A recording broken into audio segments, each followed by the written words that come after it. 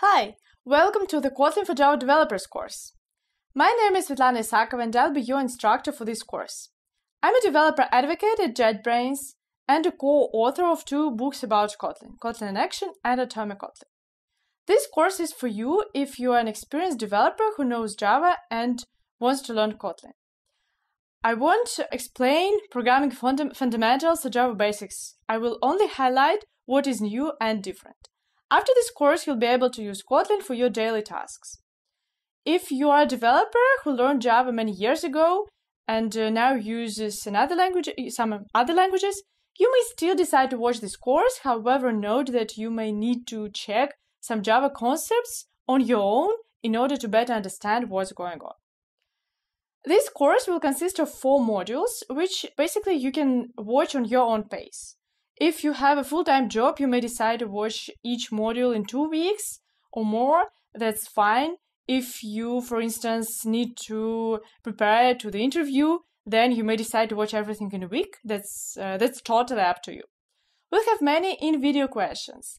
Note that sometimes these questions will introduce a new idea, not just ask you about something that I've already explained. And in this case, even if you don't know the answer, just make a pause, think, and you may guess. And just afterwards, you will see the solution. Each question will followed by the explanation directly in the video. We'll have many small tasks which you can do directly in the browser.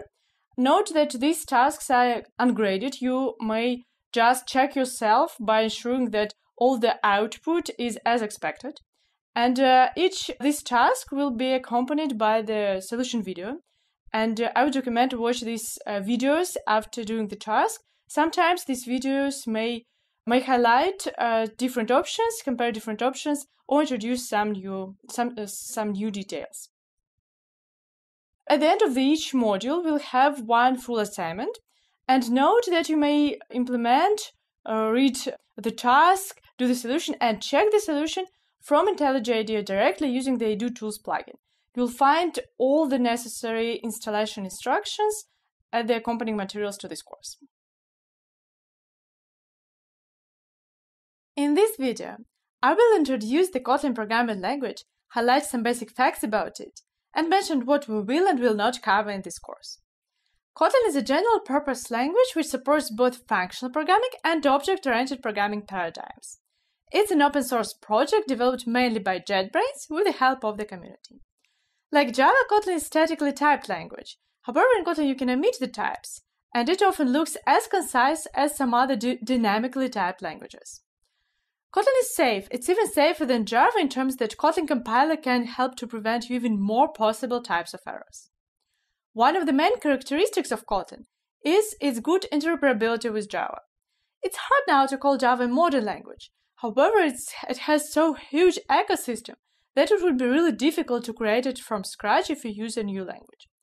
And that's not our goal. We really want to be able to reuse every Java library, every Java framework from Kotlin.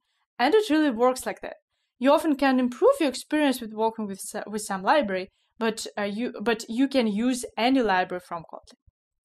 JetBrains is a tooling company, and you may expect a really good tooling support for Kotlin, and you'll be right. In Kotlin, you can use all the same IDE support, like completion, navigation, refactoring, all the same features that you used to have for Java, and that will work. Kotlin is a pragmatic language for industry. It's not a research project that just tries some ideas. No, it is based on many existing languages, and it tries to reuse what works there, and you often can find what language was the source of inspiration for some Kotlin feature. Kotlin project started at 2010, and it took it 6 years to achieve its mature state and first release. Afterwards, it was acknowledged as a first-class citizen on Android, which really boosted the adoption. You can see the trend here. You can notice that peak. In this graph, you find the number of GitHub lines, and the Stack Overflow question, which just show you the overall trend, which is quite optimistic right now. Android is an important platform for Kotlin. Note that this course won't cover specifically Android. It will cover Kotlin in general, but that will help you to better understand how it works and to use it successfully on Android.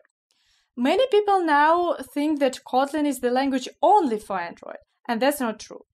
Actually, there are many server-side developers which already successfully use Kotlin for their projects, and you can use Kotlin whenever you used Java before. But that's not only that. Kotlin is not only JVM or Android. We have other target platforms as well. So, of course, JVM is the first one, but also you can compile Kotlin code to JavaScript or even now into native code. For this course, the main target platform, the only one that we'll cover is Kotlin JVM, because it's the most mature one and the most used. But if you want to switch later, it will be quite easy because it's the same language. And the main ultimate goal for this, for having the several different target platforms, is being able to write the full stack application entirely in Kotlin. So you can write the Kotlin code on the server side and the front end, and you can write application code in Kotlin. And what's even more important is, the more important goal is to be able to share some business logic, some common code, to be able to share it between different platforms. You can check what's going on there. There are several online resources and videos with explanation of how that works. For now, this course we won't cover it. I just mentioned this picture, kind of the future, to share it with you, to share the whole picture. Right now, in this course, we'll focus on Kotlin JVM, and let's start our Kotlin journey, and I will explain you how Kotlin makes JVM a better place. It's really easy to start using Kotlin, especially if you're a Java developer. You can use all the existing Java frameworks and libraries from Kotlin. You can even mix Kotlin and Java code in one project. Kotlin is a JVM language, so you can easily call Java code from Kotlin, but that also works in the other direction. Kotlin is designed in a way so that using its all features from Java was straightforward. That means that you can make the transition from Java to Kotlin very slow by adding new features to your existing Java application written in Kotlin. What do you think? Is the Kotlin code compiled to Java source code or Java bytecode? Of course, it's compiled to Java bytecode. Compiling it to Java source code first would be really ineffective. There is a powerful tool that helps to speed up the process of learning language based on your Java experience. This tool is Automatic Java to Kotlin Converter. The converter has two main use cases: learning the language and incorporating it into an existing Java application. When you know how to write something in Java, but don't yet know or remember the exact construct in Kotlin, you can write it in Java first and then convert it. It's also extremely useful to use the converter when you start adding Kotlin into existing Java application. When you have a Java class and you need to modify it, you may prefer using Kotlin. In this case, you can convert this Java class to Kotlin first, and then you'll be able to write new code in Kotlin. Now let's look at Java to Kotlin converter in action. This typical example of a Java class is often demonstrated to show differences between Java and modern languages like Kotlin. This Java class does nothing meaningful, it just stores the data. The person class contains two fields, constructor and two getters. We can convert this code automatically into Kotlin using Java to Kotlin converter. You can call an action convert Java file to Kotlin file in IntelliJ IDEA or in Android Studio. As a result, it gives us the same code written in Kotlin. You can see the difference. It's much more simple and concise. Under the hood, at the bytecode level, the same constructor and two getters are generated. So from Java point of view, that's the same class. What's more, you can add a data modifier to this class. That will automatically generate several additional methods for it. Note that we'll discuss the syntax for property declaration in detail later. In this example, it's val name and val age, as well as the full syntax for variable and function declarations. For now, I want to illustrate how the automatic converter works and highlight some differences with Java. That's how we can use the person class. We create an instance of person and then we print its name. At first you see the code written in Java, then the analogous code in Kotlin. The main point to note here is that there is no new keyword in Kotlin. You simply call the constructor as a regular function without new keyword. Let's now look at another example of Java to Kotlin converter in action. We'll see that the converter doesn't always produce the best result. The converter will produce the Kotlin code that is very similar to its Java counterpart. Then we'll try to simplify it. So let's start. The update weather function in Java does a very simple thing. It assigns two different values to two variables depending on the temperature. The enum class color contains the colors used to describe the weather. We assign the description and the color values depending on the degrees. Probably here it's more European way of perceiving the weather. For some people, less than 20 Celsius or 70 Fahrenheit will be already cold. It's a very straightforward code in Java, and we can convert it to Kotlin automatically. There are two main ways to use the converter from IDE. You can either convert the whole file from Java to Kotlin as we saw before, or you can copy the Java code and paste it into the Kotlin file. In this case, IDE will suggest converting it automatically. You can copy the Java code from any place, for instance from a browser, Google the Java code, copy it, paste it into a Kotlin file and see the analogous result. Here is the update weather function code converted to Kotlin. It looks very similar to its Java version. You see new fun and val keywords for function and variable declaration, but overall you understand what's going on. This function initializes two variables using a slightly different syntax. However, we can improve this code, make it more Kotlinish. What can be done? At first, we have to repeat the variable name several times. We say description equals, but in Kotlin we can avoid it. We can initialize two variables at once by a pair of values. The first value in each pair is used to initialize the first variable description, the second value initializes the second variable color. Now we don't have to repeat the description variable name. The next improvement. When you define a variable in Java, you have to specify its type. In Kotlin, you can prefer to omit the type if it's clear from the context. When you omit the type specification, the Kotlin compiler infers the type automatically, based on the initializer expression. IDE can do automatically the next simplification. We want to replace if with when expression. When expression in Kotlin is similar to switch in Java. It allows you to enumerate several options. It's especially useful when you have more than two if-else options. When often looks nicer for this use case. We are almost done. We now have only one last change.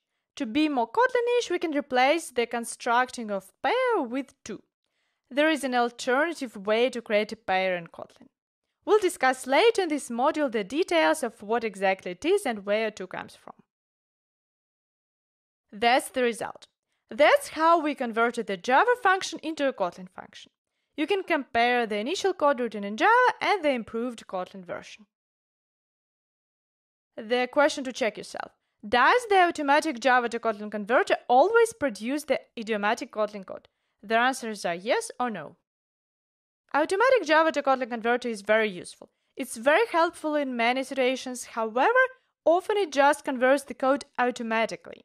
To get the best results and to get idiomatic Kotlin code, you have to manually improve it, replace some constructs, rewrite some code, and so on. You've seen the examples of using Java to Kotlin converter. That already allows you to start experimenting with Kotlin if you want. Next, you'll learn the basics of the language. In this video, you'll see how the classical first Hello World program can be written in Kotlin. We'll discuss how it's different from Java, and you'll also learn about Kotlin language features that can improve this already simple piece of code, such as top-level functions and string templates. Let's look at our Hello World example. In our case, it will be Hello Kotlin example. This simple program prints Hello Kotlin. Let's try to compare it with a similar code written in Java. The first thing that comes to mind, apart from these new keywords for function variable declaration, is that there is no class here. This function is defined at the top level, and it is the only contents of the file. Our file hello.kt is the whole program. It contains the package declaration and the function at the top level. In Kotlin, you can define the function at the package level. You no longer need to put everything inside a class to define a lot of static utility functions inside a special util class. If you need general functions without binding to the specific class, you can define them at the package level. In Java, the main function always requires the program argument list. But for simple use cases, these program arguments are often unused. Starting from Kotlin 1.3, you can omit main program arguments and define args parameter only if needed.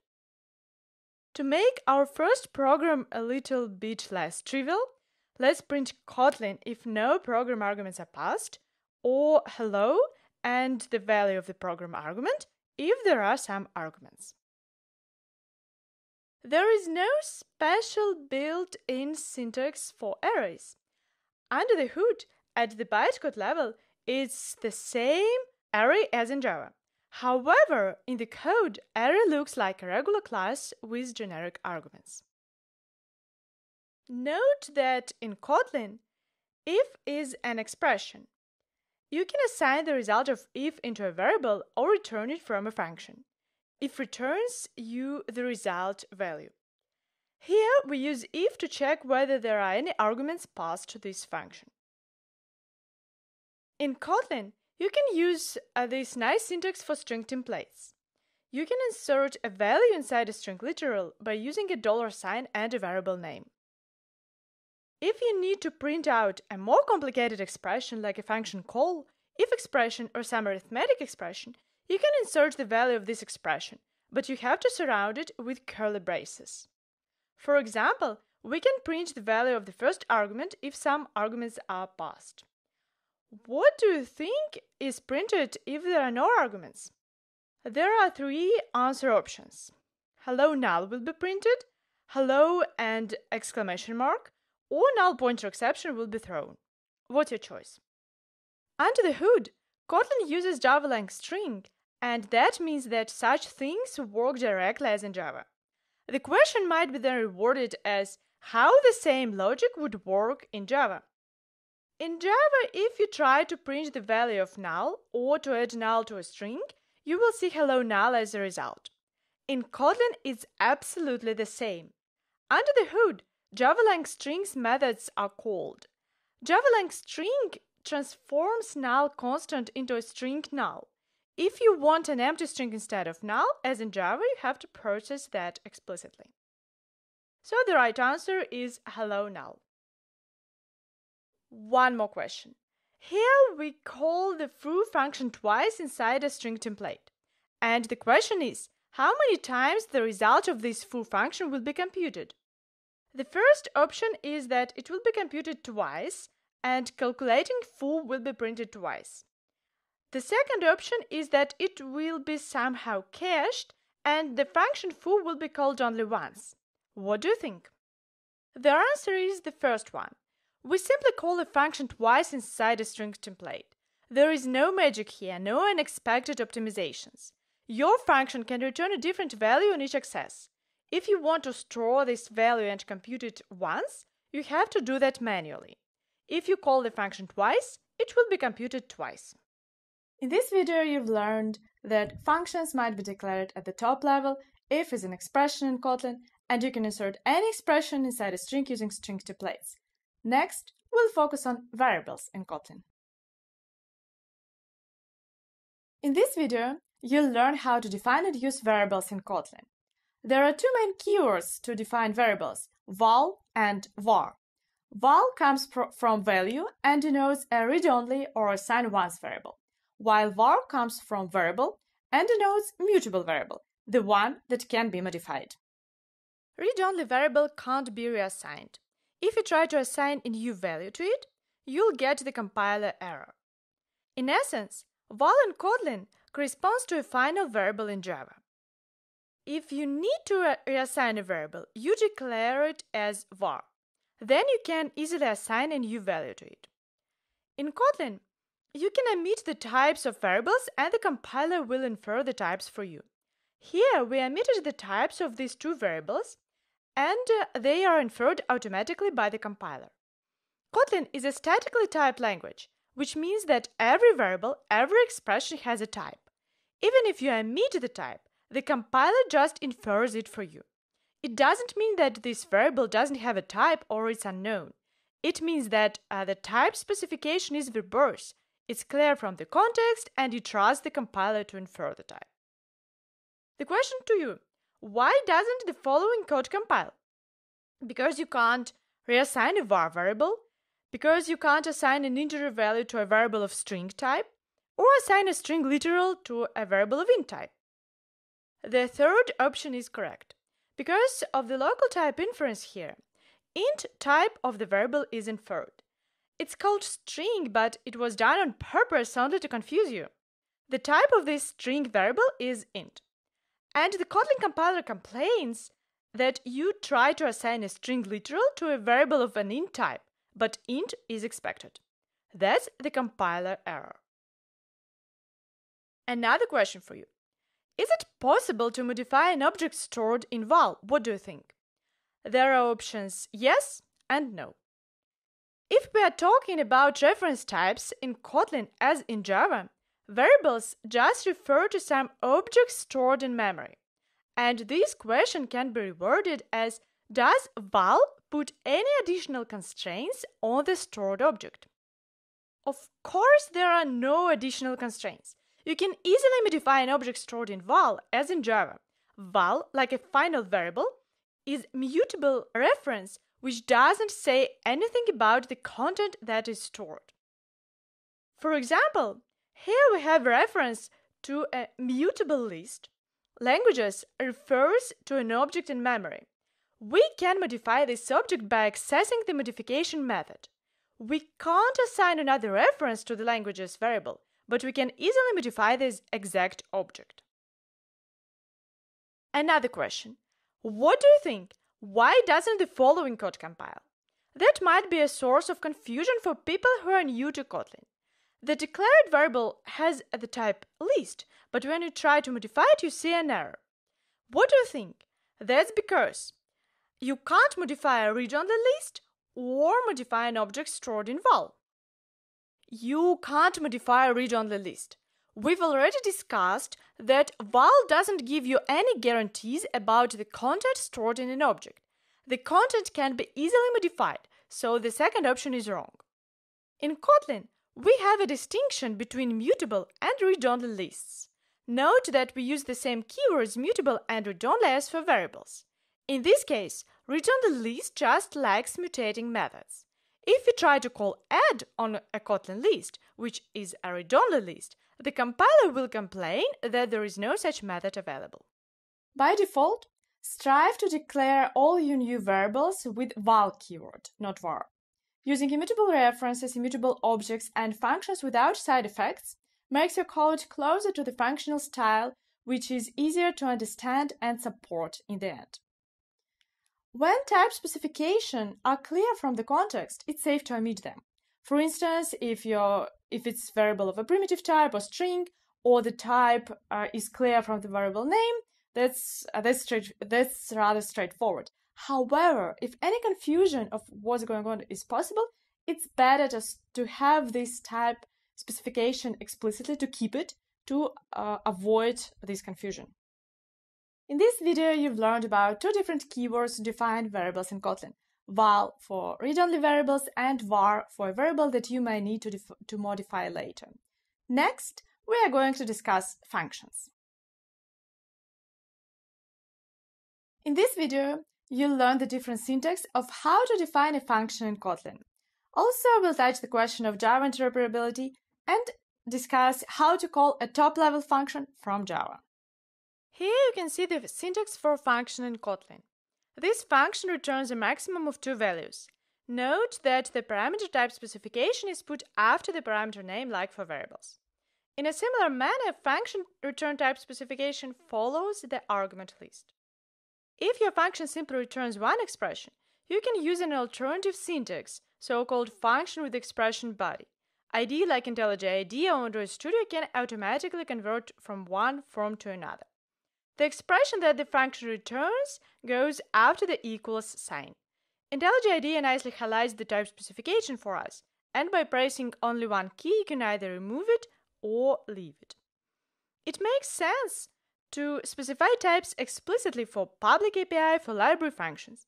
If it's a regular application, you have a function, especially a private one, and its type is clear, for instance from its name, you can safely omit it. Note that if you try to omit the type for a function with expression body, it will mean that this function returns unit. You can think of unit as an analog of void. The displayMax function returns no meaningful value. It's written for its side effects, and the compiler considers its type as unit. You can use an alternative syntactic form by specifying unit explicitly, but I think no one does that. In Kotlin, you can define functions everywhere. You saw that you can define a function at the top level or make it a member of a class. You can even define a function inside another function. Then it's called a local function. Sometimes it's really convenient. What do you think? Is it possible to call a top-level function from Java? If that's possible, then how to access it from Java? And there are options: you can't do it, or you can call it as a static or member function of the class which name corresponds to the file name containing this function. From Java, you call a top-level function as a static function. All top-level functions under the hood are implemented as static functions. Here is the example. We define a top-level function foo in Kotlin, and from Java you call it as a static function. The top-level function is defined in the file called myfile.kt. At the bytecode, the underlying static function belongs to a class myfile.kt. From Java, you can import a class by its name or use import static. This last syntax gives you the same foo invocation as in Kotlin. If you want, you can change the name of the class that contains all the top-level functions as static functions. For that, you use a JVM name annotation. You annotate the file contents and put the annotation right before the package name. Now you call foo as a member of a class which name you specified, in this example of the class util. Now you know the difference between function with a black body in Kotlin and function with expression body. You've also learned about JVM name annotation that can change the name of the class containing top-level functions. Next, we'll see how Kotlin can improve a function invocation. In this video, you'll learn how to provide default values for arguments or specify their names in a function call. Let's start with the question: what will be printed here? The join-to-string function joins the content of a string in the desired way. You can specify separator, prefix, and postfix. The output should be quite straightforward. We simply join the content of the list by using an empty string as a separator and surrounding it by the specified prefix and postfix, the parentheses. You can specify the names of the arguments directly in the code. That often makes the invocation more readable. It's easier to understand what the arguments are supposed to do, especially for arguments of basic types such as int, boolean, or string. Named arguments are often used together with default arguments. For join-to-string, you can provide only the value for one of the arguments, for instance, postfix. Looking at the output, we can understand that the default separator is comma and an empty string is used by default as prefix. You don't have to specify the values for all arguments each time. You can change the defaults only if needed. Let's see how you can declare a function with default values for arguments. Here, the function display_separator prints a character by a given number of times. We use star as character by default and 10 as the default number of times. Afterward, you can call this function with different argument values. For each argument with the default value, you can either provide another value or use a default one. However, note that if you need to provide only the value for the second argument, then you'll have to use named argument syntax. By default, there is the direct correspondence between unnamed arguments and parameters according to their order. The next question to you is, what is printed in this case? The options are 5 3s, 3 5s, or the code won't compile. What do you think? The right answer is the code won't compile. As I've told you, there is the direct correspondence between unnamed arguments and parameters. This code doesn't compile because you can't pass int constant whenever char is expected. And similarly, you can't use character argument as int parameter.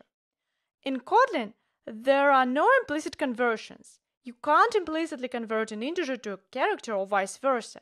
You have to explicitly call toInt or to char functions for such conversions. If you pass the arguments by name, you can change their order easily. In this case, we get what we expect. It prints character 5 by 3 times. In Java, if you want to achieve the same behavior, you will use the overloaded functions. To provide the functionality of default arguments, you will define several different overloads and call one inside another by specifying default values. In Kotlin, you use the default arguments feature directly. You no longer need to provide several overloads.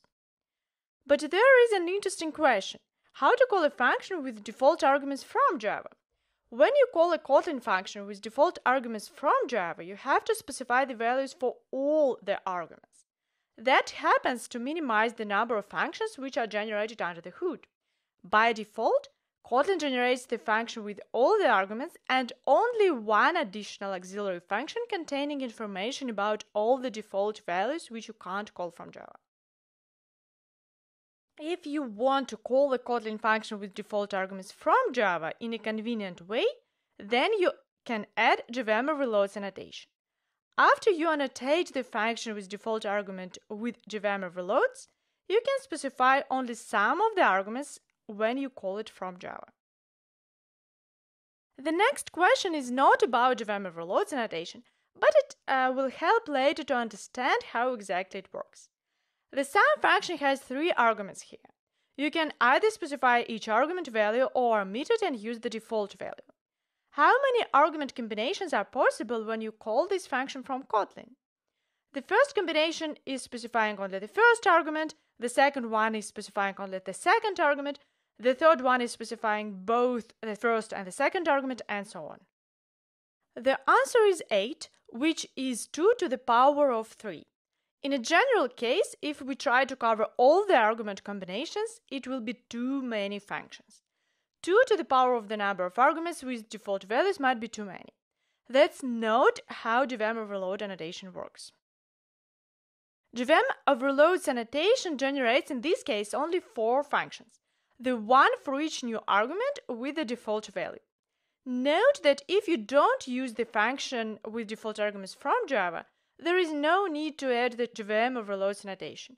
Even if you use it occasionally from Java but you want to have only one function for performance reasons, you might want to leave it without annotation and to specify the argument values explicitly in Java. That's your choice. We've discussed the syntax for named and default arguments in Kotlin. You saw a useful join-to-string function that allows you to print list contents in a desired way. Also, we've discussed how to make usage of a function with default arguments convenient from Java. That completes our discussion about functions and variables. Next, we are going to focus on control structures. In this video, we are going to discuss the basic control structures in Kotlin. We'll start with if and when.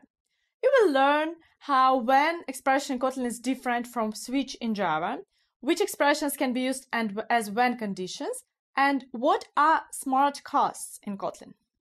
As we've already discussed, if is an expression in Kotlin.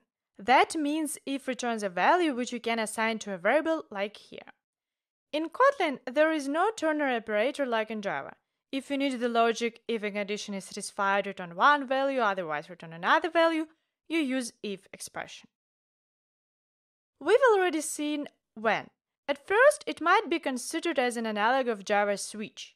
When you have a enum class with some values, you can perform actions or return a specific expression depending on the enum constant. When then takes enum value as an argument and checks all the enum constants. There is the similar code written in Java and in Kotlin. In Java, you have to use break or return if you want to stop operating inside the switch branch. Otherwise, you'll get the unexpected results, like all the colors will be printed as blue. Note that this small example might be improved in Java by extracting a function returning color, but it nevertheless illustrates the difference. In Kotlin, you no longer need to use break to say that the operation should stop here. If the when condition is satisfied, the result of the corresponding branch is returned. Note that you have to specify the paths to the enum constants explicitly unless you import them. By default, you say color blue, color orange. But you can import enum constants, and in this case, you no longer need the explicit class specification. You use enum constants simply by names. You can check whether when argument equals to one of the values. You list several values separated by comma. You can use any expressions, not only constants, as branch conditions. Here, we create a set of two colors and compare it with three predefined sets. When Kotlin compares sets by quality, under the hood it calls setEquals, which compares the content. We use sets here to ignore the order of the colors. If one of the branch conditions is satisfied, we return the corresponding result, the color after mix. Sometimes you have a type hierarchy and need to check whether it's this subtype or that subtype and do actions accordingly. In Kotlin, you can use when for this. Is checks whether an argument is of a specific type. Is cat is analogous to Java's instance of cat. Note that you don't have to cast explicitly the variable after you checked its type. It's automatically smart cast to the right type. In Java, you cast the variable to the type after checking instance of. In Kotlin, you simply access its members as it was of the right type. For convenience, the smart cast expressions are highlighted by the colored background in ID.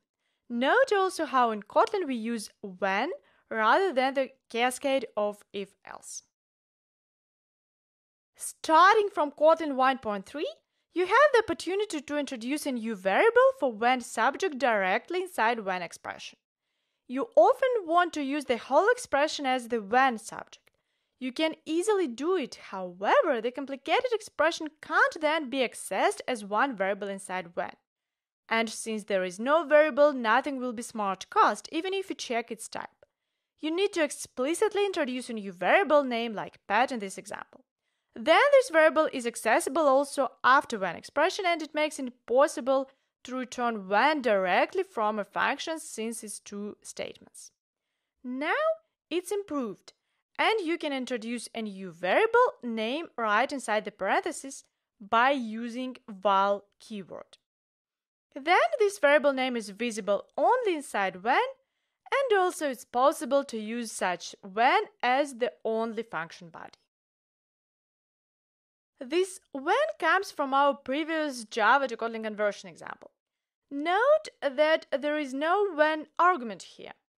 It's when expression without an argument. You can put any Boolean expression as a branch condition.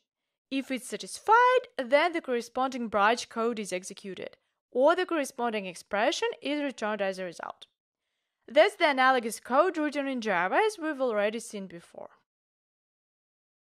What do you think? Is it true that you should always prefer when to if? No, you don't have to do that. When expression is especially useful for more than two branches. You can use it for two branches if you prefer, but you don't have to. If is still useful. You've learned how to use if and when expressions. Next, let's discuss loops. Kotlin has the same basic loops as in Java: for, while, and do while. In this video, you'll learn about them and also learn about some niceties like iterating over a map using a for loop.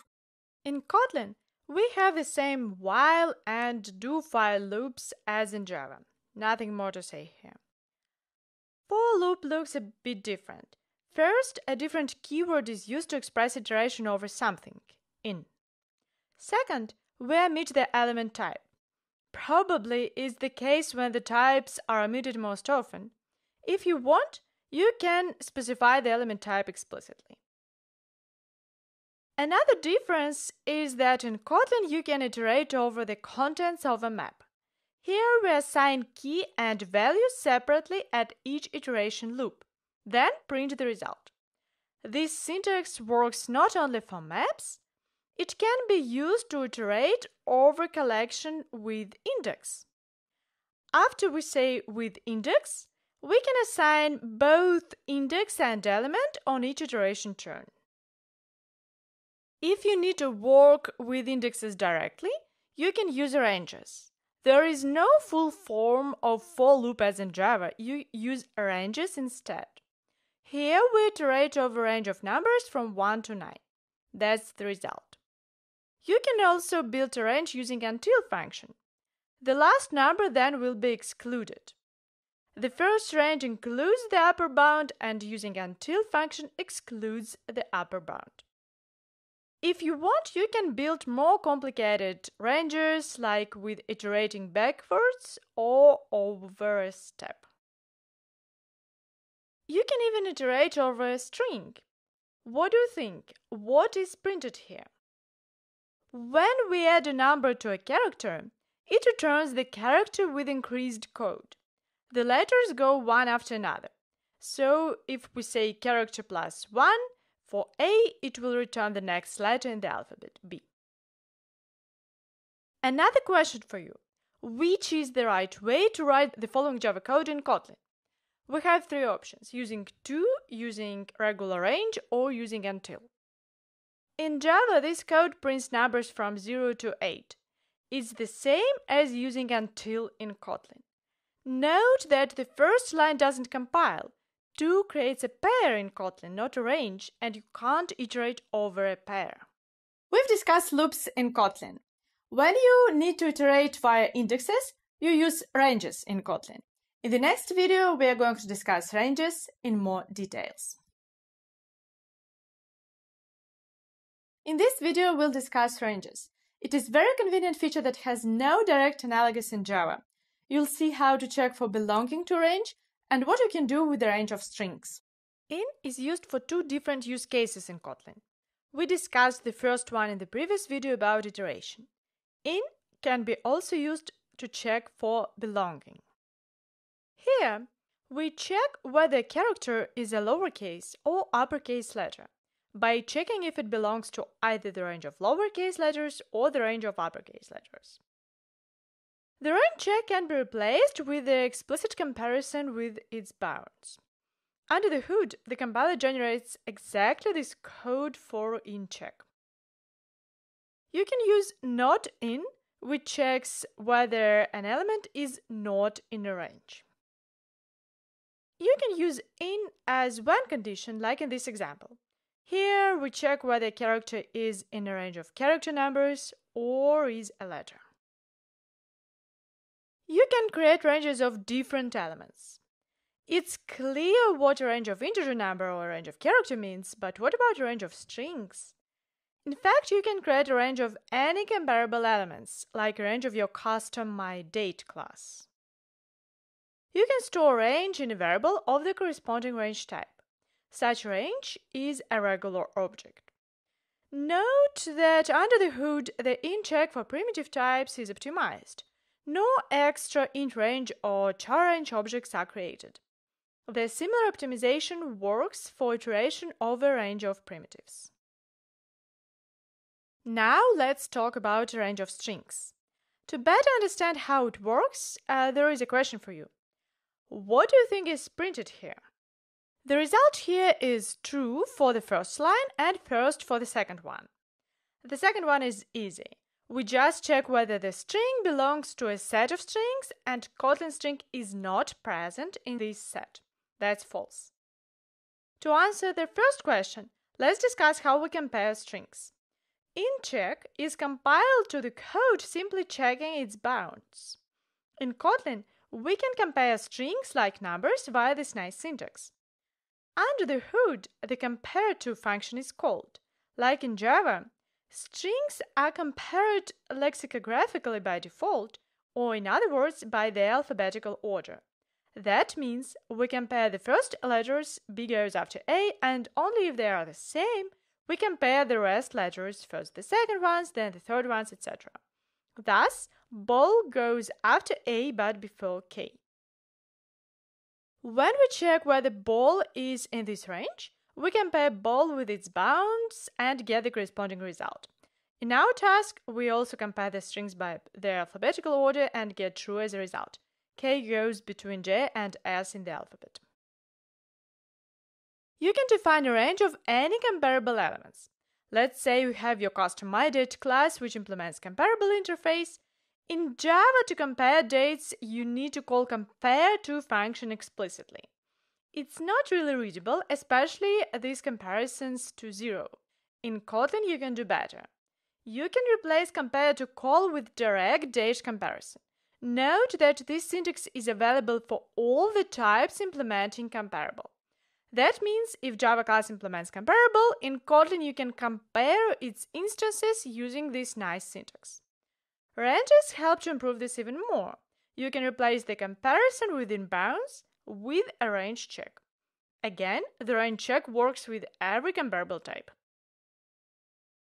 You can check whether an element belongs to a collection also using in keyword. Then is the same as calling contains on a list. In this video, we've discussed ranges.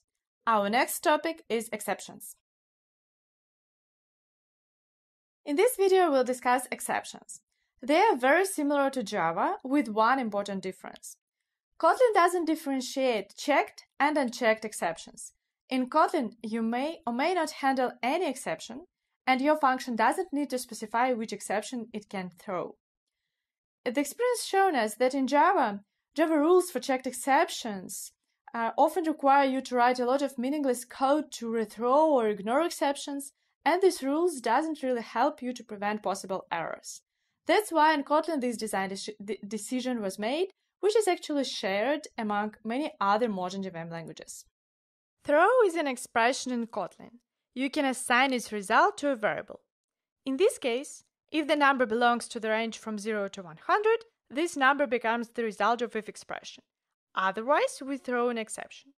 You can assign throw to a variable of any type, which is very convenient, especially to use that in if or when branches. In Java, throw is a special construct which you can't assign to a variable. Try can catch an exception if it was thrown inside, check it for being of a specific type, and perform the corresponding actions. Like in Java, try simply rethrows an exception if its type wasn't listed. Unlike Java, in Kotlin, try is an expression. That means you can assign the result of try to a variable. Here we assign the result of parseInt function to a number variable if everything is okay. We return from the outer function if the exception was thrown.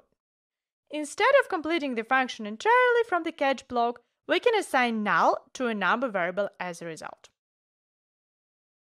There are no checked exceptions in Kotlin, so there is no need to specify this function throws at this exception. However, we have the throws annotation in Kotlin, and the question is, why do we need it? To better understand it, try to answer the following question. Is there a difference between calling the following foo and bar functions from Java? Foo and bar simply throw IO exception, which is a checked exception in Java. The only difference is the throws annotation for the bar function. Java code tries to call these functions inside a try block and catch IO exception. The possible options are: there is no difference, the Java code calling an annotated function foo compiles, but the code calling an annotated bar doesn't compile, and vice versa. The right answer is that the code calling the annotated function compiles, but the code calling the function without annotation doesn't compile. Let's look at the first Java example. Here we try to call foo from Java and catch our exception, but the Java compiler complains that exception is never thrown in the corresponding try block. In Java, you cannot catch a checked exception if it wasn't thrown. For this reason, when you throw a checked exception from Java point of view in Kotlin and want to later handle it in Java, you need to add this annotation. Note that if you only use a function throwing an exception in Kotlin, then you don't need the throws annotation at all. We've discussed exceptions in Kotlin, and that concludes our story about Kotlin basics. Next, we're going to discuss the feature that has no direct analogs in Java, but is crucial for providing good interoperability with existing Java libraries. That's extension functions. In this section, you will learn about extension functions. What are they? Why are they important? And you'll see some examples. Extension function extends the class. It is defined outside of the class but can be called as a regular member to this class. Here, we define an extension function to string called lastChar, and we can use it as a member function. It's visible in completion, so it can be easily discovered. It's like a regular utility function defined outside of the class, but on the other hand, thanks to completion, it can be easily found and used like it was a member. Let's discuss how we define an extension function. The type that the function extends is called a receiver. Here, string is the receiver of the lastChar function. In the body of this function, we can access the receiver by this reference. In our example, this refers to string. As usual for this reference, we can omit it. We can call members of the receiver inside an extension function without explicit this.something specification. An important thing to note here is that you can't define an extension and use it everywhere. You have to import it explicitly. If you define an extension function lastChar somewhere and need to use it, you have to import it either as one function or inside the whole contents of the package. By default, an extension function is not accessible in the whole project. It's visible in completion, but to use it you have to put the explicit import. You can ask how to call an extension from Java. As we've already discussed, when you call a top-level function from Java, it's simply a static function. For extensions, it works in the same way. When you call an extension function from Java, you call it as a regular static function. You can add a static import and call it without specification. Under the hood, it's just a regular static function. The question to you: how many arguments does this repeat extension function have if you call it from Java? It's an extension function to string which repeats the given string by the specified number of times. And the options are 1, 2, or 3. Under the hood, at the bytecode level, when this function is compiled to a static function, the receiver is transformed to the extra first parameter. When you call this extension function from Java, you pass string expression explicitly as the first argument. In Java, the code with extensions looks like regular Java. In Kotlin, all the utility functions become easily discoverable and the code overall looks nicer. Another question: what do you think? Is it possible to call a private member of the class inside an extension to this class? Here we use string as an example. The answers are simply yes or no. Of course, you cannot do it. As in Java, it's only possible to call a private member inside the same class. In Java, you can't call a private member from a static function defined outside of this class. Kotlin extension functions are most of the time top-level functions defined in a special extra file, which content is compiled to the corresponding extra class.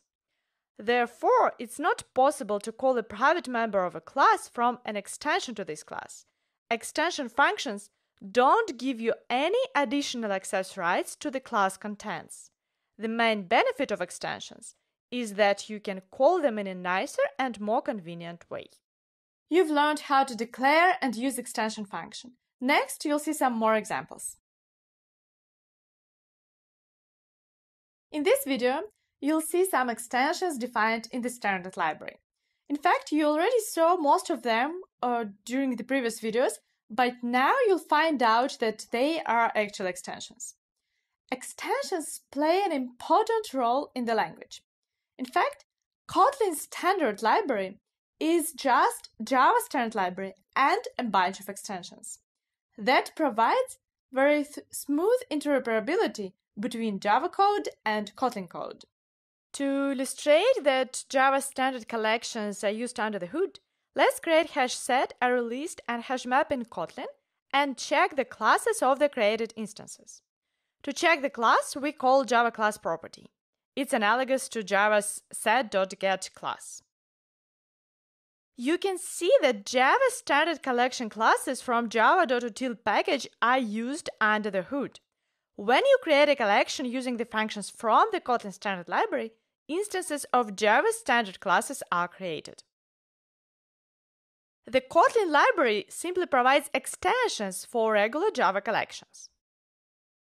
There is no such thing as Kotlin SDK. It's just Java standard library plus a bunch of extensions. That gives us a couple of important benefits. At first, the size of the runtime jar that you have to add to your application when it starts using Kotlin is relatively small. The Kotlin doesn't duplicate the standard implementations from Java. It tries to reuse them. The Kotlin library simply adds a bunch of extensions.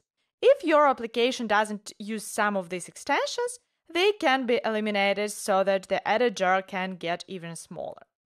The second important benefit is that using standard Java collections provides very easy interoperability with Java. You don't have to convert one collection type to another, they are the same types under the hood. If you call Java API from Kotlin or vice versa, you call Kotlin from Java, that's very easy. You don't have to introduce any additional conversions for collections. Everything just works. We've already seen the majority of these functions, but now you learn that they are defined as extensions. The join-to-string function allows you to get a nice string representation of a collection. In Java, the square brackets are added by default, which is not always what you need. Join-to-string allows you to change the default behavior by specifying the values for some of the arguments. It's a regular extension function from the Kotlin library. Another function is getOnNull. We used it in one of the first videos of this module. We called the getOnNull on array. I've told you that under the hood, Kotlin array is the same array as in Java, but Java array lacks this getOnNull method. In Kotlin, getOnNull is defined as an extension, and that's why we can call it on a regular Java array. The similar function is available for list. It returns either an element or null if your index is wrong and the list contains fewer elements. We saw the nice syntax for iterating over a collection with index. The withinIndex function is also an extension. We'll discuss later how exactly the syntax for iterating over two variables works. But the important thing for now is that withindex is a function that is also provided as an extension. Having extensions in a language allows us to get new nice syntactic features for standard Java types. Extensions are very powerful. Until is also an extension. The until function is defined as infix. You can either call it in a regular way, as in the first line, or you can call it in an infix form by omitting dot and parentheses. Until looks like a built-in syntax, but it's not. It's just an extension function called in an infix form. Another function that we've already seen that is also an infix extension is to function. To in Kotlin simply returns a pair of values. Again, you can use it in a regular form, but no one does that. Everybody uses nicer infix form. Why it's called to? When you create a map of values, it's very convenient to enumerate key-to-value pairs using to. And it turned out that it can be used in other use cases as well. Whenever you need a pair of values, you can create it with to. There are many useful extension functions on char like isLetter or isDigit. You can look at what is available in the library using the completion list or just browsing the library. Now I want to highlight some extensions available for strings. Under the hood, Kotlin string is Java langstring, and the Kotlin library provides a bunch of useful extensions for it. Triple-quoted string literals is another interesting feature in Kotlin. An alternative way to call them is the multi-line strings.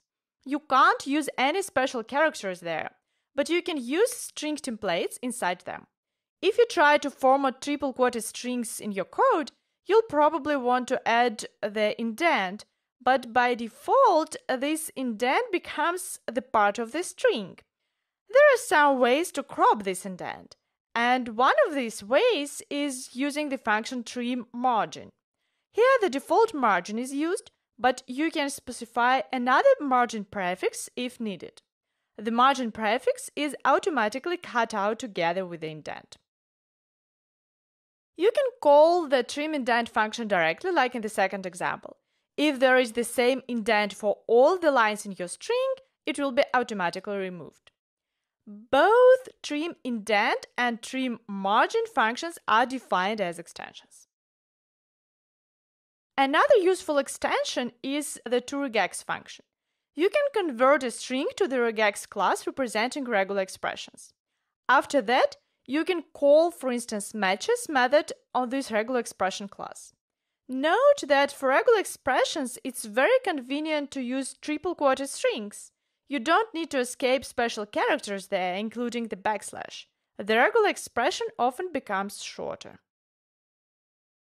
Another useful group of extensions allows you to convert strings to numbers.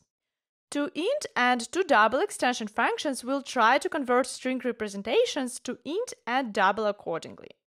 Note, however, that if you try to convert something that doesn't make sense to an integer, you'll get number format exception.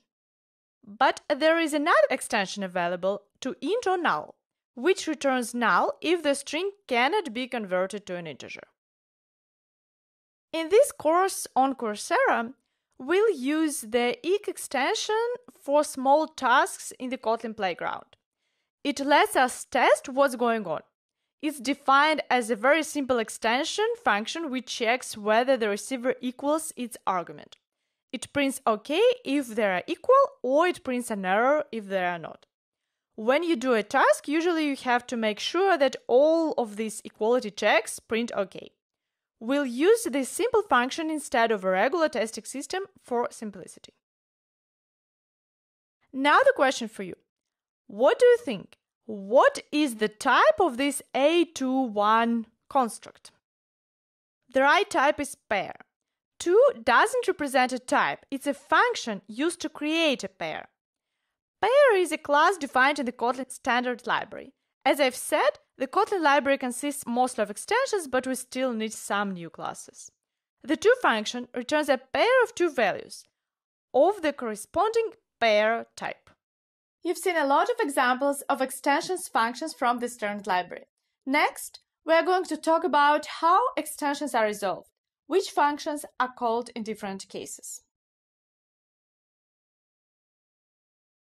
In this video, you'll understand how extensions interact with inheritance and whether extensions can hide members. Let's say we have 2 classes, parent and child extends parent. We can define 2 similar extension functions, the first one to parent, the second one to child. We create an instance of a child and store it in a reference of the parent type. The question for you is, which foo function will be called in this case? We can reword it as what will be printed here. The options are parent or child. An important thing to keep in mind here is that extensions under the hood are regular Java static functions. Parent is printed here. The resolution of which function should be called works in a similar manner as for Java static functions. You can convert this example into Java and answer the same question for static functions. Under the hood, these extension functions are compiled to Java static functions. The first one takes parent as a parameter. The second one takes child as a parameter. When extension functions are compiled, the type of the receiver is transformed to the type of the first additional parameter. Java resolves static functions statically. It finds the right function to be called during the compilation. it only uses the type of the argument to choose the right function. Thus, the parent function is chosen here since the parent variable has the parent type. In general case, we don't know what is stored in the parent variable. It can be an instance of child or parent or another child, and that's why Java works this way. The actual stored object at runtime doesn't change anything because the function to be called is already chosen during compilation. In Kotlin, it works in the same way as for static functions. Because extensions are static functions under the hood, there is no override for extensions. They cannot be overridden in Kotlin. When the compiler chooses the right function to be called, it only uses the type of the receiver expression, not the actual stored value. Another interesting question is, what happens if we try to define an extension which duplicates a member? For instance, the string class has a member function get, which simply returns a character by its index. We try to define an extension with the same signature. What do you think will be printed here? The options are star, A, or B. The right answer is B. Member always wins. The indexation of string or list contents starts with 0 as in Java. So in this case, the character returned by the first index is B. If you try to define an extension with the same signature as a member, then you get a warning that an extension is shadowed, so the member will always be chosen instead. However, you can overload a member. If you define an extension with a different signature, different parameter types, or the different number of parameters, your new function will be called if it fits better. In this video, you've learned that extensions can't be overridden because they're resolved the same way as static Java methods. An extension can't hide a member completely, but can overload it. That concludes our story about extensions and the whole first module. In the next module, we're going to discuss the topics of nullability and functional programming.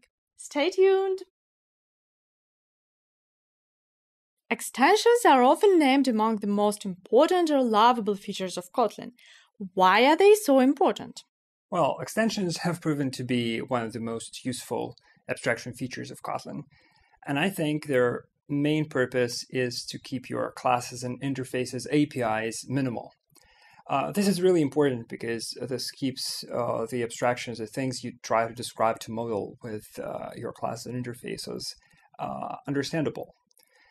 So it's important to capture the essence of the abstraction with this small set of members that covers like the essential functionality, and all the auxiliary functions, all the utilities, convenience methods can be written as extensions calling to this public API. So this is the main principle. As an example, you can take the string class from the Kotlin library. So what's a string? Essentially, it's a collection of characters that can be indexed. So string has only a handful of methods, like take a length, take a character by index, so on and so forth. And everything else, like the huge number of utility methods available on the string, like everything about regular expressions, matching, splitting, so on and so forth, converting to uppercase, lowercase, and many, many more methods are all extensions. So you can clearly see what a string is, and then express everything else through its API. This is the main principle, and I think we should develop all our abstractions this way. So when you have this division, like members for intrinsic things and extensions for everything else, it makes sense to put them closer to each other so that it's easy to discover extensions in the code. So you can oversee, survey the entire API surface of your abstraction. So when you use extensions for your own classes, define them close to the class itself if they are general purpose. Of course, if you have something specific to a subdomain in your application, like in a different module, you have something specific to add to this class, then keep that extension there in the module where it belongs to, but still group extensions to the same class together. What other use cases are extensions good for? Another important situation you want to use extension in is when you don't control some class or interface because it sits in a library or it's in another module or something like this, but you still want to extend its API somehow. So through this, you can even extend the APIs of existing Java libraries. So even if something has no knowledge, no awareness of Kotlin at all, you can turn it into a Kotlin-like ergonomic, idiomatic API through simply adding a couple of extensions. And that's proven to be a very useful thing. So many existing Java libraries have companion libraries with a number of extensions that are useful in Kotlin code. So it's important, again, to group extensions together. When you extend some library or some particular class, just put all the logically connected extensions into the same file so that they're easily discoverable. And otherwise, you just have a nicer API basically for free. Let's see how the mastermind task can be solved in a functional style. We have an incomplete solution where we need to fill the remaining parts. At first, we need to count the number of letters guessed right with their positions. The number of letters that occur at the same places both in secret and guess strings. The zip function is really helpful for that. When you zip two strings, it returns you a list of pairs, where each pair consists of the characters at the same places from these strings. We zip secret and guess. If any pair in the resulting list consists of two similar characters, that means this character is guessed correctly with its position. Thus, to count the number of right positions, we need to count the number of pairs where the first character from secret is equal to the second character from guess. That's the solution for counting right positions. After that, we need to count the number of wrong positions, letters that are guessed correctly but stay not in their correct positions. We first find the number of common letters, the letters that are overall guessed correctly, ignoring their positions. In the end, we'll just subtract the number of right positions from common letters to get the number of wrong positions. To find the number of common letters, we analyze each letter in our alphabet and see how many times it's present in the common letters set. Let's see how it works for an example first. Our first sample doesn't contain the repetitive letters. For each letter, we mark whether it's present in secret and guess, and then find the letters that are present in both strings. 1 means the letter is present in a string, 0 that it's not there. In our case, the common letters are B and C. Now let's check the more complicated sample with repetitive letters. We'll take the A character first and see how many times it occurs in secret and guess. It's repeated 3 times in secret and twice in guess. The minimum of these two numbers gives us the number of A occurrences in the common letters set. All the rest letters are found only in one of the strings, so for B, C and F the same counting gives 0 as a result. The resulting common letter set consists then only of 2 A's. Now it's time to complete the function implementation. We check for each letter how many times it occurs in secret and guess. Then we compare these numbers to get a minimum. To count the occurrences of each letter, we compare it with it, which refers to letters in a string. First letters in secret, then letters in guess. That gives us the desired implementation. We can check these samples to make sure it works for them. In this task, we need to check whether string is a valid identifier or not. I will show you a solution. Note that that is one of possible solutions, so that doesn't mean that other solutions are wrong or so. You may compare it with your way to do the same task and to choose the elements that probably you like, or sometimes learn something new. Let's start implementing this function with implementing a function that checks whether a character is a valid character inside a string. And such function is a good candidate to be defined as a local function and put inside is valid identifier because it does make sense outside of this context. As an illustration, so in this case it doesn't really matter, but as for illustration, let's define it as a local function. So we have is valid character, and we need to check that this character is either underscore or digit. We check whether a character is a valid digit by checking belonging to a range, or we should check whether it's a letter, and we also will use belonging to a range, and we check explicitly separately for lowercase letters and uppercase letters. So now we have this function, and what we need to do next is for every character in a string to check whether it's valid character or not, and if it's not valid character, then we return false, and otherwise return true as the result.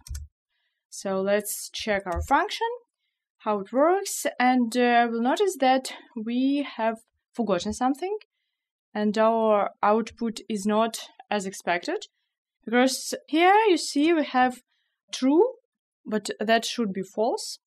We forgot that empty string shouldn't be valid identifier, and also valid identifier can't start with digit. Let's fix that now. We explicitly check that if string is empty or its first character is a digit, then we return false. Now let's check, everything should work. Now the output is as expected. The other thing that I want to mention here is that this task was used for you to practice working with the ranges here, all these checks. So that was kind of expected solution, but in real life you don't need to check that character is a digit in such a way. You can call isDigit, and we'll later discuss how this function is defined. And the same works with letters. You can check that character is letter, and also you see that we have isLetterDigit defined in the library, so in this case we can just use isLetterDigit. And again, we'll see that the output is as expected. That is my final solution. In this task, we need to change the sum function so it was defined as an extension. Because I use IntelliJ, I can cheat here and call an action, convert parameter to receiver, that automatically will do the job for me. I'm calling this action, and let's see what has changed. At first, our function is defined as an extension, so our list became the receiver. Now we access this list by this reference inside the function body. And also the way how we call the function changed, because now we call it as an extension, and it looks like it was a member. Note that there is a reward detection. Also, you can say convert receiver to parameter. You can use this convert parameter to receiver and convert receiver to parameter for your own functions as well, when you, for instance, want to convert a regular function to an extension. In the first section of this module, called Nullability, we are going to discuss nullable types in Kotlin. The problem of nullability is sometimes referred as billion-dollar mistake. That's how Sir Tony Hoare, the inventor of null reference, later called his invention. The problem is that these null pointer exceptions problems are really hard to fix. And even if you go for details, you often can see just, sorry, null pointer exception was thrown. And the current approach, the modern approach, which is not unique to Kotlin, is to convert these problems, these exceptions, from runtime exceptions to compile time errors, to make it compile time problems, so that we could prevent these exceptions when we write the code and compile it, rather than later in production. Kotlin distinguishes nullable types and non-nullable types. If you use a regular type like string, you can only store non-nullable objects there. You can't store null references. If you try to initialize a variable of a non-nullable type with null, the Kotlin compiler will complain. If you want to store null, you need to declare a variable of a nullable type. To make a type nullable, add a question mark and at the end of its name. In this example, after adding a question mark to string, you can store either null or non-null string value there. If you try to dereference a variable of a non-nullable type, namely access its members or call extensions, everything is fine. The Kotlin compiler doesn't complain because it's sure that the exact value is not null. However, If you try to dereference a variable of a nullable type, the Kotlin compiler says it's not possible. The value of the nullable type can be null under the hood, and such dereference operation will then throw null pointer exception. What can you do if you want to dereference an object of a nullable type? The easiest way is to check explicitly that your reference is not null. After such check, you can simply dereference the variable and access its members. However, IDE will suggest you a better way to express the same logic. You can replace if expression with safe access expression. Safe access, or in other words, safe call, consists of two characters, the question mark and the dot. It allows you to dereference a value in a safe manner. This operator first checks whether the receiver is not null. If it's the case, then safe access operator calls the required member and returns the result. If the receiver is null, then null becomes the result. When you use the result of a safe call, like return it or assign it to a variable, that is the same as using the following explicit if expression. The question for you is, what is the type of length variable in this example? What do you think? The answer is nullable int. The length property of string returns you a variable of int type, but when you use safe access, that makes the result nullable. If s variable stores null, length will also be null. Because null might be stored only in variables of nullable types, the result type is nullable int. If you want to make the type of length non-nullable, you'll need to provide the default value for the case when s is null. When using if expression, you can simply say else 0. When using safe access, you can use so-called else operator and provide the default value that will be used when your expression is null. The following scheme illustrates how else operator works. The result is either the left expression if it's not null, or the right expression if the left expression is null. Why it's called like this? You can guess it if you read the operator as an emoticon. Else operator isn't a Kotlin invention. This name comes from Groovy. The whole bunch of nullability operators, including else operator, come from Groovy. They are proven to be very useful for working with expressions that can be null. The next question for you is, what will be printed here? In the first line, we sum up 0 and 2, having 2 as a result. In the second line, because b is not null, we sum up 1 and 2, having 3 as the result. So the answer is 23. Let's now go back to our discussion of how we can work with expressions of nullable types. The Kotlin compiler supports the control flow analysis. If you explicitly check that the reference is null and call fail function, which throws an exception, or simply return, then afterward you can access it without safe access. The compiler knows that s variable is smart cast to a non-nullable type. If you want, you can explicitly throw Kotlin null pointer exception. For this, you use this not null assertion, an operator consisting of 2 exclamation marks. It throws null pointer exception if its operand is null and returns the operand if it's not null. Note that after not null assertion, the value is smart cast to non-nullable type, and you can dereference it safely without the need to repeat this assertion.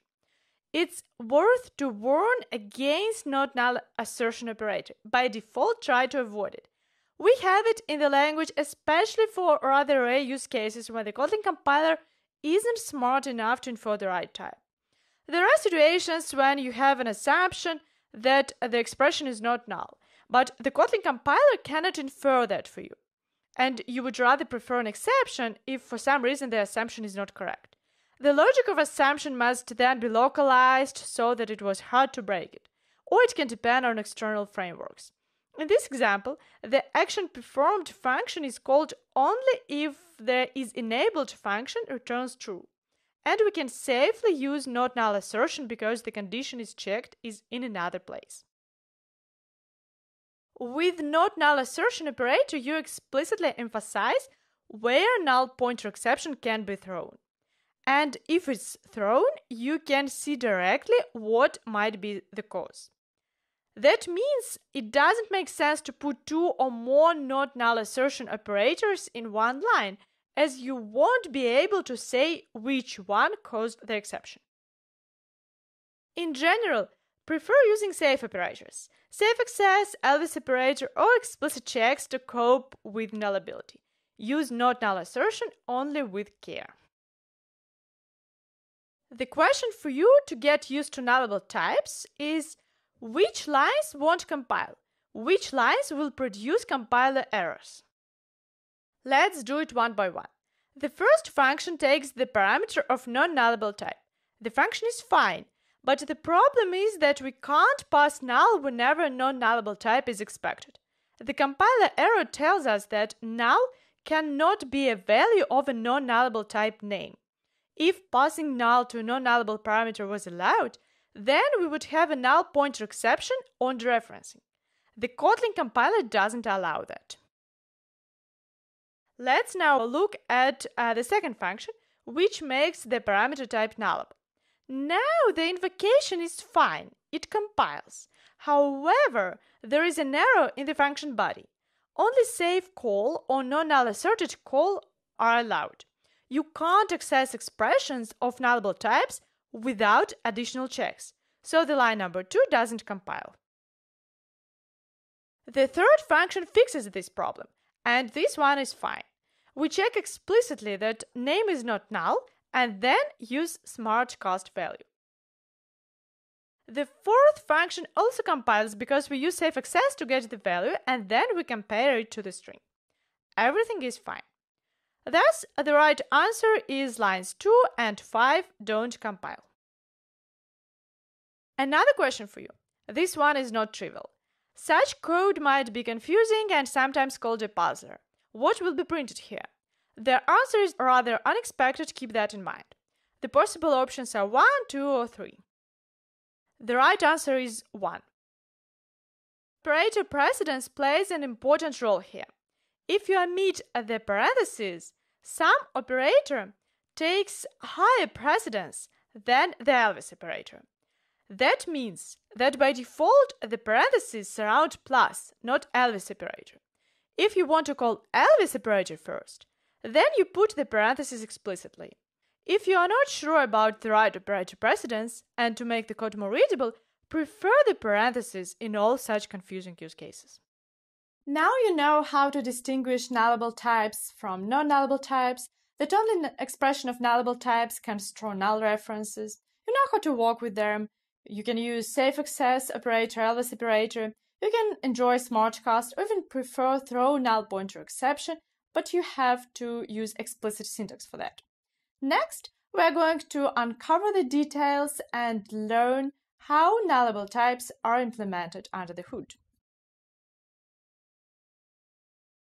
In this video, you'll learn how nullable types are implemented at the bytecode level.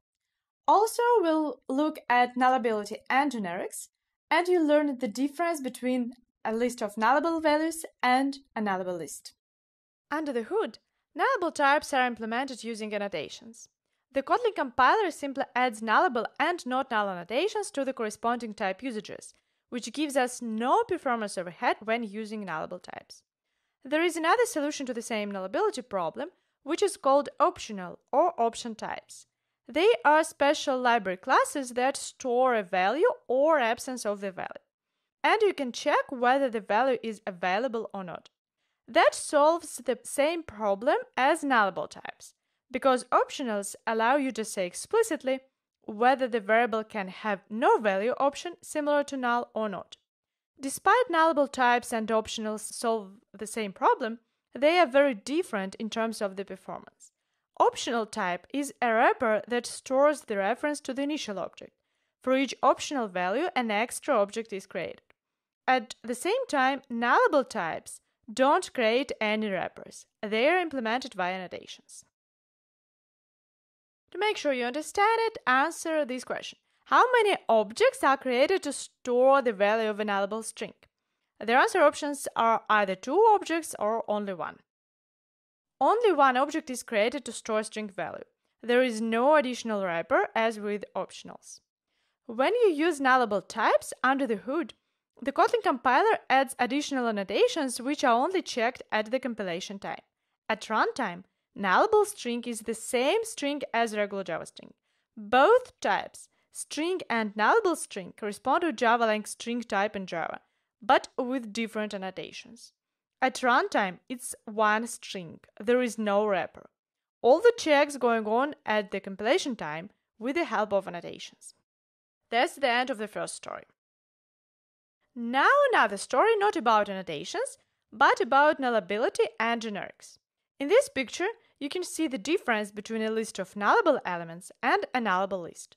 When you use a list of ints, you can put the question mark after int, or after list itself, or in both places. The first one means that every element might be either null or not null. And the second one means that the whole list might be either null or not null. To better understand that, mark the lines that need a question mark to make the code compile. Of course, you can add a question mark to each line to make every access safe and make every int nullable int, but that's not the question. The question is, which are the minimum amount of question marks to make this compile? Add only the question marks that are really needed. Let's do the cases one by one. The first list is the list of nullable values. We can dereference it without a problem because it's a not null reference. But when we try to assign the first element into a variable, we see an error. The inferred type is nullable int, but int was expected. The content of the list is nullable ints, and the type of the first element is nullable int. That means that we need to add a question mark to the type of the I variable. That's all for the first list. For the second case, it's a little bit more complicated. We have a nullable list, and that means that both accesses won't compile. We need here safe access. We can add a couple of question marks to fix that. And now here is a tricky place because we've added a question mark that makes line 6 uncompiled. We have the type mismatch. Inferred type is nullable int, but regular int was expected. That makes us add another question mark to line 5. So the answer is lines 2, 3, 5, and 6. In this video, you've learned that nullable types are implemented using annotations. That brings no performance overhead. Also, now you can confidently use question mark to mark either the list element type as nullable or the list itself. Next, we are going to look at the new operator that makes typecasts safe in Kotlin. In this video, you'll learn another language construct that uses question mark, a safe way to cast an expression to a type. In Java, you use a common pattern to do something with a variable only if it is of specific type. First, you use instance of to check whether the variable is of the required type. Then you cast it to this type, often storing the result in a new variable. And eventually, you call members of this type on this new variable. In Kotlin, you can do absolutely the same. Is the analog of instance of, and as is the typecast. However, the explicit cast as is not really needed. You can simply use the initial variable afterward because it's smart cast to the right type. In this case, you can call string members on the any variable directly. And this example can be further improved. You can replace typecast with a safe cast. Typecast as throws an exception if the expression can't be cast, while safecast as question mark returns null in this case. The safe cast returns you either the smart cast value or null as the result. If the value can be cast to the required type, then it is returned. Another way to express the same logic is to use if expression explicitly returning either the same expression or null.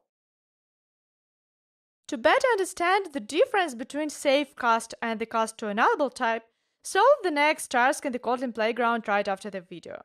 You need to declare a variable so that the first line printed null and the second one threw an exception. Afterward, you can check the solution in the solution video. Now you know how to use safe operators in Kotlin. the ones that allow you to return null if something went wrong instead of throwing an exception.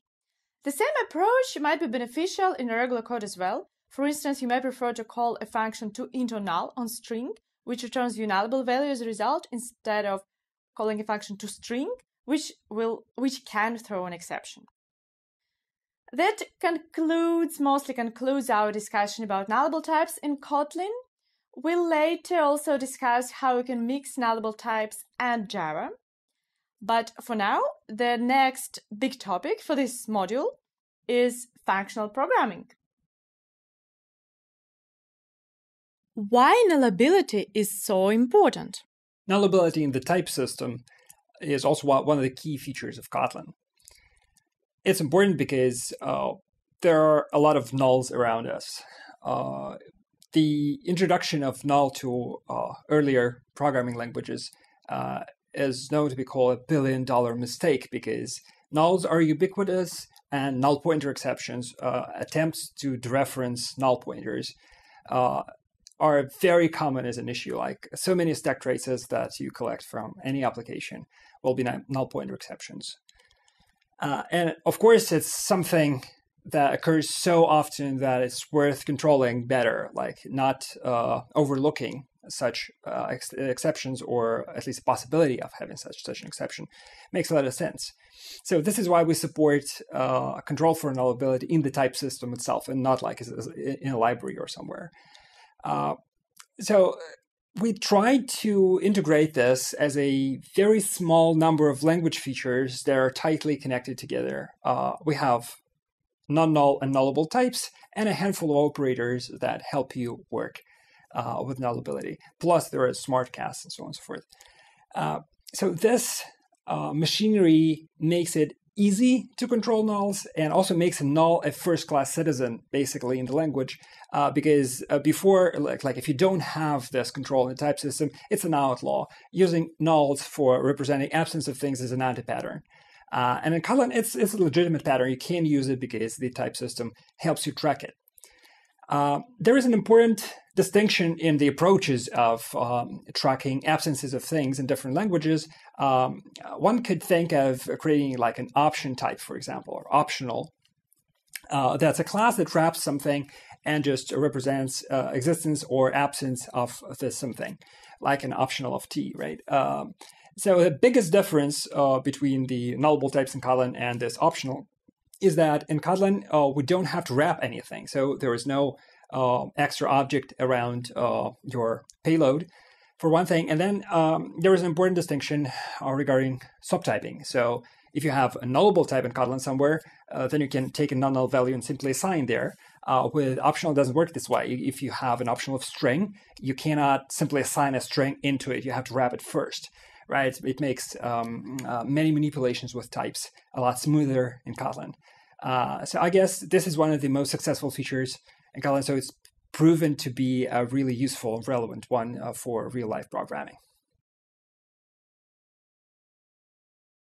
In this section, we are going to discuss functional programming. You'll learn how to write code in a functional style in Kotlin. In this video, you'll learn how to define and use lambdas. Lambda is an anonymous function that can be used as an expression. For instance, passed as an argument to another function invocation. In older versions of Java, anonymous classes were used for the same purpose. Modern JVM languages, including Kotlin, as well as Java starting from Java 8, support lambdas, which provide more concise syntax for the same functionality. Having lambdas in a language also makes it possible to work with collections in a functional style. You can use such functions as filter or map, which make the overall code more readable. We'll discuss these functions in detail soon. First, let's focus on the lambda syntax.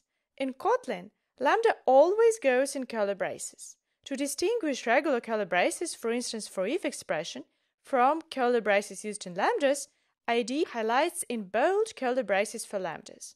When you see highlighted in bold curly braces, that means you see a lambda. Inside curly braces, first you specify the parameters, then the arrow, then the lambda body. If you pass a lambda as an argument, you can put the whole lambda inside the parentheses. However, there is a better way to express that. You can move lambda out of parentheses if the lambda is the last argument. And if the parentheses are empty, you can omit them. This way you have the nicer syntax. At first, the same syntactic convention of moving lambda out of parentheses was used in Groovy, and it worked quite well there. Kotlin reuses the same idea, which is proven to be really convenient. If the type of the argument can be inferred, if it's clear from the context, it can be omitted. If your lambda has the only argument, you can replace its name with it. It's an automatically generated name for your lambda if it has only one argument and you don't specify a different argument name.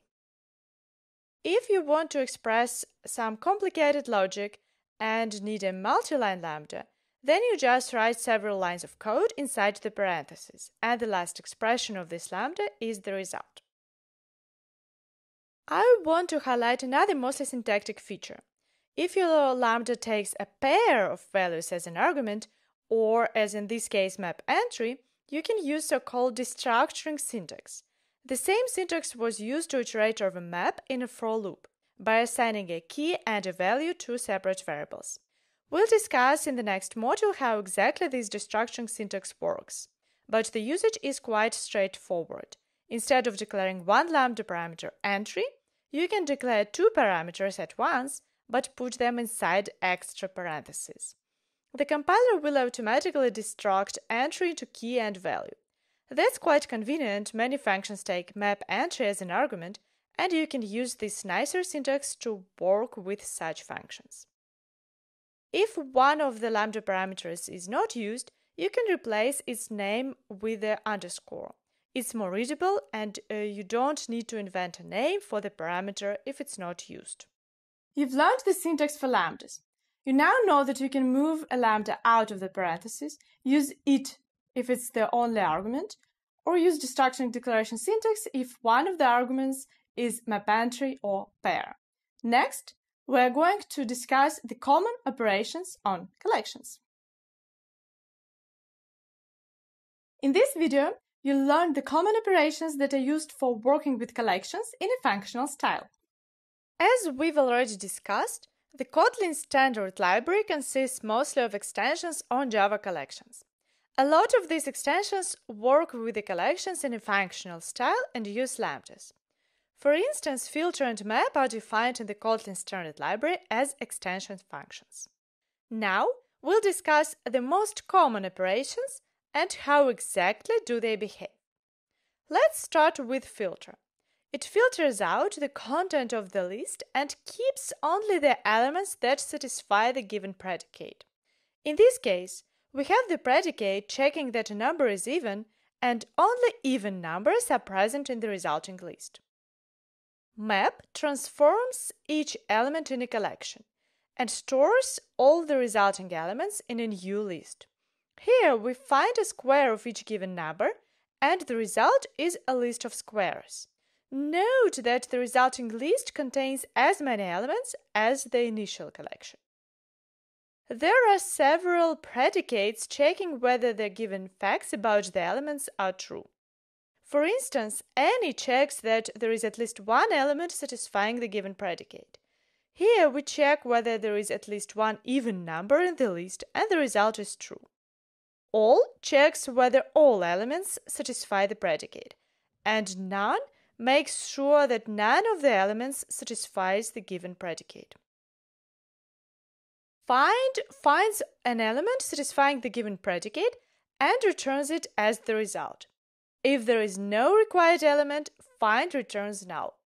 You can use another name for the same predicate. The synonymous function is called first or null. First or null does the same as find. It returns you an element or null as a result. First takes a predicate and throws an exception if no element satisfying the predicate was found. Count counts the number of elements that satisfy the given predicate. Partition divides the collection into two collections. Filter returns only the elements that satisfy the predicate, and in a sense throws out all the elements that don't satisfy the predicate. if you need to keep both groups of elements that satisfy or do not satisfy the predicate, you can use the partition. It returns two collections for the good elements and the remaining ones. If you need to divide your collection into more than two groups, you can use group by. As an argument, you provide the way how to group the elements, what should be the grouping key. For instance, here we group person elements by their age. The result is map from the given key to a list of elements that satisfy this key. Here, the result is a map from the age to a list of all people of this age. That's often the case that as a result of grouping, you will prefer one element instead of a list. If the key is unique, then it's more useful to have a map of the key to this unique element as a result. That's what the associate by function does for you. It also performs grouping, but it returns you one element as the map value. Note that associate by should be used when the key is unique. If it's not, pay attention that duplicates are removed, so the last element will be chosen. If your key isn't unique, it's safer to use group by to avoid losing some of the elements. You can use associate to build a map based on a list. As an argument, you pass a lambda creating a key-value pair based on each list element. Then associate builds a map by filling in specified keys and values. The first value in a pair becomes key in the map, the second becomes the value. Here, a plus it specifies how to create keys, while 10 multiply it is the way to create values. Note that it's often convenient to use the list element as a key and provide a way to fetch the value in the lambda. Zip provides you with a way to organize a couple of lists. It zips like a zipper the elements from two lists. It returns you a list of pairs where each pair contains one element from the first list and another element from the second list. If the initial lists have different sizes, then the resulting list of pairs will have the lengths of the shortest list. The remaining elements from the longest list will be ignored. The frequent use case is to zip neighboring elements in the list. That can be done with the help of the zip with next function. It returns you a list of pairs where each pair consists of neighboring elements from the initial list. Note that each element except the first and the last one will belong to two pairs. Like 3 in this example is the second element in the second pair and the first element in the third pair. Both zip and zip with next have overloaded versions taking a lambda as an argument that specifies how each pair of elements must be transformed. Flatten is an extension function that must be called on a list of lists. It combines all the elements from the nested list and returns you a list of these elements as the result. We can say it flattens the list of lists contents. Another useful function is flatMap. It combines two operations, map and flatten. The argument to flatMap must be a lambda that converts each initial element to a list. Here, we first map each string to a list of characters. In the middle layer, after applying the first map operations, we have a list of lists. Often you would prefer a list of elements as a result instead, and flatten does that. Here, flatMap returns a list of characters obtained from initial strings. You've learned the common functions used for manipulating collections. Next, you'll have the video quiz to practice to read and understand these functions in action. In this video, you can practice your understanding of what the common operations on collections do. We'll have a lot of examples of operations in use, and each question will be followed by an explanation. In this quiz, we'll use the class Hero. It has name, age, and gender properties. Gender might be male or female, or if it's unspecified, then null is stored. We will use the following values that are specified in the list. Your task for most of the questions will be to find the result of the expression. These heroes are based on the card game Lifeboat. The first task is to find the result of this first expression. The answer is Sir Stephen. We obtain the last element in the list and then we get its name. The Kotlin standard library contains useful functions. First, last, also first to null and last to null. First and last throw an exception if there are no elements, and first to null and last to null return null if the list is empty. All these functions are overloaded and are available as the functions with predicates. Here, we use the last function without arguments, but there is a similar one that takes a lambda as an argument. For instance, here, what is the result? The result is null because there is no element satisfying the given predicate. There is no hero of age 30. First to null returns null, then we use safe access, and null is returned as the result of the whole expression. If we use the first function with the predicate, then we'll get no such element exception as a result. First must return no nullable element, so when there is no required element, it can only throw an exception. The next question uses the function that we haven't yet discussed, but I think you can guess what it is doing by its name. Distinct function returns you only the elements which are distinct, different. Let's see step by step what is going on in this example. First, we map the heroes to a list of their ages. Then, we call distinct on it. It returns a new list which contains only non-repetitive elements. In this case, the duplicate of 29 was removed.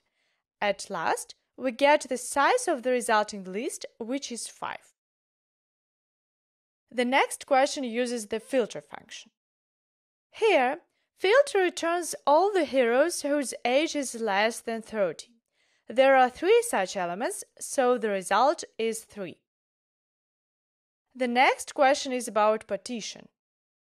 We use the partition function that divides a list of elements into 2 lists.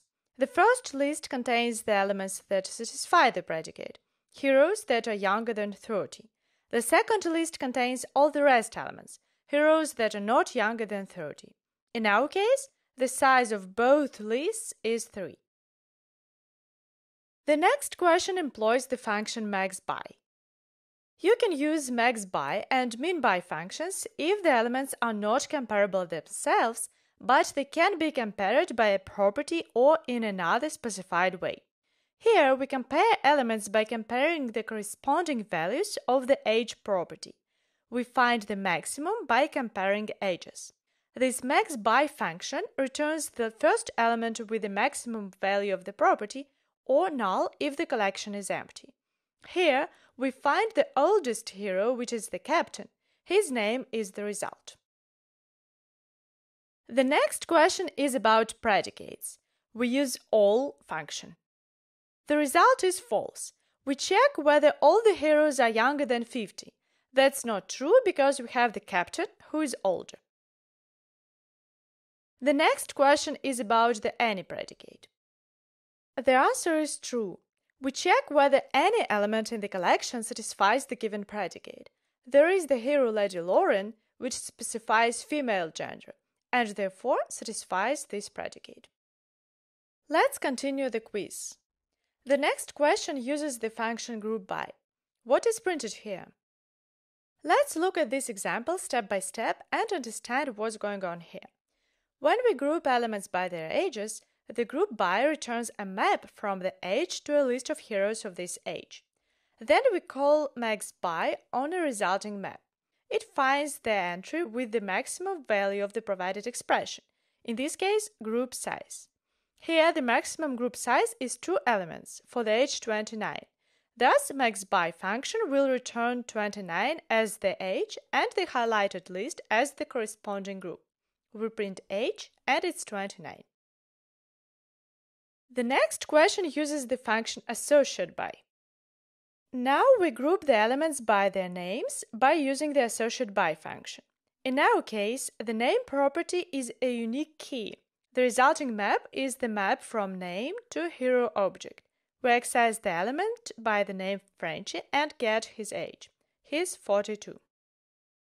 I want to highlight here 2 different ways to access elements in a map. You can either use square brackets or map getValue function to access the specific element. The access via square brackets returns null as a result. Here you see that to access h later we use save call operator. GetValue function will throw no such element exception if there is no such element. You don't need to use save access afterward, but you see that the exception might be thrown. The next example builds a map using the associate function and illustrates how getOrElse works. What is the result of the last expression? The associate function builds a map creating a key-value pair from each element list. In this case, it builds a map from int to string, from names to ages. The getOrElse function returns the value corresponding to the given key, if the key is present in the map. Otherwise, it computes the provided lambda and returns the result of this lambda. It's a very useful function because if the element is already present in the map, then nothing will be computed. The default value passed inside the lambda will be calculated only if needed. In this case, it's needed, and the getOrElse function returns 0 since unknown key is not present in the map. The next question is much less straightforward than the previous ones. It tries to illustrate how the code should not be written with lambdas. It's an example of bad code which is hard to read. You can spend some time trying to understand what's going on here and guess the answer. If it takes too much time, just check the result.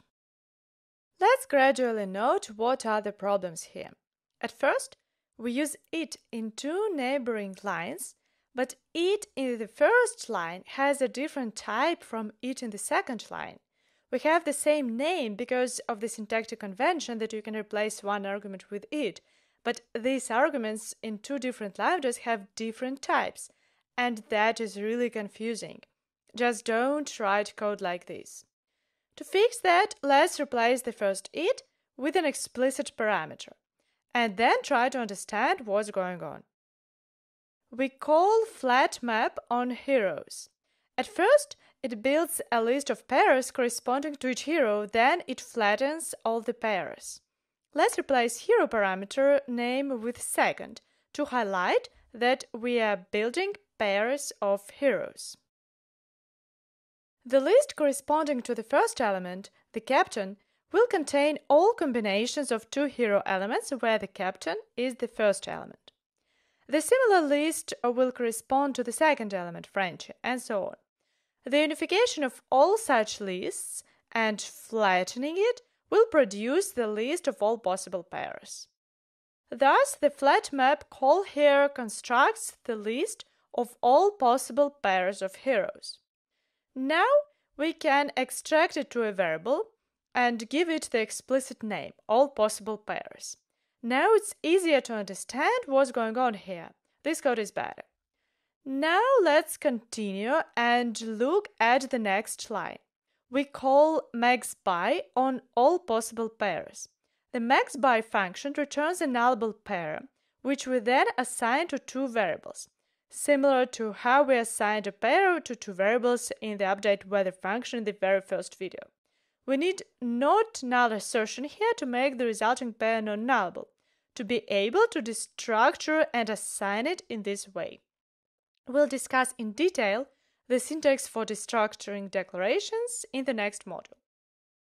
maxBy finds the maximum of all differences in ages of two heroes in one pair, but maximum of the age differences will be reached for pair consisting of the oldest and the youngest heroes.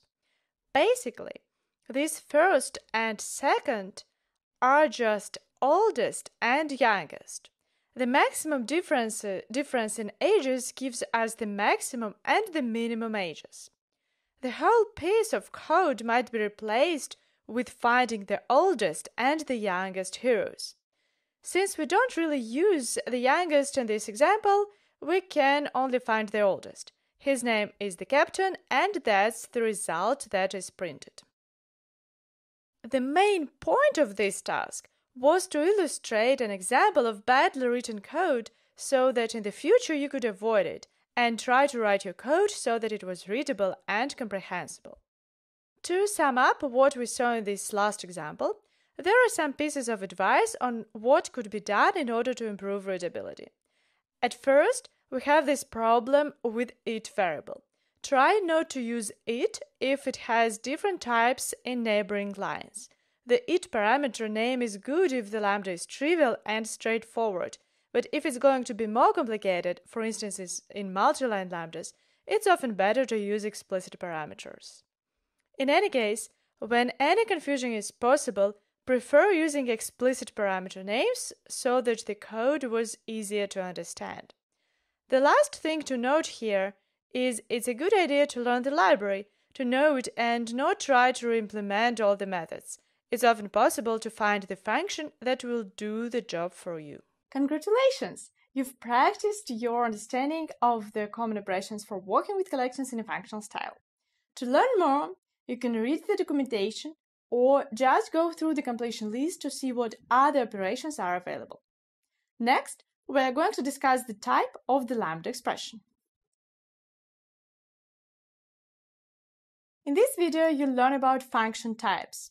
We'll also discuss how you can pass lambda as an argument to a Java method, and also touch a topic of function types and nullability. In Kotlin, you can store a lambda in a variable. Which type does the variable have in this case? If we specify this type explicitly, we'll see a so-called function type. First, parameter types are written inside the parentheses, then an arrow, then the return type.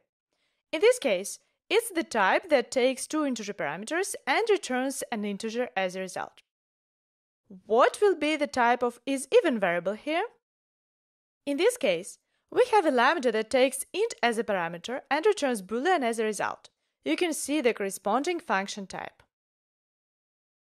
Note the difference between storing a lambda and storing the result of applying this lambda. Lambda is the whole function containing the logic of how to compute the boolean result from the given int argument, while the result is simply a boolean value. You can call a variable of function type as a regular function, providing all the necessary arguments. In this case, you call a variable isEven as it was a regular function isEven. To call a lambda stored in a variable might be convenient if you want to postpone calling a lambda. Store it somewhere and call it only later.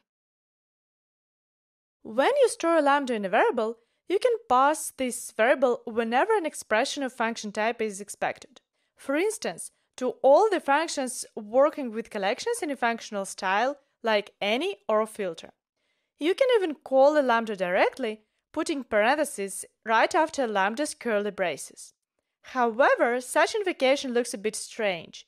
If you need to call a lambda right in place, better use run. The version with run does exactly the same, but it's much more readable than the code above. In Java, you can pass a lambda instead of a SAM interface, an interface with only one single abstract method. In Kotlin, you can use the function types directly, but when you mix Kotlin and Java, you'd want to do the same as in Java. Whenever you call a method that takes SAM interface as a parameter, you can pass a lambda as an argument to this method instead. In Kotlin, if you want to create an instance of such interface explicitly, you can use the auto-generated SAM constructor, like in this case, runnable, and pass a lambda as its only argument. Now let's talk about function types and nullability. I want to highlight the difference between function type that returns nullable value and nullable function type. To better understand that, answer which lines here don't compile. What is the difference between these two types? The first one means that return type is nullable. That's a possible mistake when you simply add a question mark after the function type. It means that you make the return type of this function type nullable, not the whole type itself. If you want to make the whole type nullable, you need to use the parentheses. In the example, you saw null in curly braces. It's a lambda without arguments that always returns null. The next line shows the variable which can store either null reference or a lambda returning int value. Let's go back to the task. The first line doesn't compile because you can't store null in a variable of a non-nullable type. To store null, you need to declare a variable of a nullable type, as in line 3. The second line is fine because you need to hear a lambda that can return nullable int. The lambda in the second line always returns null, so it fits. The last line doesn't compile, because the compiler expects a lambda that returns only integer values. But here we try to assign there a lambda which returns null. That is not allowed. You can ask how you should call a variable of a nullable function type. You can't call it as a regular function because it's nullable. So which options do you have? You can check the variable explicitly for being not null. Then you can simply call it because smartcast applies here, and the value is smartcast to the value of non-nullable type. An alternative is to use the safe access syntax. But in this case, you call a variable of function type by calling its invoke function. Each variable of function type can be called via invoke, but regularly you don't need that, since there is a simpler alternative, the syntax to call it directly. You've learned about function types. Next, we are going to discuss how trivial lambdas might be replaced with member references. In this video, you'll learn about member references, and we'll discuss what is the difference between bound and unbound references. Like Java, Kotlin has member references, which can replace simple lambdas that only call a member function or return a member property. IDE can convert lambda to a member reference automatically when it's possible. The syntax for member reference is the same as in Java. First goes the class name, then the double colon, then the member which we refer. As we've previously discussed, in Kotlin, you can store a lambda in a variable. However, you can't store a function in a variable.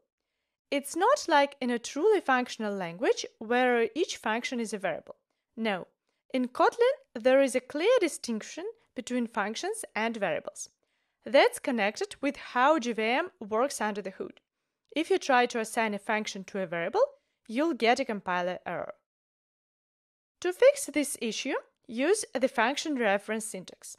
Function references allow you to store a reference to any defined function in a variable to be able to store it and call it later. Keep in mind that this syntax is just another way to call a function inside a lambda. Underlying implementations are the same. Here, the full analogous syntax is a lambda that only calls the isEven function. If a referred member is a property, or it's a function that takes 0 or 1 argument, then member reference syntax isn't that concise in comparison with the explicit lambda syntax. However, if the referred function takes several arguments, you have to repeat all the parameter names as lambda parameters, and then explicitly parse them through. That makes the syntax verbose. Member references allow you to hide all the parameters because the compiler infers the types for you. You can parse a function reference as an argument. Whenever your lambda tends to grow too large and to become too complicated, it makes sense to extract the lambda code into a separate function. Then you use a reference to this function instead of a huge lambda. Now I want to highlight the difference between bound and non-bound references. In Kotlin, you can create a bound reference. Let's discuss what it is. In this example, we use a regular non-bound reference, which refers to a member of the person class. If we check what type this member reference has, we see that the first argument of this function type is person. Whenever we want to call this variable of function type, we need to parse the person instance explicitly. If we look under the hood and check what lambda does correspond to this member reference, we'll find that this lambda takes 2 arguments, person and age limit. It simply calls the member function is older inside on a parsed person element. This reference is called non-bound, since it's not bound to any specific instance. You can call it on any objects of the person class. Bound reference is a member reference that is attached to a specific instance of the class. Here, the ls variable is an instance of the class person, and we can bound a member reference to this specific instance. If we look at the type of the bound member reference, we see that now there is no person parameter because the person instance is already set. the isOlder function takes int as a parameter, and the bound reference also expects only int as an argument. If we check which lambda corresponds to this member reference under the hood, we'll find the lambda that calls the member isOlder on the bound instance. In this case, this bound instance is Alice variable. Member references can be bound to this reference. Here, we return a predicate directly from the class person. This predicate is a member reference to isOlder function. This is the object which this member reference is bound to, and as usual for this, we can omit it. Now we have this nice short syntax without left-hand side, just a reference to the member. To make sure you understand it, answer this question. What is the type of this member reference here? We have two options, either taking person or without person as an argument. The right answer is the second one. It is a bound reference which stores the person, this instance, inside. The reference will always be bound to a specific instance of the person class. We can call getAgePredicate only on a specific instance, which becomes the bound object for member reference. Another question for you. Is isEven in this example a bound reference or not? Yes or no are the possible answers. The answer is no, because here it's just a reference to a top-level function. There is no stored object which this function is bound to. Whenever you see the function reference without the left-hand side, it's either a reference to a top-level function or a bound reference. In IDE, you can always navigate and see which function this function reference refers to. It's very convenient. Now you can use both bound and unbound references in your code. Bound references store the object on which the member can be later called, while unbound references might be called on any object of a given type. Next, we are going to demystify one of the common puzzlers which may occur if you use return expression inside a lambda.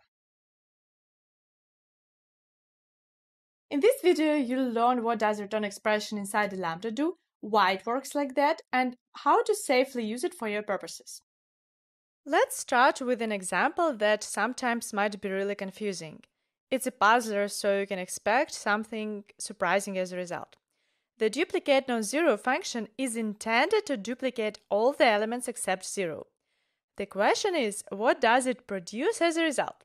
You can try to guess what's going on, and later we'll discuss the details. The options are a list of lists is the result, the same list but flattened, or in other words, the list of all the non-zero elements, or an empty list.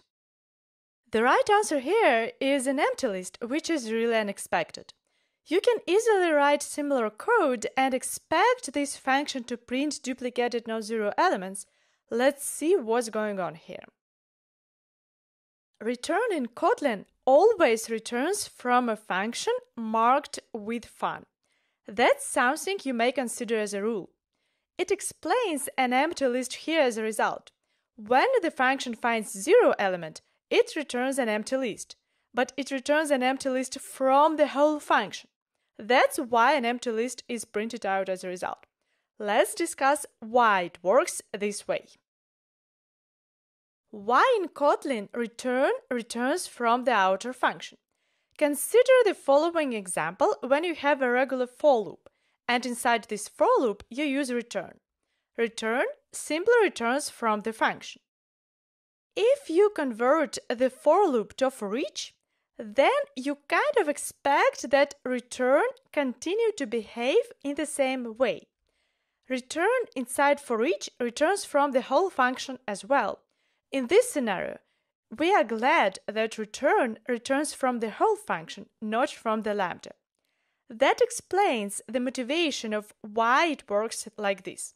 A lot of functions in Kotlin, like for each, behave like language constructs, and we want to provide such almost language construct experience. What can you do if you need to return from a lambda? You can use the labeled return syntax. Here, the labeled return will return from the corresponding lambda. By default, you can use the name of the function that calls this lambda as a label. But if you want, you can specify any label name. Put it right before the lambda followed by @. Here we provide the custom name, just L, to label the lambda. You then use this name in a labeled return. Now the duplicate non-zero function implementation uses labels. It returns what we expect, the flattened list of duplicated non-zero numbers. There is another solution to the same problem. Instead of lambda, you can use a local function and then pass a reference to this local function.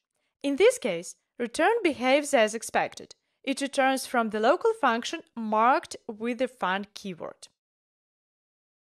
Another alternative solution is to use an anonymous function. If you don't want to invent a name for a local function, you can use an anonymous function instead. You can define an anonymous function in place, similar to the lambda when you pass it as an argument. In essence, it's simply an alternative syntax for lambdas. The under-the-hood implementation, the compiled bytecode, will be the same for lambda and an anonymous function. The only difference is syntactic. You can now use return, which returns from the anonymous function marked with the fun keyword. What's more, you can specify the return type for an anonymous function, which is not possible for a lambda. Sometimes it's possible to simply avoid return. In this case, we use the result of if instead of return, and we get what we expect as a result. One more question to you. What do you think? Does labeled return inside for each correspond to break or continue inside for a loop? The right answer is continue. Break stops the for loop completely, while continue stops only the current iteration and goes to the next one. Like continue, return from a lambda only stops the current iteration, the current lambda, but doesn't stop the whole loop. Note that the regular return doesn't correspond to break. They are the same only if the for each iteration or for loop is the last statement in the function. Otherwise, they differ in whether the statements following right afterward are called. Return returns from the whole function, while break completes only the for loop iteration. There is no direct analog to break other than extracting the for each call to a separate function. This explanation of how to use return inside Lambda completes our discussion of functional programming so far. Later in the course, we'll return to the topic of operations on collections and discuss inlining and the difference between eager and lazy iteration. Our next module will focus on object-oriented programming in Kotlin, which has some small differences with Java. Would you call Kotlin a functional language? Well, it's not so easy to define what a functional language is for practical purposes. Kotlin is definitely not a purely functional language like Haskell, for example. Modern mainstream languages tend to combine ideas from different paradigms, and Kotlin does so as well. So we have OOP ideas, we have structural ideas, we have functional programming ideas combined in the same design. So when you're using classes and interfaces, you're on the OOP side, but at the same time, when you're using function types and lambdas and other functional features of Kotlin, you are doing something functional already. And I would say it's more of a style issue. So it's not about being a functional language, but it's about enabling the functional style of programming.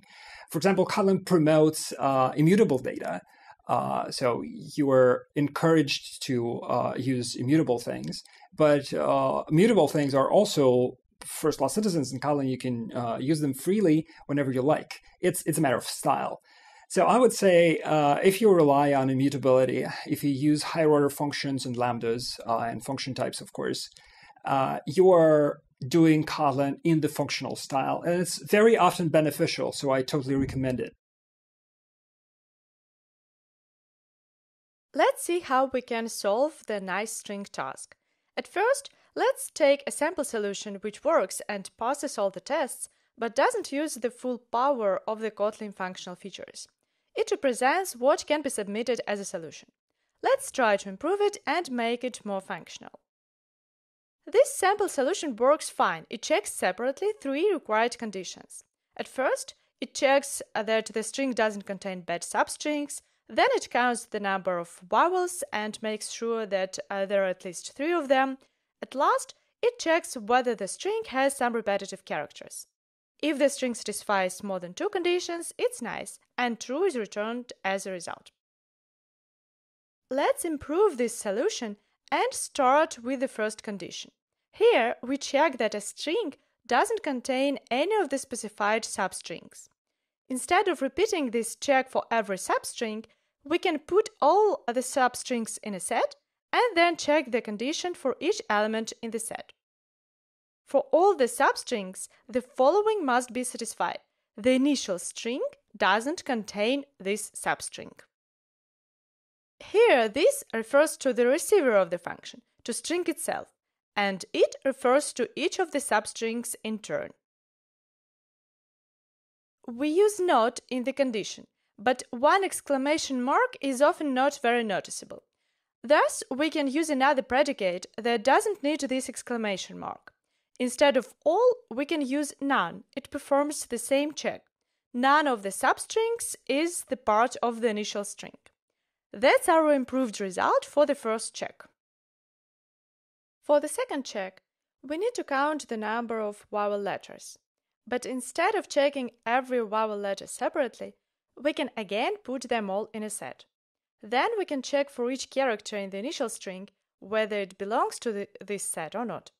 If it's a vowel, we count it. We can simplify this logic even more and check whether a character belongs to a string consisting of all vowel letters. Probably the check for belonging to a set is slightly better in terms of performance, but since we only have 5 characters, that's not a noticeable difference. We are mostly interested in how to make the code more readable now, and this last version looks really nice. The sample solution for the third condition exploits the traditional for loop and doesn't use any of the functional features. Let's see what we can do here. We need to check whether a string contains a double letter. At first, we can work with indexes directly. We check all the indexes in the string by saying from 0 to the last index. For each index, we get 2 characters, by this index and by the next one, and compare these 2 neighboring characters. In this way, we compare all pairs of neighboring characters and find the result. But there must be a better way to express that. You can use the zip with next function. Zip with next zips each character in a string with the next character and returns a list of pairs. Each pair consists of 2 neighboring characters. To check that there are 2 similar letters following one another, you simply check that there is a pair with 2 equal characters. Specifically, you check that the first element in a pair equals the second element. Zip with next works for lists of any elements. There is also another possible solution using the function specific for strings. I mean the windowed function. The windowed function returns a list of slices of the given size obtained from the initial string. You can see the result for the slices of the size 4, 3, and 2. Note that you can also specify a step between the starting points of the neighboring slices. If we get the slices of the size 2, it gives us basically the same result as zip with next, but as a list of strings, not a list of pairs. To solve the initial task, we do a similar thing. We check whether the first character in a string equals the second one, which is also the last one. Both solutions are possible. I'll pick the one with the zip with next as a result. Note that we no longer need the mutable variable, now has double is val. And it's only one line of code instead of the whole for loop. At last, we need to count the number of satisfied conditions. By the way, note the pattern if the condition is satisfied, return true, else return false here. The whole if can be replaced with return the condition. But this solution can be further improved.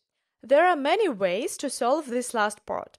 You can count the numbers explicitly like here, or you can write several if-else expressions, but that will be code repetition. The nicer way to do it would be to build a list of all the conditions, a list of 3 Boolean values, and see how many true values this list contains. Let's try to use filter for that. For each Boolean element, you check whether it's true or false, and you are only interested in true values. Then you get the size of the resulting list and compare it with 2. Note that you can filter simply it. You don't need to compare it with true since the list element is a Boolean value. However, there is one more important improvement. You can replace the combination of filter and size with only one function count. It counts the number of true values among our Boolean conditions in one iteration. That's our resulting function. You can see how we simplified this solution and how much shorter it became. Let's discuss how we can solve the taxi park assignment. I will again show sample solution first, which we'll then try to improve. The first task is to find the drivers that didn't perform any trips. There are 2 basic ways to solve this task. You can use either drivers or trips as a starting point. The first solution starts with all drivers, and you filter out those drivers who performed some trips. The drivers without trips stay in the resulting list. Finally, you need to convert it to a set because we require a set as a result. In the second case, you find the drivers that performed some trips and then you subtract the resulting collection from the set of all drivers. Thus, you get the drivers that performed no trips. Note that in Kotlin, you can use minus syntax directly instead of calling the minus function. We'll discuss the details of how exactly it works in the next module. Note that the second solution, subtracting the drivers that performed some trips from the set of all drivers, is slightly better since it does only one iteration via map. The first solution calls none for each driver. In the worst case scenario, the number of iterations will then be the multiplication of the number of drivers and the number of trips. However, the difference between these 2 solutions isn't that noticeable for not the worst case scenario. The second task is to find faithful passengers, the passengers that performed at least the required number of trips. There are again 2 basic ways to solve this task. Either start with trips or start with passengers. Let's look at 2 sample solutions and try to improve them. The first solution starts with trips. At first, we use flat map to get the list of all the passengers that made some trips. Each passenger is present in this list as many times as the number of trips he or she performed. Then, by grouping the same passenger's elements, we can find how many trips each passenger performed. The solution works and passes all the tests, however, it's not very readable. It makes the common readability mistake. It uses several it in neighboring lines, and it in different lines have different types. Because of that, it's not clear what's going on here. It's counterintuitive that the variable of the same name will have different types and different meanings in different lines. How we can improve that? In the first case, I would convert lambda to a reference. Then it's clear that we get passengers for each trip. When we group it, I would rather say passenger, passenger. There is nothing wrong in repeating it if it improves readability. Then I would again introduce an explicit parameter for it. Here it is map entry, but we are only interested in the value of this entry to access the group of equal passengers elements. I would say that everywhere destruction declaration syntax is better than one variable for entry. We don't use key here, so we can replace its name with underscore. This exact use case might be also simplified. Filter can be replaced with filter values, and now we have group as the only argument. The last simplification. Instead of first transforming entries to the keys and then converting the resulting list to a set, you can access keys directly. The second solution starts with the list of passengers and keeps only those who satisfy the given predicate. This solution uses functional features, but it somehow overuses them. For instance, it uses partition here where a filter would be enough. Partition splits the initial list of passengers into two lists, but then only the first list is later used. There is no sense to use partition if you're interested only in one of the parts. You have the specific filter function for that. By the way, if you're interested in the remaining part, in the elements that do not satisfy the given predicate, you can use filter not. Then this solution uses a rather complicated way to count the number of passengers that satisfy the given condition. It sums either 0 or 1 depending on whether a passenger took part in a specific trip. The direct way to express that is to use count. That's our solution. It simply uses filter and count. That was my simplification for the solutions.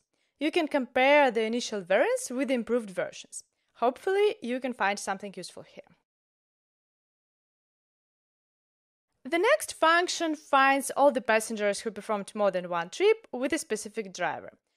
Again, you can start either with passengers or with trips. Since the solutions are very similar to the previous task, I'm only showing the improved versions. Now let's talk about the next task, finding smart passengers, the passengers who performed the majority of their trips with a discount. I will start with some sample solution first and will try to improve them. Let's look at the first solution. Here we partition the whole list of trips into two lists. The first one contains all the trips with the discount, and the second contains the trips without discount. Note that the partition result is stored in a pair here.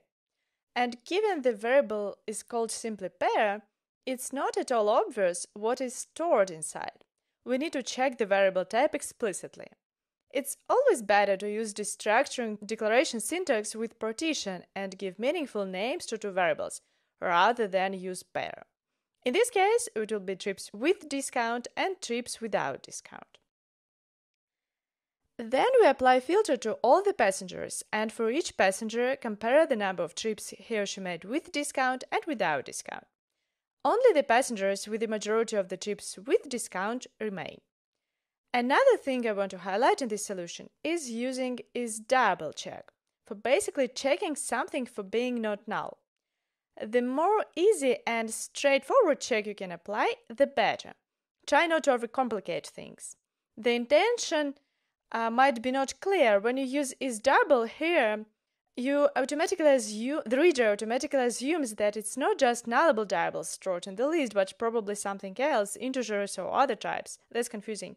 The most straightforward way to check something for being not null is, unsurprisingly, just to check for being not null without overcomplication. The last thing we can improve here is to replace contains call with in. In also checks whether your element belongs to a collection or list. Under the hood, in calls contains, so basically they are the same. We can even navigate to in and see that indeed contains is called. Later in the next module, we'll discuss how exactly it works. After you get used to it, in looks more concise. Now, let's look at the alternative solution. It's a bit overcomplicated solution, but it can exist. I will suggest just some small improvements here. We start with all passengers and build a map storing all the trips performed by each passenger. Then, for each passenger, we compare the number of trips with a discount that he or she made with the number of trips without a discount. In the end, we keep only the passengers that have more trips with a discount. Let's see what we can improve here. The used groupBy function is the overloaded version of groupBy, which takes not only the key selector as an argument, but also the way to fetch the value. In this way, instead of grouping the elements, we group the transformed values. The result is a map from a passenger to all the trips he or she performed. Note that groupBy here is probably not the best choice, because the key passenger is unique. But groupBy doesn't know that and returns a map from passenger to a list of trips. To avoid this list of elements as the result value, it's better to use AssociateBy function. AssociateBy returns a map from key to the corresponding value directly. Note that we no longer need to call first later to get the first element. First was used here because the map values were lists with only one element, so first was used to get this element. Now it's no longer needed. But for this use case, I would rather use another function, not associate by, but simply associate. It takes one lambda as an argument. You specify the pair from key to value, which builds the values in the resulting map. In our case, the key is the passenger, and the value is all the trips that this passenger made. This way, it's a bit more readable. The next simplification for the solution concerns this entries line. Associate returns as map, and entries returns a set of entries. But you rarely need to convert a map to a collection of entries or pairs, since the majority of the operations are available for maps directly. Instead of converting a map to a list of entries, you can call filter on a map directly. Then I would replace it with explicit parameter because it's not that clear what is the type of it. Then I would use destructuring declaration syntax instead of entry. Since we use only entry value, we don't need a separate variable for entry key. And as we've already seen in the previous task, we can use filter values instead. First, we grouped the transformed values, then we filtered map contents. At last, we are interested in the set of keys in the resulting map. As before, we can directly use keys instead of mapping keys and calling to set. It's important to understand the difference between group by and associate by. Prefer associate or associate by if your key is unique. The last solution tries to be very concise, probably too concise. Don't strive to put the whole function at one line. Even if you can do it, doesn't mean you should. In this case, it's really unreadable. Even if you have a huge monitor, reading it from another place is inconvenient. Even if you use soft ropes IntelliJ feature, which might be switched on by View Active Editor use software apps, it's still not readable in comparison with a properly formatted solution. After we formatted this solution, it became better. Don't neglect the possibility to extract variables with clear names. Even if you can make the solution very concise and functional, it's important not to lose readability. And good variable names can greatly help to understand what's going on in a piece of code. Here we count the number of trips with discount and without discount for each passenger and compare these numbers. With clear names, the intention is easier to understand in comparison with the version when you inline all the expressions. The resulting function is much better than the initial version written in one line.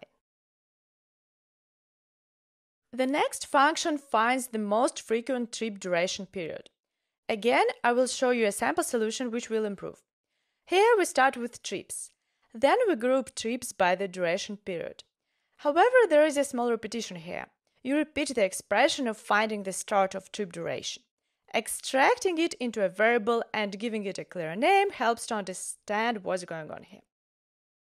I would also introduce another variable end here. Now it's more clear that you group your trips by the range from start to end. Another thing I sometimes find in the code, I don't really understand why someone uses this syntax. You define a separate parameter name for Lambda, but you name it as it. That's not needed. If the name of your parameter is clear from the context, simply omit the parameter name and use it inside.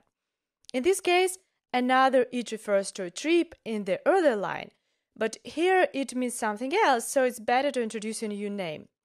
Whenever you see such it arrows syntax, you either replace it with a specific name or leave only it inside. We even have the inspection for that which tells redundant lambda arrow. Don't ignore such inspections. If they work wrong for your use case, file an issue, which the Kotlin team will fix, but don't ignore these suggestions. Note that toList here, which converts a map to a list, is needed, because there is no sorted function on a map. toList returns a list of entries as a list of pairs.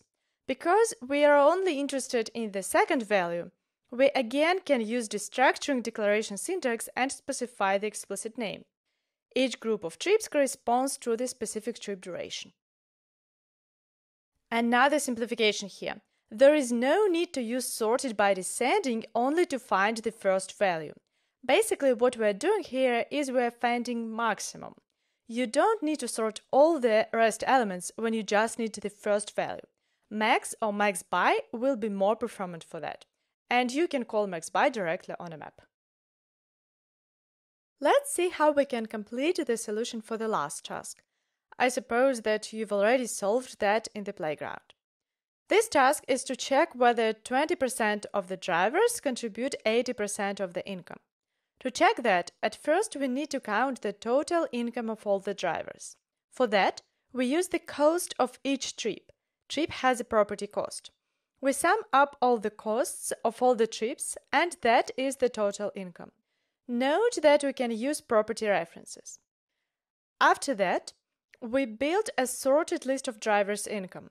We are not interested in which exact drivers are the top drivers and contributed the majority of the income. We are okay with sorting only the income values. Thus, here we have the list of doubles as the result. First, we group the trips by drivers to build a map from driver to all trips by this driver. Then map function transforms each entry in this map.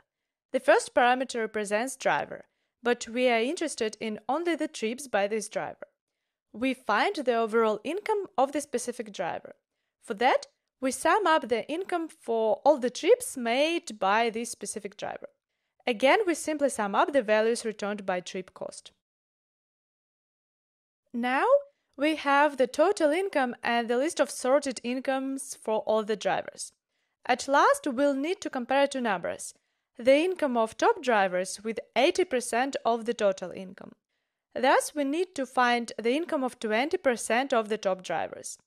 For this, we use sorted drivers' income. The take function returns us the required number of the first elements in the list. We want the list consisting of only the first top drivers. We've already found this number of top drivers in the previous line. Thus, we take the list consisting of only the income for the top drivers and count the sum of all the elements to find the total income of these top drivers. At last, we just compare these numbers and that gives us the result. That's how we can solve this check Pareto principle function in a rather concise fashion. Other solutions are also possible. There are many ways to solve this task. I just wanted to share one possible solution. The task here is to implement an extension function is empty or null. And the most interesting thing here is that the receiver might be nullable. Here we have nullable string and we want to call this function on a nullable string. Indeed, in Kotlin, you can define functions on a nullable receiver, extension functions. That's not a problem. You just mark this receiver as nullable, and then you may implement your function. When you consider a receiver as just an extra parameter with this very nice special syntax to call it, that becomes very easy to understand what's going on and to implement it. You can simply check your parameter for null for being empty. You will do the same trick. We convert parameter to receiver, and now you see the answer. Note how you can explicitly check this for being null. So inside the extension function to nullable, this might be null. Here, the smart cast is used because now this is converted to non-null type after the check. Note that is very useful for such simple cases like strings. The library actually contains functions is null or empty and is null or blank, which checks whether string is null or empty or blank. Specifically for this task, I have to swap the name in order to let you implement it yourself. But you use such functions in Kotlin from the standard library by default.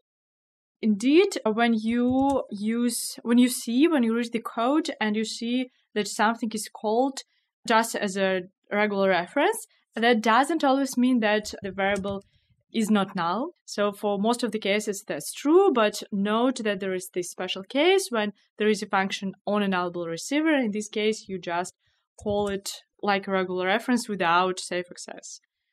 That's something to keep in mind.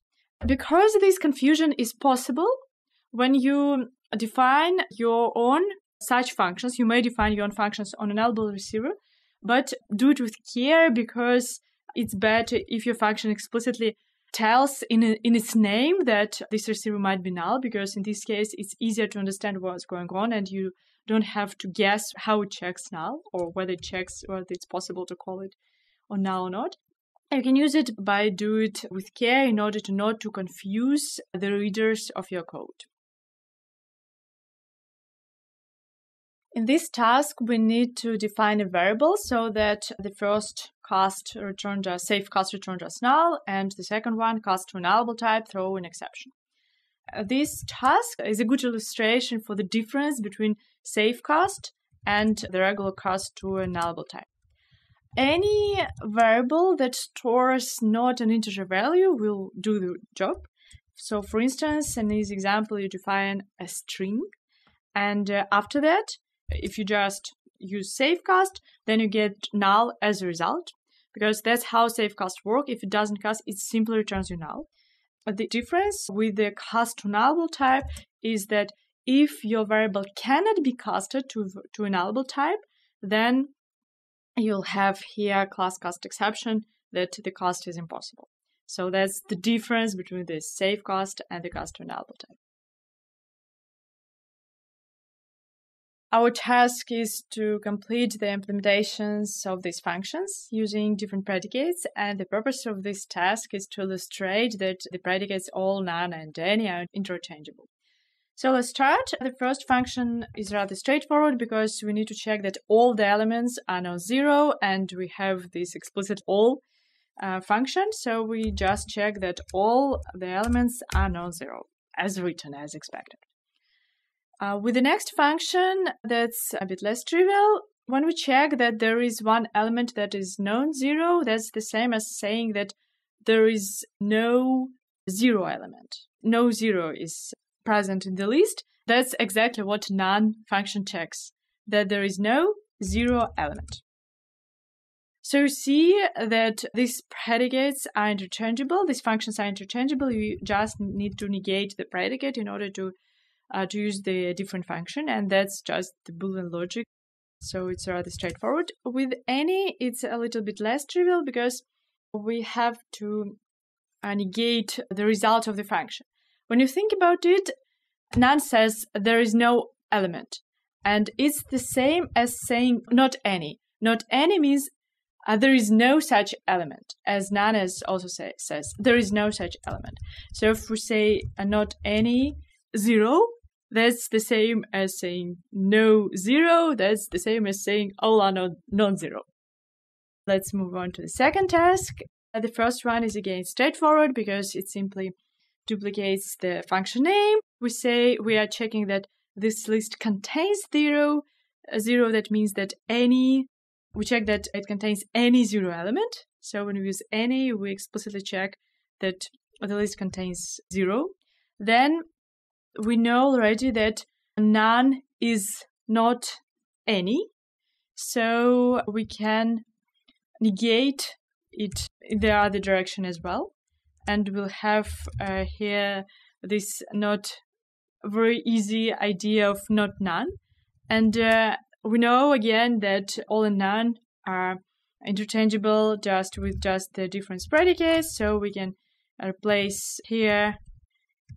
We can use the same none. So here we already have this solution. When we replace none to all, in this case, we just need to negate the predicate. And that's what we do. Conceptually, this is the same as contains zero, because if all are non-zero, that means that there is no zero. And in order to check that it has at least one zero, then we have to negate this predicate. The main purpose of this task is for you to have the idea that all these predicates are interchangeable, and the most important thing is that it's better to use the most simple predicate for the case. That's something that I've seen in the code. That's a good idea to keep in mind, that there is no need to negate the whole expression. There is always the way to simplify the code without using the negation, because the negation is really, really hard to read and understand. You can see here.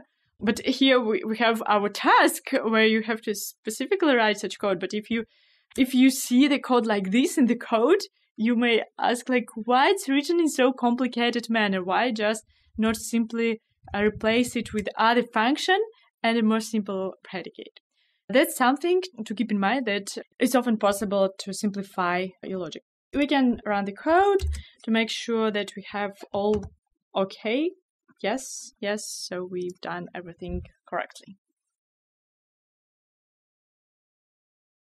In this section, we are going to discuss properties in Kotlin. You might already know the concept of a Java bean property.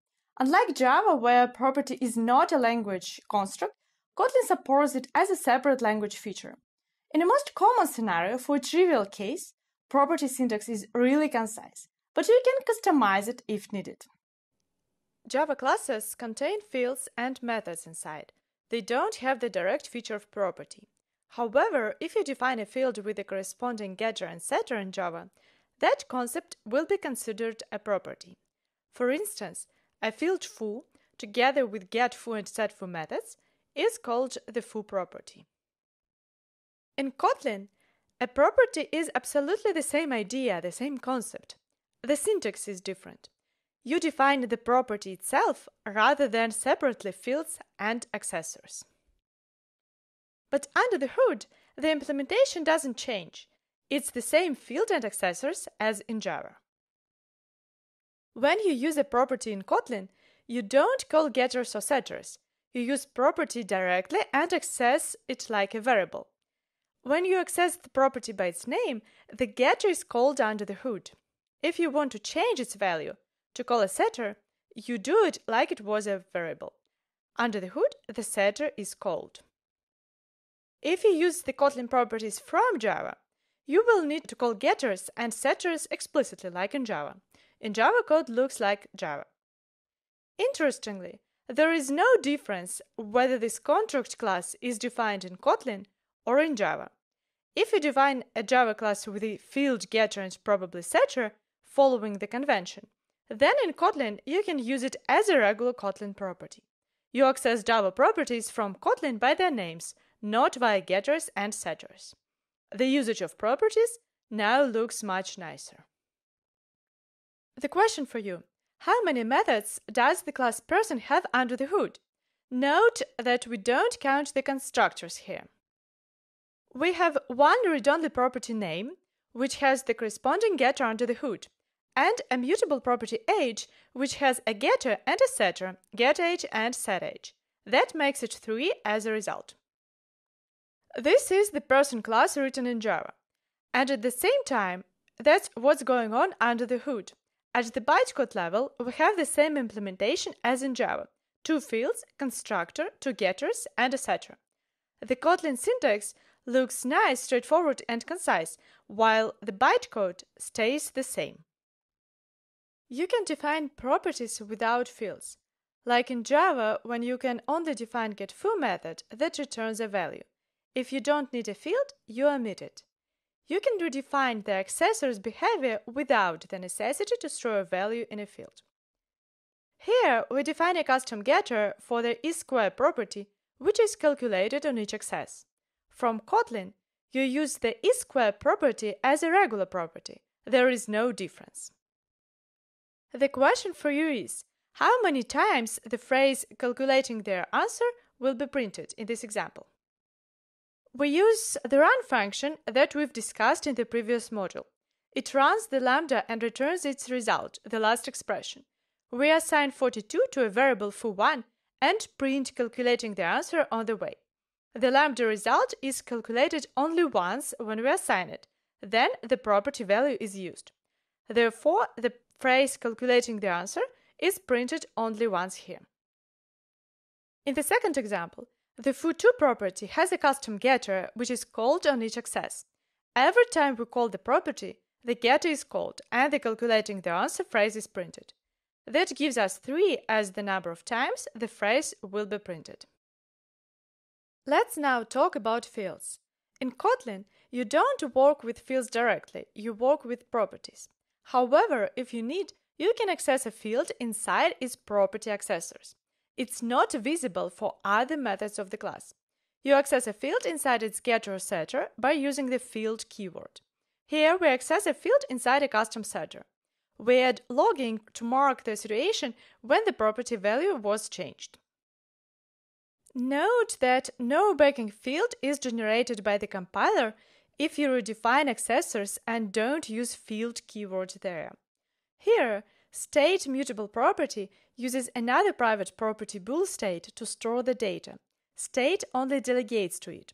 Because state doesn't use field keyword inside its getter and setter, no backing field is generated for it.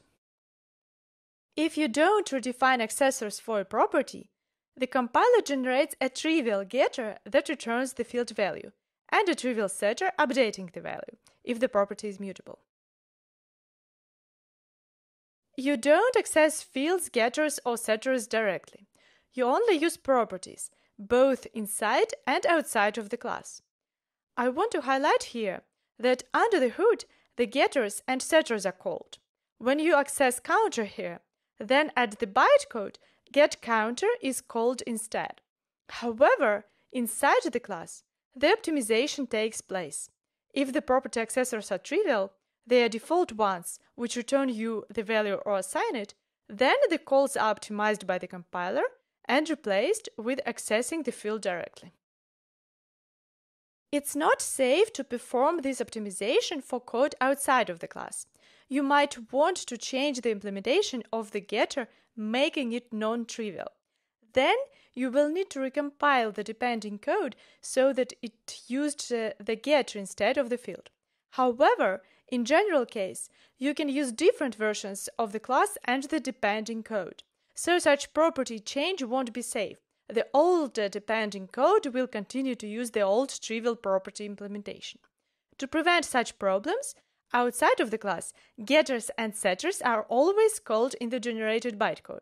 But inside the class, optimization performed by the compiler are possible, but only for the trivial properties. Sometimes you want a var mutable property to be accessible only as a read-only property outside of the class. For that, you can make a setter private. Then the getter is accessible everywhere, and therefore the property is accessible everywhere, but it's allowed to modify it only inside the same class. Note that we change only the visibility of the setter, but use the default implementation. We've discussed read-only and mutable properties, how to define custom getters and setters, and how to mix Kotlin properties and Java. Next, we're going to talk about defining properties in interfaces and making them extensions. In this video, you'll see examples of how to define properties in interfaces and how to define extension properties. You can define a property in an interface. Why not? Under the hood, it's just a getter. Then, you can redefine this getter in subclasses in the way you want. A question for you here. Which property among these two is calculated on each access? The nickname property with a custom getter in subscribing user calculates the value each time you access it. The property in Facebook user stores the value in a field. The property with a custom getter doesn't have the corresponding field. Note that all the properties in interfaces are open and can't be used in smart casts. Open means that they can be written in subclasses, they are not final. When you check whether the session user property is of type Facebook user, and afterward try to use a smart cast to access the account ID property of Facebook user, the compiler shows you an error. It's impossible because this property has an open or custom getter. If a property has a custom getter, it's not safe to use it in a smart cast, because a custom getter can return you a new value on each access. There is no guarantee that after you cast, there will be the same value. If the property is open, then the actual implementation in a subclass may have the custom getter, which will return you different values on each access. So it's also not safe. What you can do here?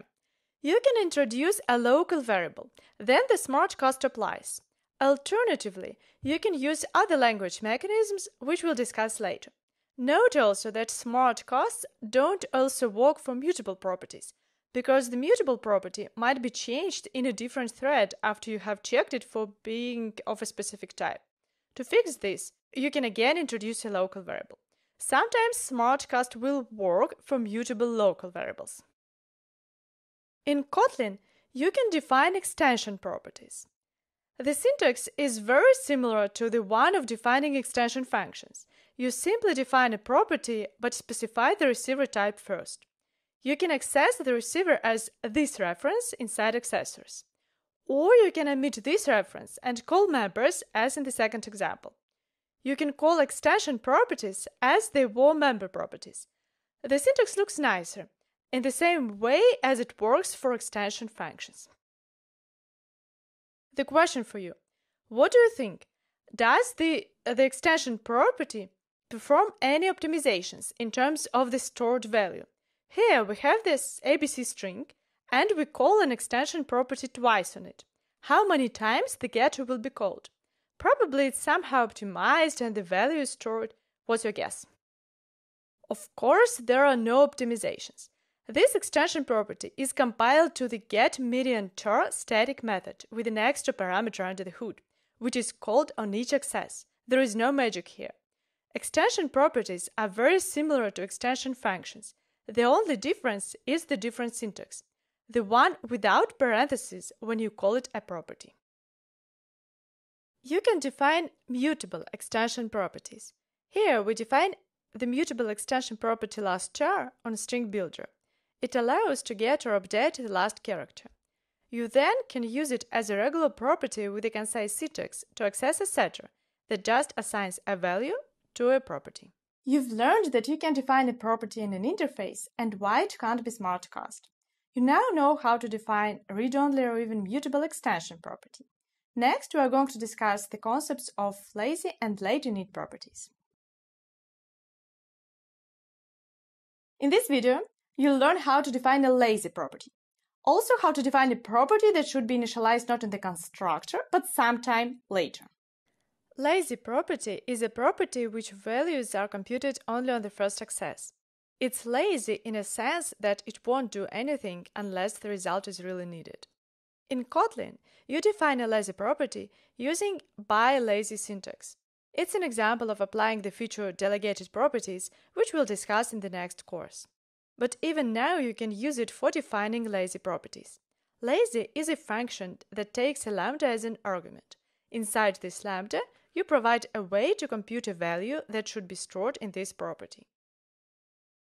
When you access this property, you see that its value is computed only once, when we access it for the first time. After that, the stored value is returned. The question for you is, how many times computed will be printed in this example, when we don't access the property at all? The options are 0 or 1. The right answer is of course 0, because the lazy property is lazy in a sense that it won't do anything unless it's needed. In this case, the result is not needed, and that's why it's not computed at all. Our next topic is late initialization. It's very useful for some frameworks, for instance for Android activities, initializing unit tests, or dependency injections frameworks. Sometimes we want to initialize the property not in a constructor, but in a specially designated for that purpose method. Here we initialize the myData property in onCreate method, but not in the constructor. We can't define it as a non-nullable property because we don't have an initial value. We can use null as an initial value, but in this case, we have to make the property nullable. Then, every time we access it, we have to cope with nullability. But we know that this property cannot be null after it was properly initialized. That's where late init properties can be really helpful. We can define the property as late init. After that, we can use it as a value of a non-nullable type. What happens if the property wasn't initialized properly? We access it as a regular non-nullable property. Null pointer exceptions are possible or what? In fact, at runtime, an exception is indeed thrown, but a runtime exception with a detailed message of what was wrong.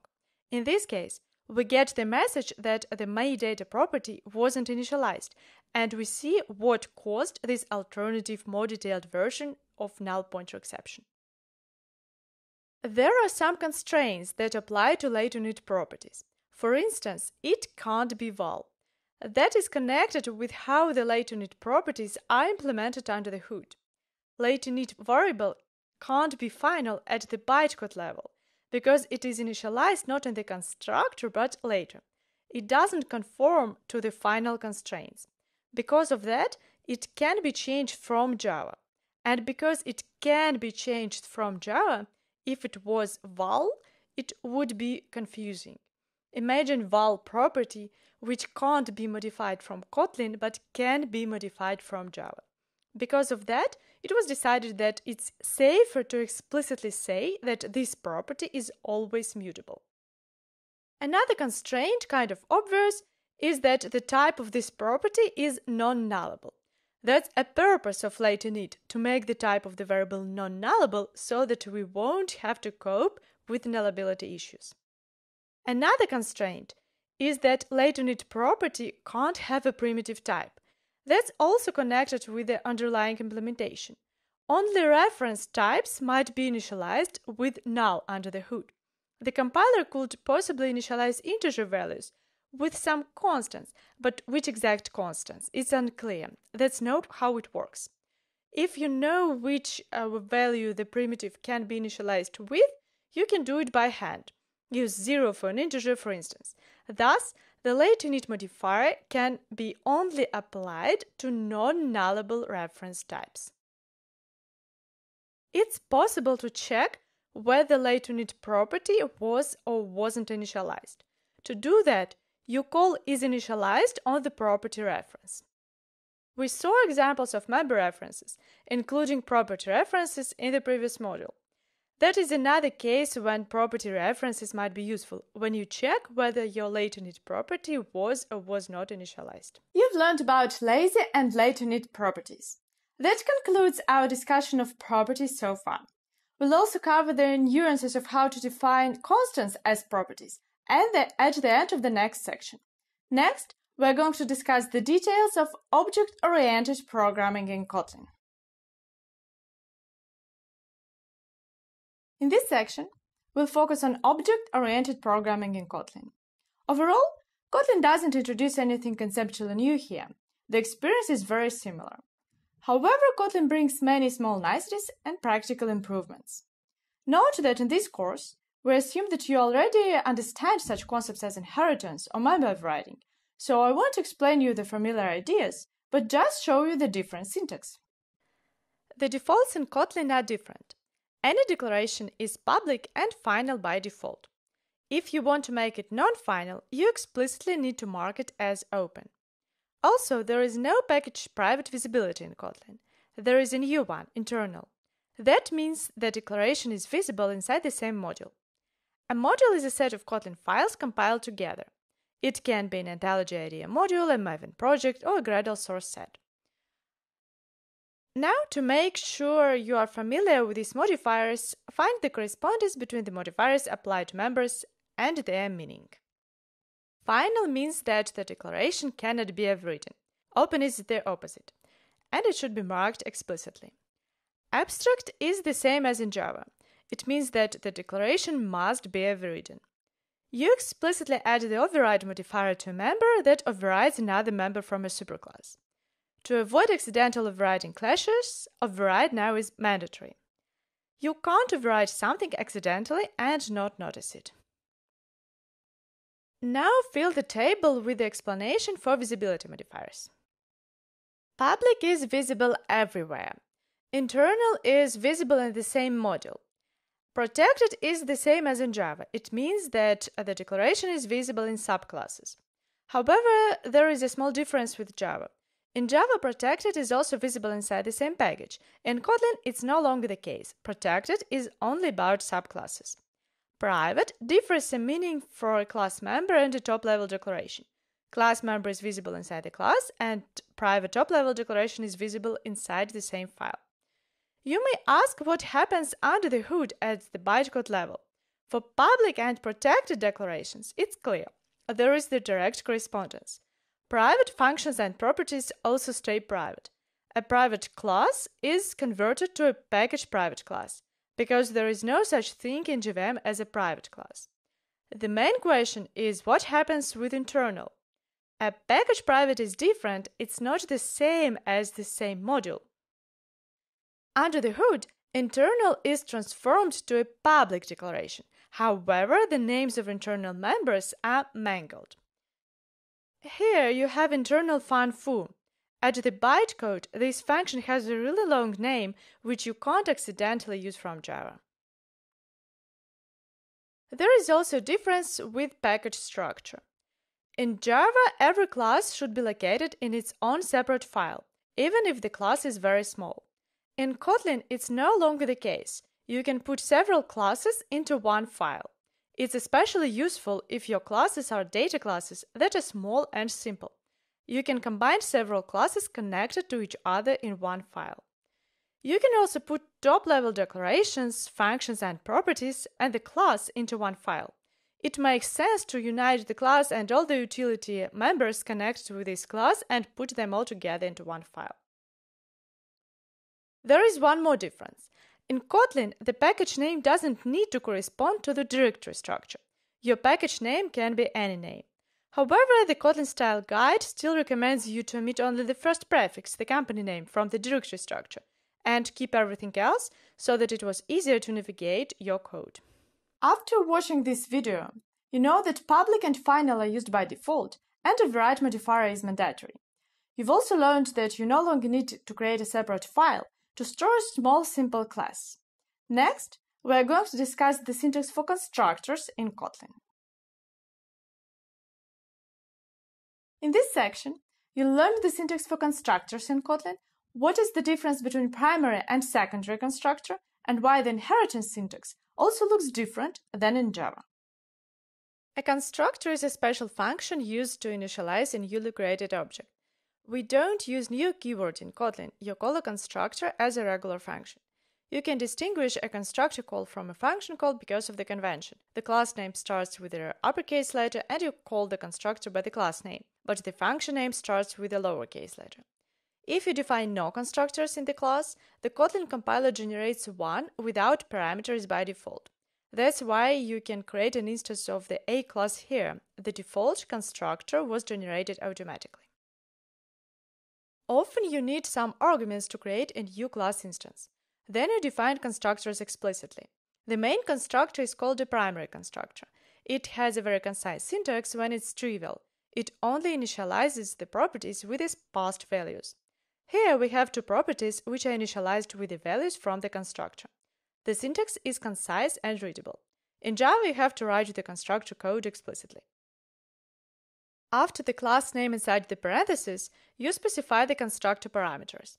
You can put the complicated initialization logic inside the init section, which represents the constructor body. By default, you define properties inside the class body between the curly braces. Here you can see the full syntax. When you initialize the property with the corresponding constructor parameter in the constructor body. When you put val or var before the parameter, that automatically creates a property. Without val or var, it's only a constructor parameter. You can change the visibility of the constructor if needed. In this case, you need to explicitly use the constructor keyword and put it between the class name and the parentheses. You can add private or internal visibility, whatever you need. You can define secondary constructors. If default arguments don't do a job for you, and you need a different argument list, you can do that. Each secondary constructor must call another secondary or primary constructor. You call another constructor using this keyword. Note that if a primary or secondary constructor is present, no default constructor without arguments is generated. The later one is automatically generated only if you define no other constructors. In Kotlin, the syntax to express inheritance is a bit different than in Java. You use colon to replace both extends and implements keywords. The parentheses while extending a class denote the constructor call. If you need to pass any arguments to initialize a superclass, you put them inside these parentheses. Use the super keyword to call the constructor of the parent class from the secondary constructor. The question: in which order the init section of parent and child classes are called? What is printed? There are options child, child parent, or parent child. When you create an instance of a child class, at first, parent constructor is called and parent properties are initialized. Then child constructor is called and child properties are initialized. That works directly as in Java. The subclass inherits all the properties of the superclass, even if it can't access them. To create a correct instance of the subclass, the compiler should initialize all the inherited properties from the superclass, so it calls the superclass constructor. The next question is about overriding properties. What will be printed in this example? 1, 2, or 0? The right answer is surprisingly 0. Now let's understand why. In Java, it's impossible to override fields, and under the hood in Kotlin it's the same. When you override a property, in fact, you override a getter, not a field. For instance, you can override a property that doesn't have a field with a property that has a field. That's totally legal. However, when both a property from a superclass and an overridden property in a subclass have fields, that might lead to unexpected results. Let's see what bytecode is generated for the Kotlin class in our example. As usual, we'll look at the corresponding Java code instead for simplicity. Note two things here. First, the foo getter is trivial, so a field and a getter correspond to the foo property. Then, because the property is open and can be overridden in a subclass, its usage inside the class is compiled to a getter call, not a field call. Now the generated code for the child class. Note that the overridden property in the parent class is also compiled to a field and a getter, and now it's another field. What happens when you create an instance of the child class? At first, the parent constructor is called. The parent constructor initializes the first foo field with 1. But inside the init section, an overridden getter is called, which calls getFoo from the child class. Because the field in the child class is not yet initialized, 0 is returned. That's why 0 is printed here. In the playground right after the video, you'll find another illustration of the problems that can arise if you override a property and try to use it inside the constructor of a superclass. You've learned the syntax for constructors in Kotlin. Next, we'll discuss different modifiers that can be applied to classes. In Kotlin, you can use class modifiers to add new semantics to classes. Modifiers can instruct the compiler to generate new methods or introduce additional constraints. In this video, you'll learn the details about enum and data classes. Enum class represents an enumeration, like in Java. If you need a class with a fixed number of values, you can define these values as enum constants. The difference with Java is that now enum is not a separate instance, but a modifier before the class keyword. The most common way to work with enum constants is to use when expressions. You specify the actions that should be done for different enum constants. As a reminder, by default, you access enum constants by their full names.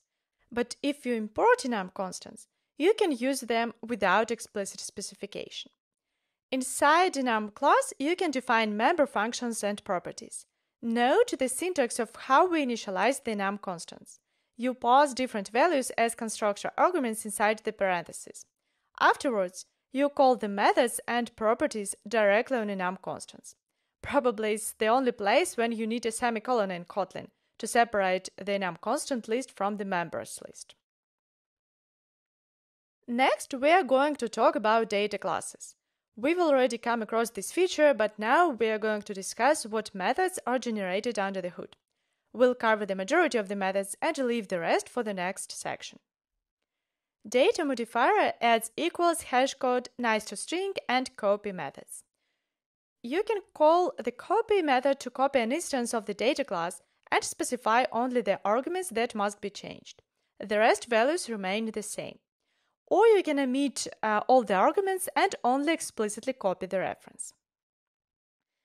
In Java, everyone knows that one needs to call the equals method instead of the double equal sign. Otherwise, you get the reference equality instead of comparing the contents in the case when equals is redefined. In Kotlin, it's no longer the case. By default, when you use the double equal sign, it calls equals under the hood. If your class redefines equals, it will compare the elements in a meaningful way. If you still need reference equality for some reason, you can use the triple equal sign. The question for you is, what will be printed here? The only difference is that the second class is defined as data class. The right answer is the third one. Let's try to understand what's going on here.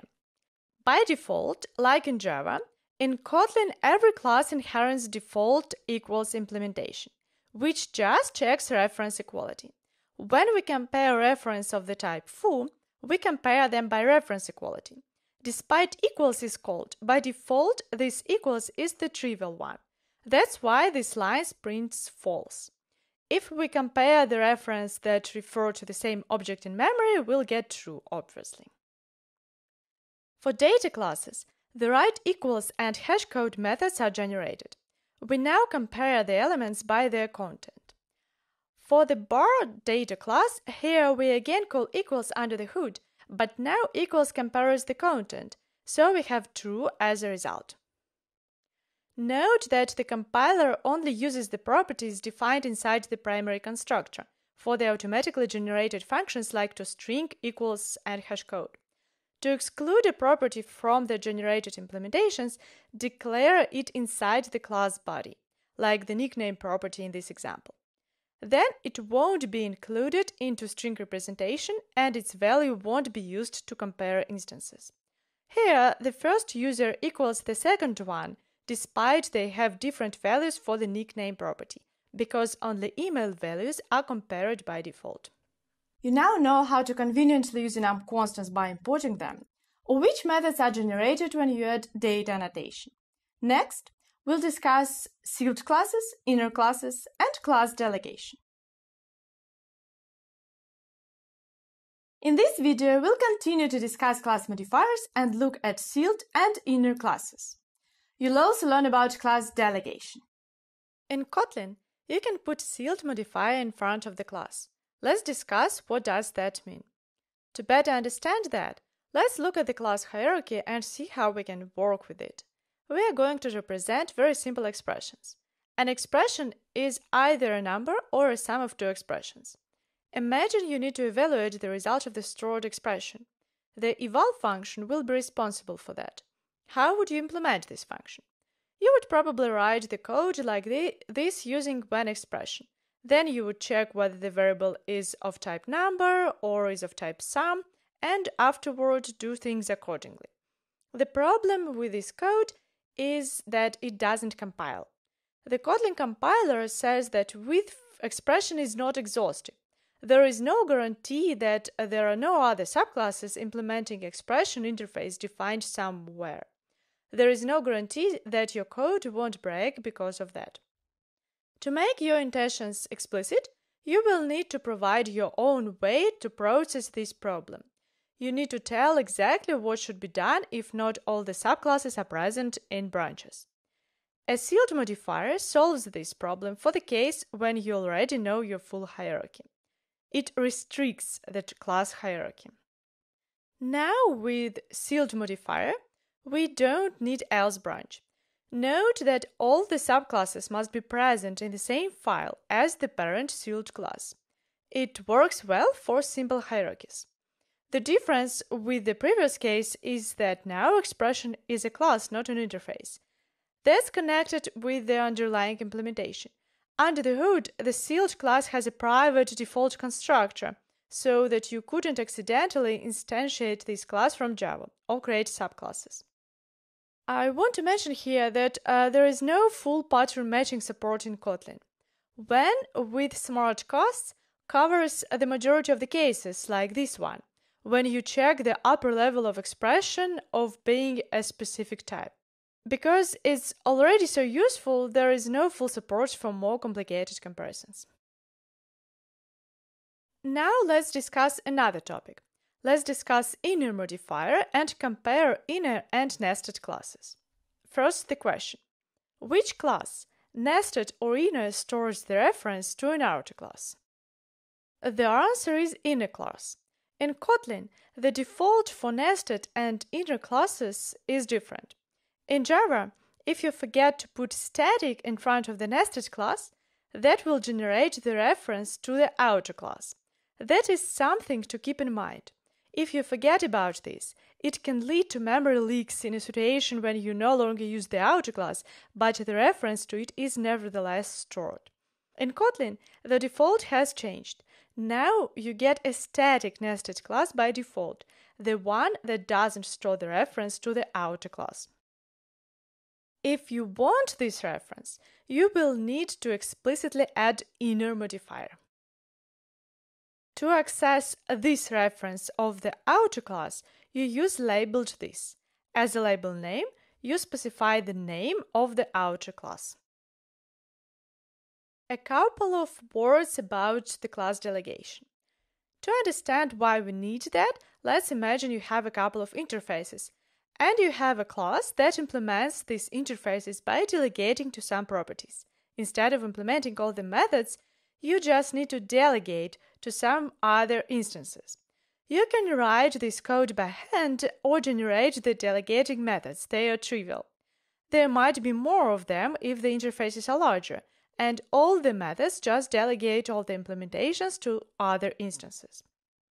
By using class delegation, you can express the same logic simply by saying, I want to implement this interface by delegating to this instance. This by means by delegating to the following instance.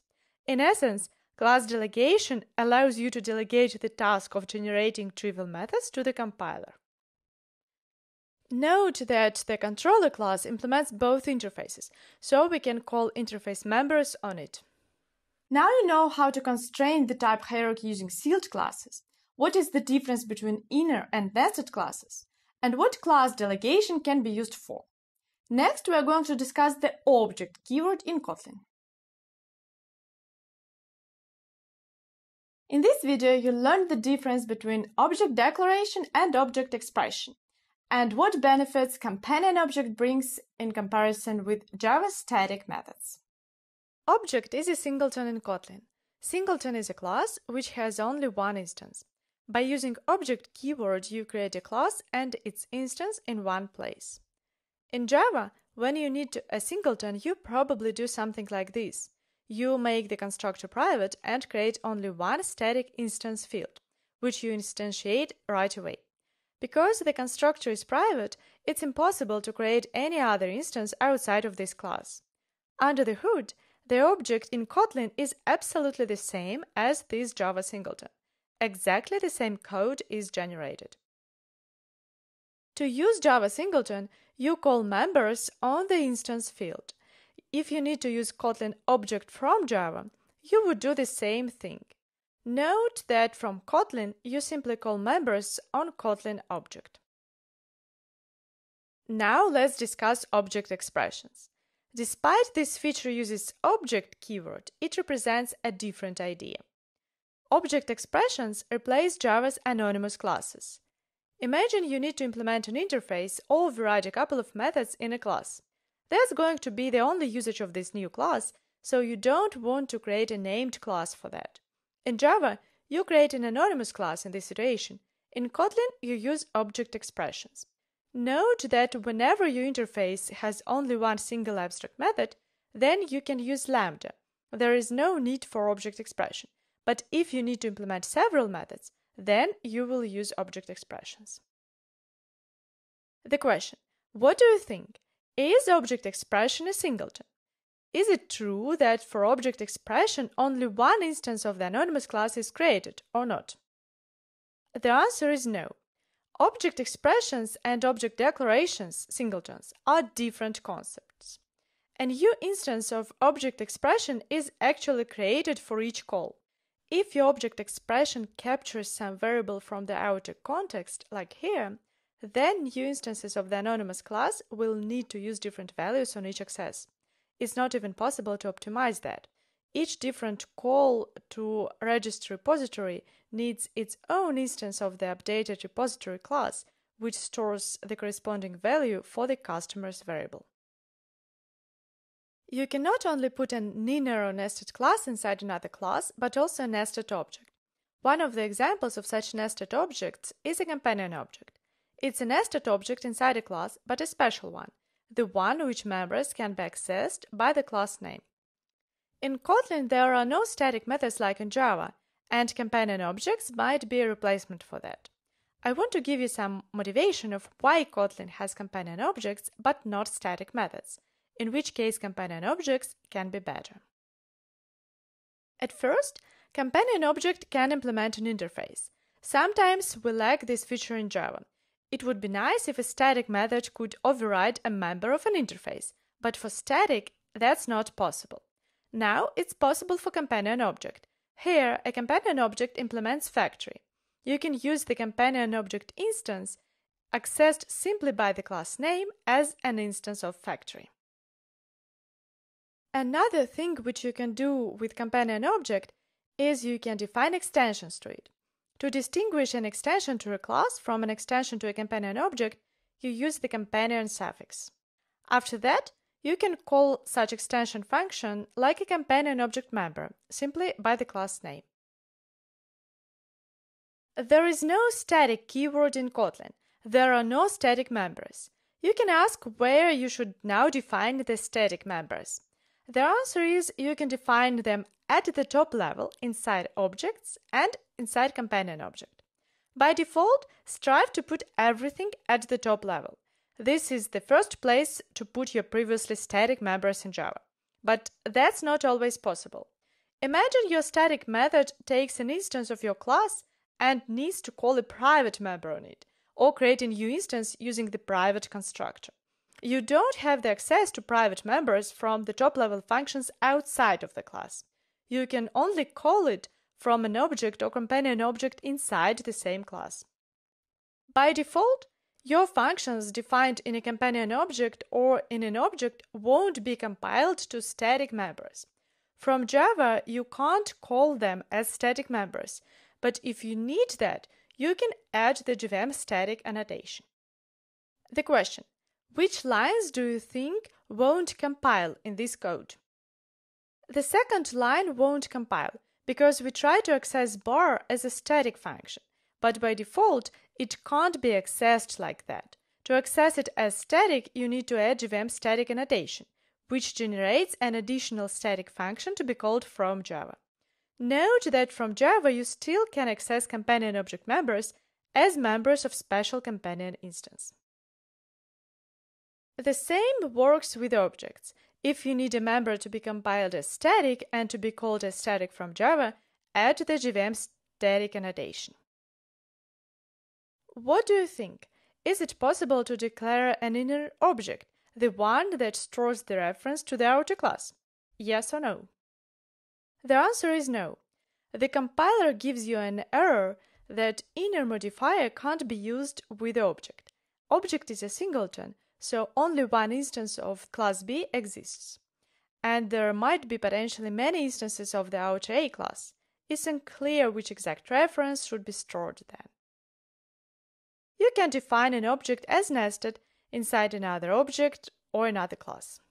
You now know that object declaration is a singleton, object expression corresponds to a Java anonymous class, and JVM static annotation makes an object member visible as static from Java.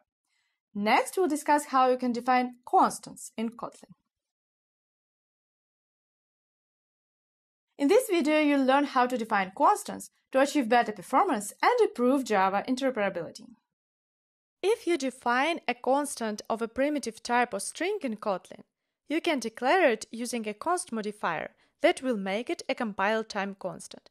For reference types, if for some reason you don't want to generate getters under the hood, you can apply the JVM field annotation that will instruct the compiler to generate only the field. In Java, if a primitive type or a string is defined as a constant and its value is known at compile time, the compiler replaces the constant name everywhere in the code with its value. Then it's called a compile time constant. In Java, the rules for what is a constant are rather complicated. In Kotlin, all the compile time constants are marked explicitly. When you add const to a property, that makes it a compile time constant.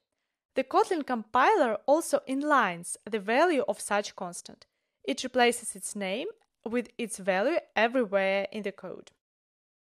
Note that it works only for primitive types and strings. JVM field exposes a property as a field. It makes it public if a property is public. Then this field can be accessed from Java. It's useful for some frameworks that need public fields available. After you apply JVM field annotation, no getter is generated for read-only property and no setter if the property is mutable. Here, prop is a top-level property, so applying JVM field is the same as defining static field directly. Note that you can also want to eliminate accessors for performance reasons. JVM field makes a property static if used at the top level or inside object. If used inside a regular class, the regular field will be generated. To better understand how it works, there is a question. Which declarations will expose answer as a static field when used from Java? There are options with JVM static, JVM field, or const. The right answer is JVM fields or const, not JVM static. When you simply define a property inside an object, then it becomes available from Java only via getter because the field by default is private. And the getter is only available as a member of instance field. To make it available as a static member, you can apply JVM static annotation. In this case, however, you can only access the getter as a static member, not the field. That means it doesn't make sense to apply JVM static to properties. To expose the field, apply the JVM field annotation. In the case of primitive types and strings, you can use const modifier. The next question is, which declarations will inline the value in the resulting bytecode? That means the compiler will substitute the value instead of calling this property. Again, the same options. The right answer is the const modifier. That's exactly what the const does. With JVM static, the compiler calls the getter under the hood. With JVM field, the compiler calls the field. Only const property in the resulting bytecode will be replaced with the actual value. The last question kind of duplicates the first one. The difference is that now it's about a top-level property. Which declaration will expose a top-level property as a static field if used from Java? The answer is JVM field and const, as we've already discussed. If you declare a property at the top level, it will be accessible only by the getter. JVM field eliminates the getter, and const does the same. In this video, we'll discuss generics. As in Java, you can define an interface or a class with a generic parameter. Then, when you use this class, you substitute a specific type instead of a parameter. Here, we define functions that work separately with a list of ints or a list of strings. If your function should work with all generic types, rather than with a specific type like a list of ints, you can make the function itself generic.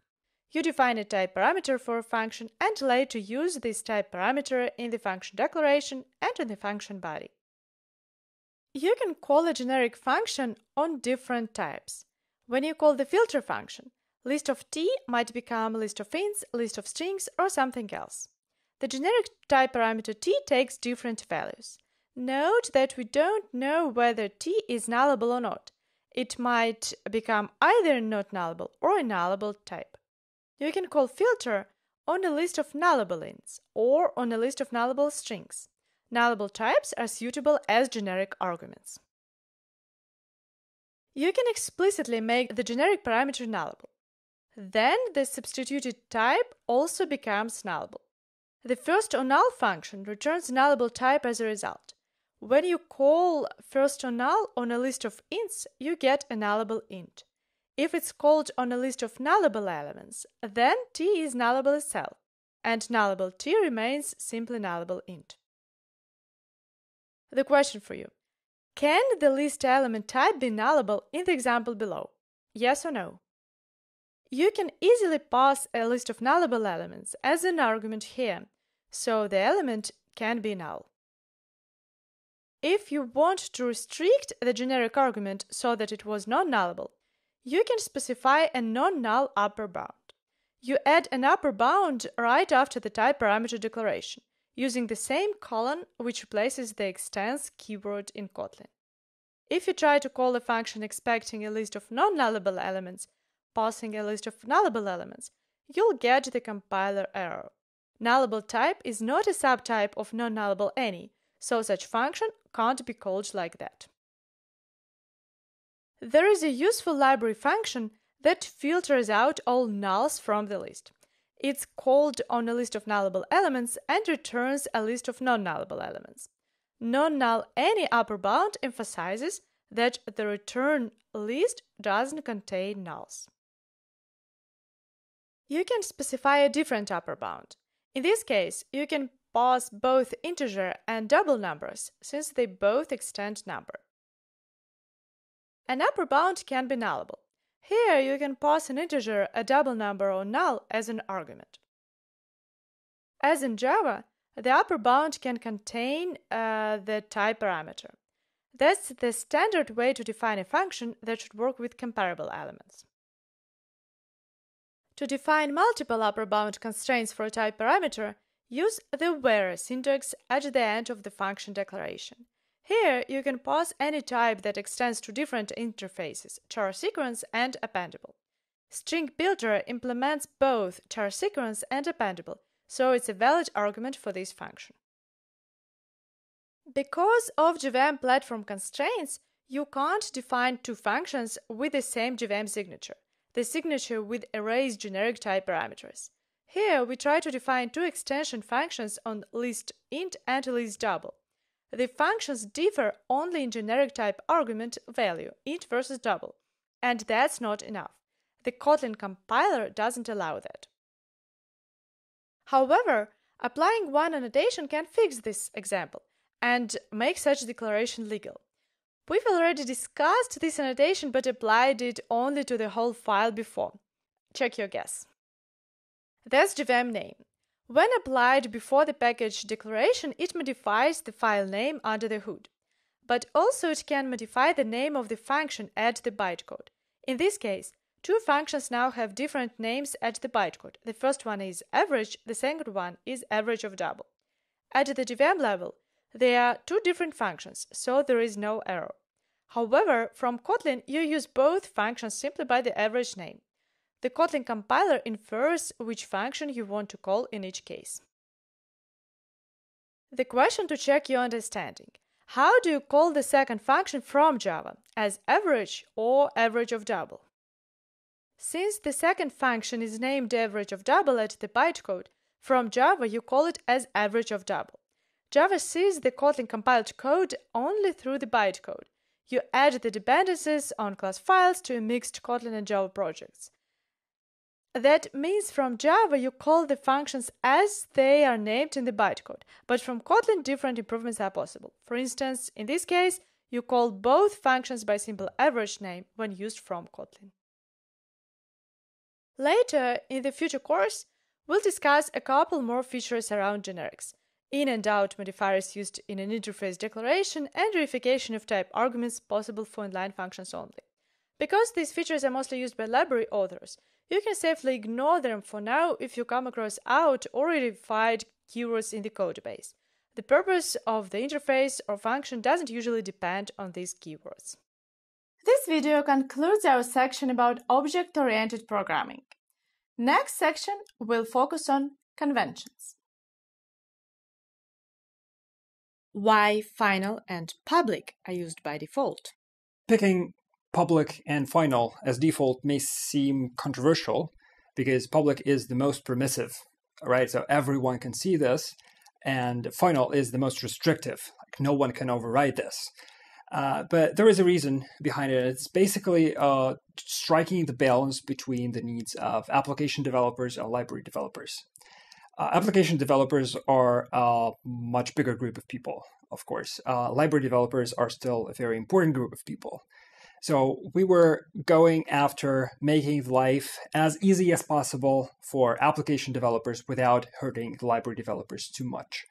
So for a library developer, it's very important to control how visible your API is, because if you accidentally publish anything, then it's very hard to take it back, right? And same for making things overwritable. If you make something open accidentally, it's a problem for a library. While in the application code, it doesn't matter that much because nobody depends on you. You can easily change it back. Well, it does propagate through a big project. Like if you have a huge multi-module project, then one module is a library for another. And it gets more and more important, but still, it's a lot less of an issue in terms of retroactively taking things back. So we were looking at many use cases in application code and library code. And just decided on the most common things. So most commonly, public is the best choice for application code. Most commonly, final is the best choice as well because it enables things. So public just makes things visible. But final also enables language features like smart-casts. For example, if you have a val that's a member in a class, and it's just a simple thing, stores the value in the backing field. If it's open, you can't smart cast it because you can't be sure that it's not overridden and not computed somehow. But if it's final, you can smart cast it, and it makes the usability at the call site much better. So this is why final. And public is just the most popular visibility for declarations in application code bases. It wasn't an easy choice. It was debated till the very end, till right before Kotlin 1.0 was published. But I think we did find the right balance here, although it's an inherently debatable thing. So it's a very tightly constrained problem. Why there is no full pattern matching support in Kotlin? Well, Kotlin's pattern matching capabilities are very limited. Well, strictly speaking, we don't have a pattern matching as a language feature at all. What we have is a when expression plus smartcasts, which covers a lot of functionality of pattern matching, at least for simple use cases. And it turns out that most use cases out there are simple. So it was basically a pragmatic language choice. We decided not to introduce a lot of syntax and a lot of other language machinery to have full pattern matching. What we sacrificed was the ability of matching deeply nested structures. But it turns out that our users, a lot of them at least, can be really happy with what we have. So our idea in the beginning was that we better try first without pattern matching and see how needed it is so that we can add it later. We still have the design. We can introduce it in a later language version, but so far it hasn't been the most desired feature among the things we don't have. So I think if pattern matching makes it into Kotlin, it will be at some time later. We'll have more interesting things to add before that. Why companion objects? So this all starts with our issues with statics. If you think about it, there is something strange about a member in a class that is not actually calling its instances. You end up with classes full of only statics and no instance members at all. These classes are not really instantiated ever, so they are not proper abstractions. We wanted to get rid of this in Kotlin, and this is why we have top-level functions. So you can put all your utilities at the top level and not create classes that are not really types or not intended to be instantiated. But then you may need to call something on the class name, say class.something. And to facilitate that, we use the idea of companion objects when you can attach a singleton to a class so that its members are called in the class name. This abstraction is somewhat more powerful because such an object can extend other classes or implement interfaces, so there is more code reuse to it. And also it has a type, so you can define an extension for some class's companion object. Thus, you have more flexibility defining new API members on the class name outside of the class itself. In this section, you'll learn how to improve the experience of working with custom classes via operator overloading and other conventions. In Kotlin, you can use the syntax of arithmetic operations not only for primitives or strings, but for custom types as well. You define a function, a member or an extension with a specific name and mark it as operator. Then you can use the concise syntax for working with your custom type. The operator keyword is important here.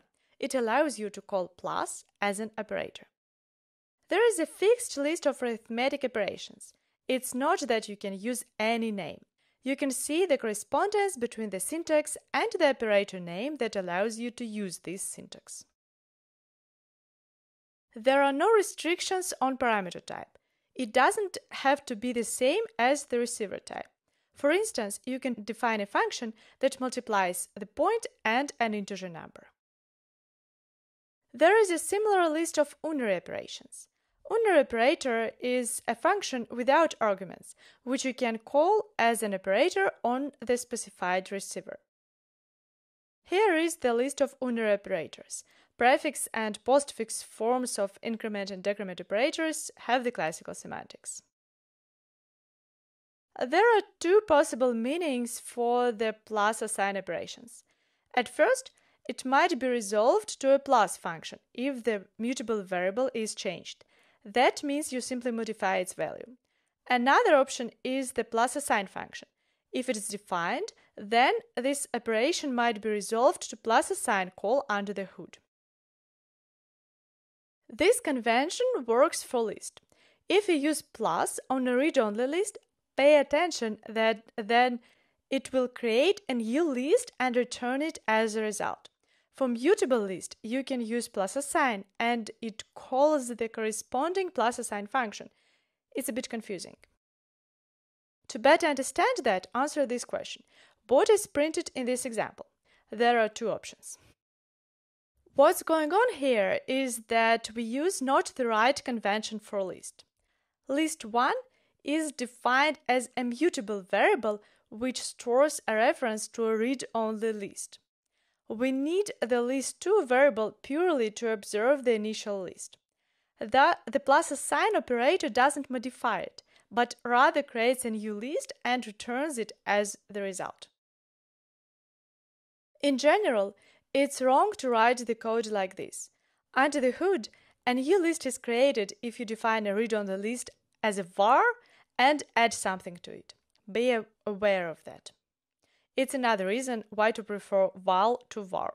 Such a mistake can be done by someone new to Kotlin. If we replace list_of and var with mutable list_of and val, then we get what we expect.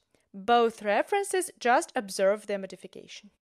Now you know how to define arithmetic operations for your custom classes. Next, you see how you can add comparison operations accessing by index and what other conventions are supported. In this video, you'll learn that many things that may look like built-in language constructs, like accessing map elements using square brackets, actually work via conventions, and the same syntax might be supported for your custom classes. In Kotlin, you can compare strings using this nice syntax, and not only strings, but any classes that define comparator method. Under the hood, the comparison operators are all compiled using the comparator method comparisons. Note that if your class implements comparable interface, then you can automatically compare its instances using this nice syntax. Equality check, as we've already discussed, is compiled to calling equals under the hood. It not only invokes equals, but also correctly handles nulls. You no longer need to remember to check a variable for being not null before equality check. When you access elements by index, that also works through a convention. Under the hood, the get and set methods are called. You can define get and set operator functions as members or extensions for your own custom classes. Note that you can put several arguments inside square brackets. In also works through a convention. When you check whether an element belongs to a map, a list, or a range, under the hood contains is called. Creating a range is another convention. Whenever you use the double dot syntax, you actually call the range to operator function. That means you can support the same syntax for your custom classes. For loop iteration also works through a convention. In Kotlin, you can iterate over a string. I've told you that Kotlin string under the hood is a regular Java-lang string, but Java-lang string doesn't implement iterable interface, so in Java you can't iterate over it. In Kotlin, that's possible because we can define this iterator operator as an extension function. Destructuring declarations allow you to define several variables at once by assigning one expression and automatically destructuring it. We've already seen the examples of destructuring declaration syntax in the course. Here, in both cases, we initialize two variables using one pair, and the pair components are automatically assigned to the first and the second variables. The similar destructuring works in a for loop or for Lambda argument. Note that you always put the several variables that you want to initialize after the destructuring inside parentheses. That all works through a convention. Under the hood, the assignment syntax is compiled to calling component 1, component 2, etc. functions. Whenever the expression has the right number of operator component and functions, it can be used as the right-hand side for destructuring in initialization, also in a for loop or inside a Lambda. The Kotlin compiler generates the code using component functions. Note the difference between declaring two parameters and declaring a destructuring pair inside of a parameter. You always surround with the parentheses the variables which are the result of the destructuring. Note that iterating over a list with its index also works using destructuring declarations.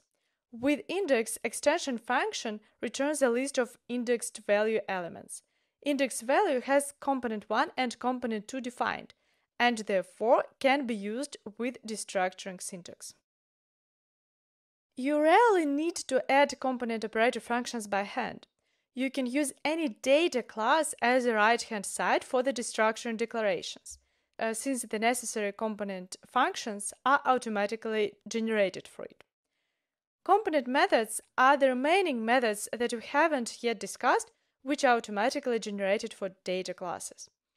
The order of the destructured variables is set. For data class, the compiler simply follows the order of the constructor val arguments. Note that you can omit one of the new variables if you are not going to use it. Put underscore instead of its name. Then it takes part in destructuring, but the variable is not created.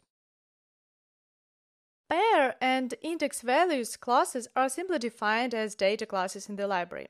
That's why the destructuring syntax works for them. The question: after declaring which function, you can use the following nicer syntax for your custom board class. The options are: it's enough to add set extension function, you need operator get function in this case, or operator set function. The right answer is operator set function. You need the operator keyword to make the syntax work, so the second function is not enough. In this case, we use the syntax for modification, and that's the set operator. Note that as for regular functions, the types don't need to be exact. You easily can define parameters of any type and pass ints as arguments. When you define set operator, no additional get operator is required. This short syntax is replaced with the direct set function call in the bytecode. Another question: which elements do you think can be compared using these comparison operations? And there are options: all primitives like int, double or boolean, strings, elements implementing a variable interface, or elements that define member or extension operator function compared to. Note that several options might be true here. We can't compare booleans by this syntax. What is greater, true or false? That doesn't make any sense. All the rest elements can be compared using this syntax. Because the conventions work through extensions, you can define an extension function compared to your class and implement the necessary logic there. Imagine for the purpose of your algorithm, you need a specific way to compare, for instance, points. If point implements comparable, then the comparison logic becomes available everywhere. But if you define the comparator extension, you can make it private or internal in your module, so that it was available only for the purposes of your algorithm. Then the operator syntax isn't visible for other parts of your application that use the same point class. That's a powerful way to limit visibility, but make things convenient enough for some small parts. You can ask how it works with Java, whether it's possible to use Java classes via the same conventions. The answer is yes. Operation syntax works for all Java methods with the right signature. In Java, there is no operator keyword, but if Java method happens to be named in the right way and to have the right signature, you can use the operator syntax for it when you use this Java class from Kotlin. If a method is called differently, you can always add an extension and use it from Kotlin in a nicer manner. You've learned a language mechanism called conventions that allows you to use language constructs like accessing by index or for loop iteration with your custom types. This discussion completes the module. The next module will return you to the topic of functional operations on collections, and we'll discuss how they may work under the hood, what are sequences, and when to prefer sequences over collections. Also, we'll discuss the correspondence between Kotlin and Java types. Can you give some use cases when to use and when not to use operator overloading? Operator overloading is a very powerful mechanism, but with a lot of power comes a lot of responsibility. And this is why Kotlin only provides a very restricted version of operator overloading. For example, you cannot invent your own new operator or alter precedence of existing operators. All you're allowed to do is overload a predefined set of operators. These are mostly related to arithmetic, indexation, comparison, so on and so forth. So it can be very tempting to abuse this and make up your own syntax, so to speak. Like, for example, one can think of a path class that uses a slash operator for concatenation, making like Linux-like /separated path objects. But I would say that this is already an abuse of the language mechanism. So you're supposed to use slash for division and plus for sums or concatenation, so on and so forth. So my advice would be to only use operator overloading on the abstractions that have natural, commonly acknowledged operations signified with the symbols we have in the language. So use it with care, and it will provide for a readable, intuitive code. Why does Kotlin rely on naming conventions and not interfaces? Customizable language constructs are very useful. Iteration is an archetypical example of this, where you have a for loop that's customizable through a user-provided iterator, for example. And there, Kotlin relies on naming conventions and not interfaces, like Java does. There are reasons to it, and one is that such an iterator method or any other convention-provided operator can be supplied through an extension, which makes it possible to add these things to classes not under our control. For example, classes sitting in libraries or JDK or something in a different module, something that I cannot simply add a method to, at least easily. So that's one important reason. And the other is it again provides a way of decoupling the additional operations, utility things, from the essence of the abstraction. So if iteration, for example, is not an intrinsic part of your class and just a convenience, you can put it into an extension and separate from the clean interface you keep with your members. So two ideas, minimal abstractions and extending existing code, basically the same as we have for keeping extensions in the language. Let's discuss how rational assignment can be implemented. The first question you probably ask yourself when starting to implement this assignment is when and where to perform the normalization. Two rationals in a non-normalized form must be equal to each other. For instance, 1/2 might be represented as 2 divided by 4 as well as -1 divided by -2. The normalized form is 1 divided by 2. You might decide to store the fraction in a normalized or non-normalized form, define the rational class as data class or not, and perform normalization in a primary constructor or outside of the class. Let's discuss and compare these choices. To perform the normalization, you find the great common denominator of numerator and denominator, and divide both numerator and denominator to it. For instance, in this example, the great common denominator of 6 and 14 is 2. So we divide both 6 and 14 by 2 and get 3 divided by 7 as a result. The code of the normalized function does exactly that. To find the great common denominator of two numbers, we use the GCD method on big integer mentioned in the assignment description. Note, however, that in the normalized form, the denominator is always positive. Only the numerator can be negative. Thus, if the initial denominator is negative, we need to change the sign of both numerator and denominator.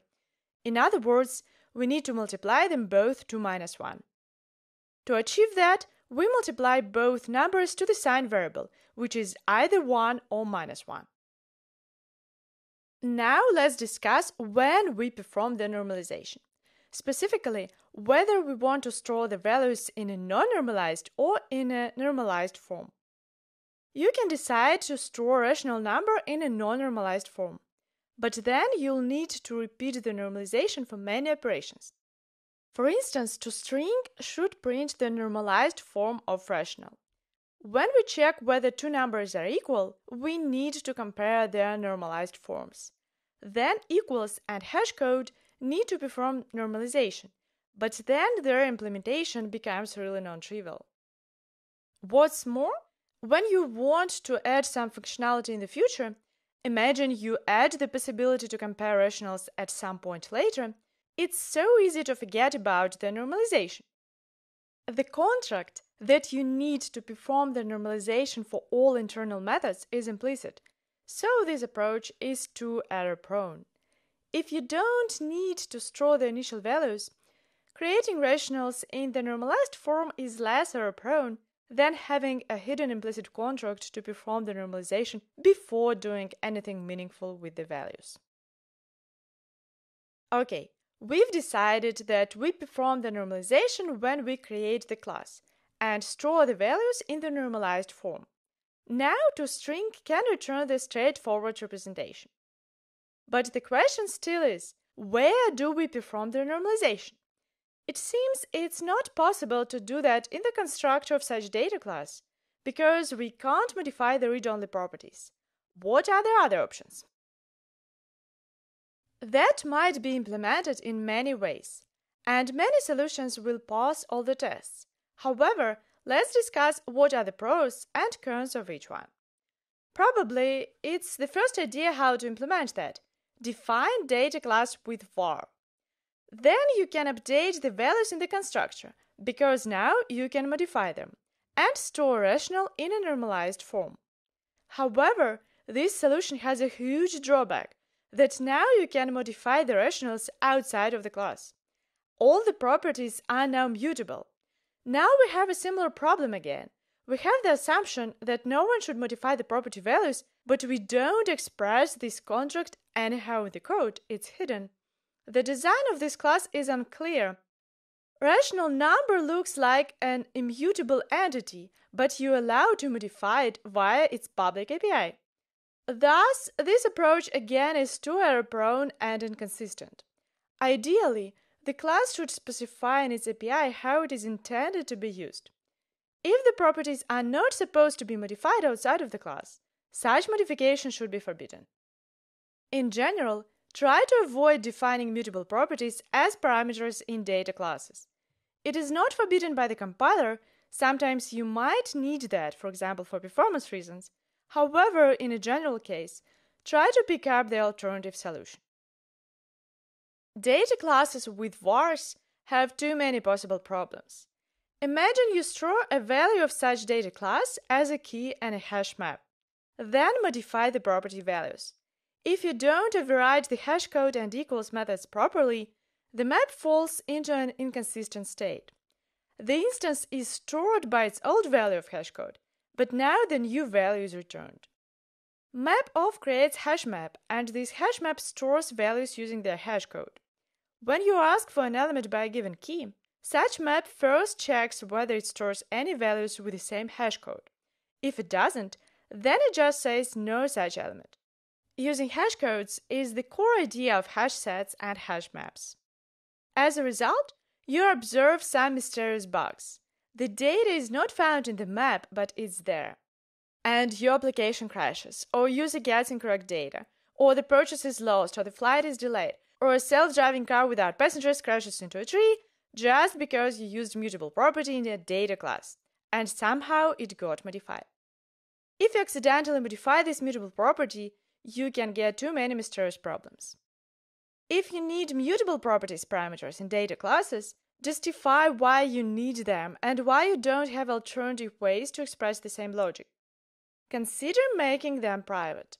And don't forget to redefine equals and hashcode so that the modification didn't change the state. Note that if a mutable property can be excluded from equals and hashcode, then you don't need to define it as a constructor parameter at all, because all the properties inside the body are excluded automatically. Probably you simply don't need data class with mutable properties, just a regular class instead. Let's return to our assignment. Where to put the normalization then? You can move the normalization logic outside of the class and say one needs to create rationals only by special means. It works, but the problem is that it's too easy to create a non-normalized version of rational. You have to be very attentive that you don't invoke rational constructor and you only create rational via this additional method. For me, it also looks error-prone because again we have a hidden construct that is not expressed in the code. Here the construct is use the createRational method to create instances of rational class. But this construct isn't clear from the code. Even if you add the command, no one reads the commands while browsing through the available methods in the completion, and the method will definitely be called by someone someday. What can we do here? We can make the constructor private. In this case, we show explicitly that this class is intended to be created by some other function. Now this construct is explicit, so can't be accidentally broken. You just can't call the constructor, it's not visible in the API. We moved the create and normalize functions to companion object. We call a private constructor inside the companion object, and now it's impossible to create a non-normalized version of rational outside of this class. Of course, you have to be careful and call only createRational methods inside the class. However, if you write this code, you'll see the warning that private data class constructor is still exposed via the generated copy method. In this case, we can suppress this warning. Note that you can simply call an intention in IntelliJ IDEA. You don't need to look up the warning name to suppress it. The next solution is to define a known data class. In this case, you can perform all the normalization inside the constructor, because you define constructor parameters and properties that store a numerator and a denominator separately. Now you can use the normalized values of the constructor parameters to initialize the properties. The normalization takes place inside the init section. This solution is also a good one. However, don't forget about equals and hashcode here, because we need to compare instances. For data classes, we have equals and hashcode generated by the compiler. Here, it's not the case, so we have to write them by hand. Note that IntelliJ IDEA can generate them automatically. There is no need to implement them by hand. Just choose to generate equals and hashcode. Don't forget about the hashcode. They must be consistent. That's why IntelliJ IDEA nicely suggests generating both of them at once. What happens if we forget about hashcode? For instance, we redefine only equals without hashcode. The smaller question for you that helps to answer the first question is, what will be printed in this example? The answer is null. At first, these two rationals, 1/2 and 2/4, seem to be equal, because equals returns true, However, if we put these rationals in a map, we get null as a result because these values have different hash codes, and map decides that there is no element with the same hash code. Another thing I want to mention about implementing rational is the idea of checking prerequisites. If the denominator is 0, we need to throw a legal argument exception. Require does exactly that. You call require and tell which conditions must be satisfied. Then require throws a legal argument exception with a specified message if the prerequisite is not satisfied. By the way, note that you can import the constant and use it by name. If the constant name is self-descriptive and is clear from the context, you don't need to use the whole specification. You can import the constant name. Then we need to implement a convenient way to create rationals. Note how we've defined an infix extension function for basic types. Making this function infix allows us to use this nice syntax. In order to implement operators, you define them as operator functions and simply follow the formulas. In this case, the operator functions are member functions which are defined inside the rational class. Here, the numer and denom variables refer to member properties. You can also define operator functions as extensions. It's more a matter of choice. The same for plus and minus operators, then times and division. They all can be either members or extensions. Note that in Kotlin, you can use operator syntax for big integers as well. You don't need to call explicitly times and plus. The operator syntax works. The necessary operator functions are defined in the Kotlin standard library. To compare two rational numbers, we again use the formula. Note that the easiest way to make all the comparison operators available for the class is to implement the comparable interface and its comparator method. There is no operator modifier because it's an overridden method here. Note that you don't need to create the separate class rational range. Belonging to range automatically works if your class implements comparable. The Kotlin standard library contains the closed range interface and its comparable range implementation. Whenever you use double dot syntax on two comparable elements, an instance of the comparable range is automatically created, and you can check for belonging to this range. The last thing I wanted to talk about is converting a string to a rational number. I'm showing you one way to implement it, but note that there are also other possible ways. At first, you need to check whether there is slash in this string. If it's missing, you expect an integer number and create a rational from it. Otherwise, you split the string and create a rational using both numerator and denominator. The first thing we can improve here is the result of the split function. We can use distraction declaration syntax while having list or array on the right-hand side. Several first component functions are defined for them. The first element will be assigned to the first variable, the second element to the second variable, and so on. Now it looks a bit nicer, because we give explicit clear names for these two parts. The next thing that should be improved in this function is throwing the clear error message if the output is not correct. If we call this function on the wrong output, we'll get number format exception. But we prefer legal argument exception with a clear message, expecting rational the corresponding form but was this string. It's the more clear message saying exactly what's going on. We can use two-big integer or null instead of two-big integer. If null is returned, then we throw a legal argument exception with a detailed message. However, there is some repetition here, because we need to repeat throwing the same illegal argument exception 3 times. We can extract it to a function. In Kotlin, you can extract throwing an exception into a separate function. You only need to define the type nothing for that. We are discussing the nothing type in detail in the last module in this course. However, there is still some repetition. We repeat here two-big integer or null call, and then the fail function call 3 times. We can improve it even more.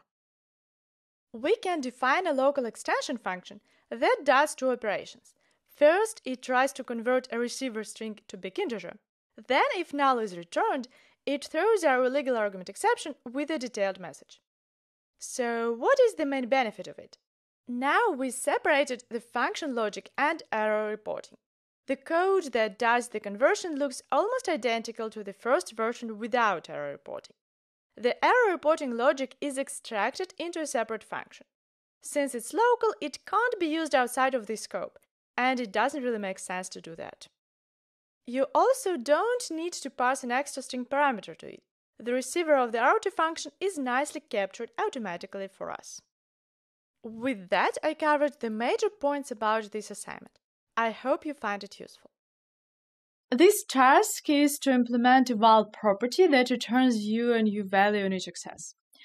One way to do that is to define another variable, another property, and while returning it, also modify it. For instance, we can count how many times this property was called, and you see that it returns us a different value on each access. Another solution would be to simply use random.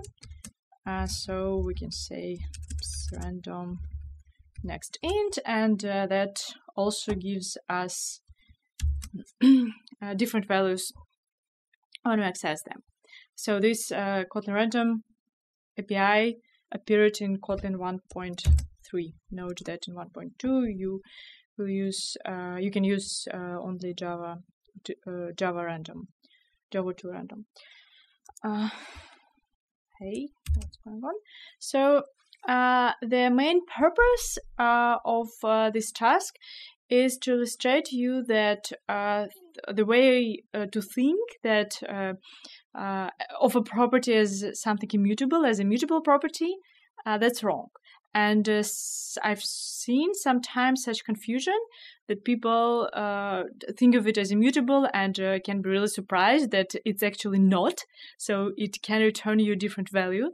And that's why it's more convenient to think of a property of a val property as read-only property. And that's why we use these terms to avoid confusion. And the thing is that it just means that you cannot reassign it. So this corresponding property doesn't have a setter, but you can do whenever you want inside the corresponding getter for val. This task allows you to better understand how latent properties work. At first, we need to write the code in a way that an exception was thrown. That's very easy. We just need to forget to call setup. And in this case, we see an exception that our latent property value has not been initialized. And that's a rather clear exception because it clarifies what went wrong. And also, such exception, you may find it if setup was wrong or you forget about something, but it won't happen unexpectedly because of wrong input or so. So it's not that bad as regular null pointer exception. And to fix it, you simply call setup method in the right place. And probably usually it's happen automatically by using a framework. But in this case, now everything works. Our task here is to add something to the implementation of the A class so that null pointer exception was thrown. This example illustrates a rare case when null pointer exception is still possible in Kotlin, in pure Kotlin. When you mix Kotlin and Java, you can have null pointer exceptions. We discuss the details, how it works in the next module, and also we'll discuss how to possibly prevent that. This example illustrates null pointer exception in pure Kotlin code. However, with a warning, so Kotlin compiler still tries to warn you against possible problems. And we'll discuss what's the problem here. To get null pointer exception here, you simply call any member on value. For instance, we can call lens.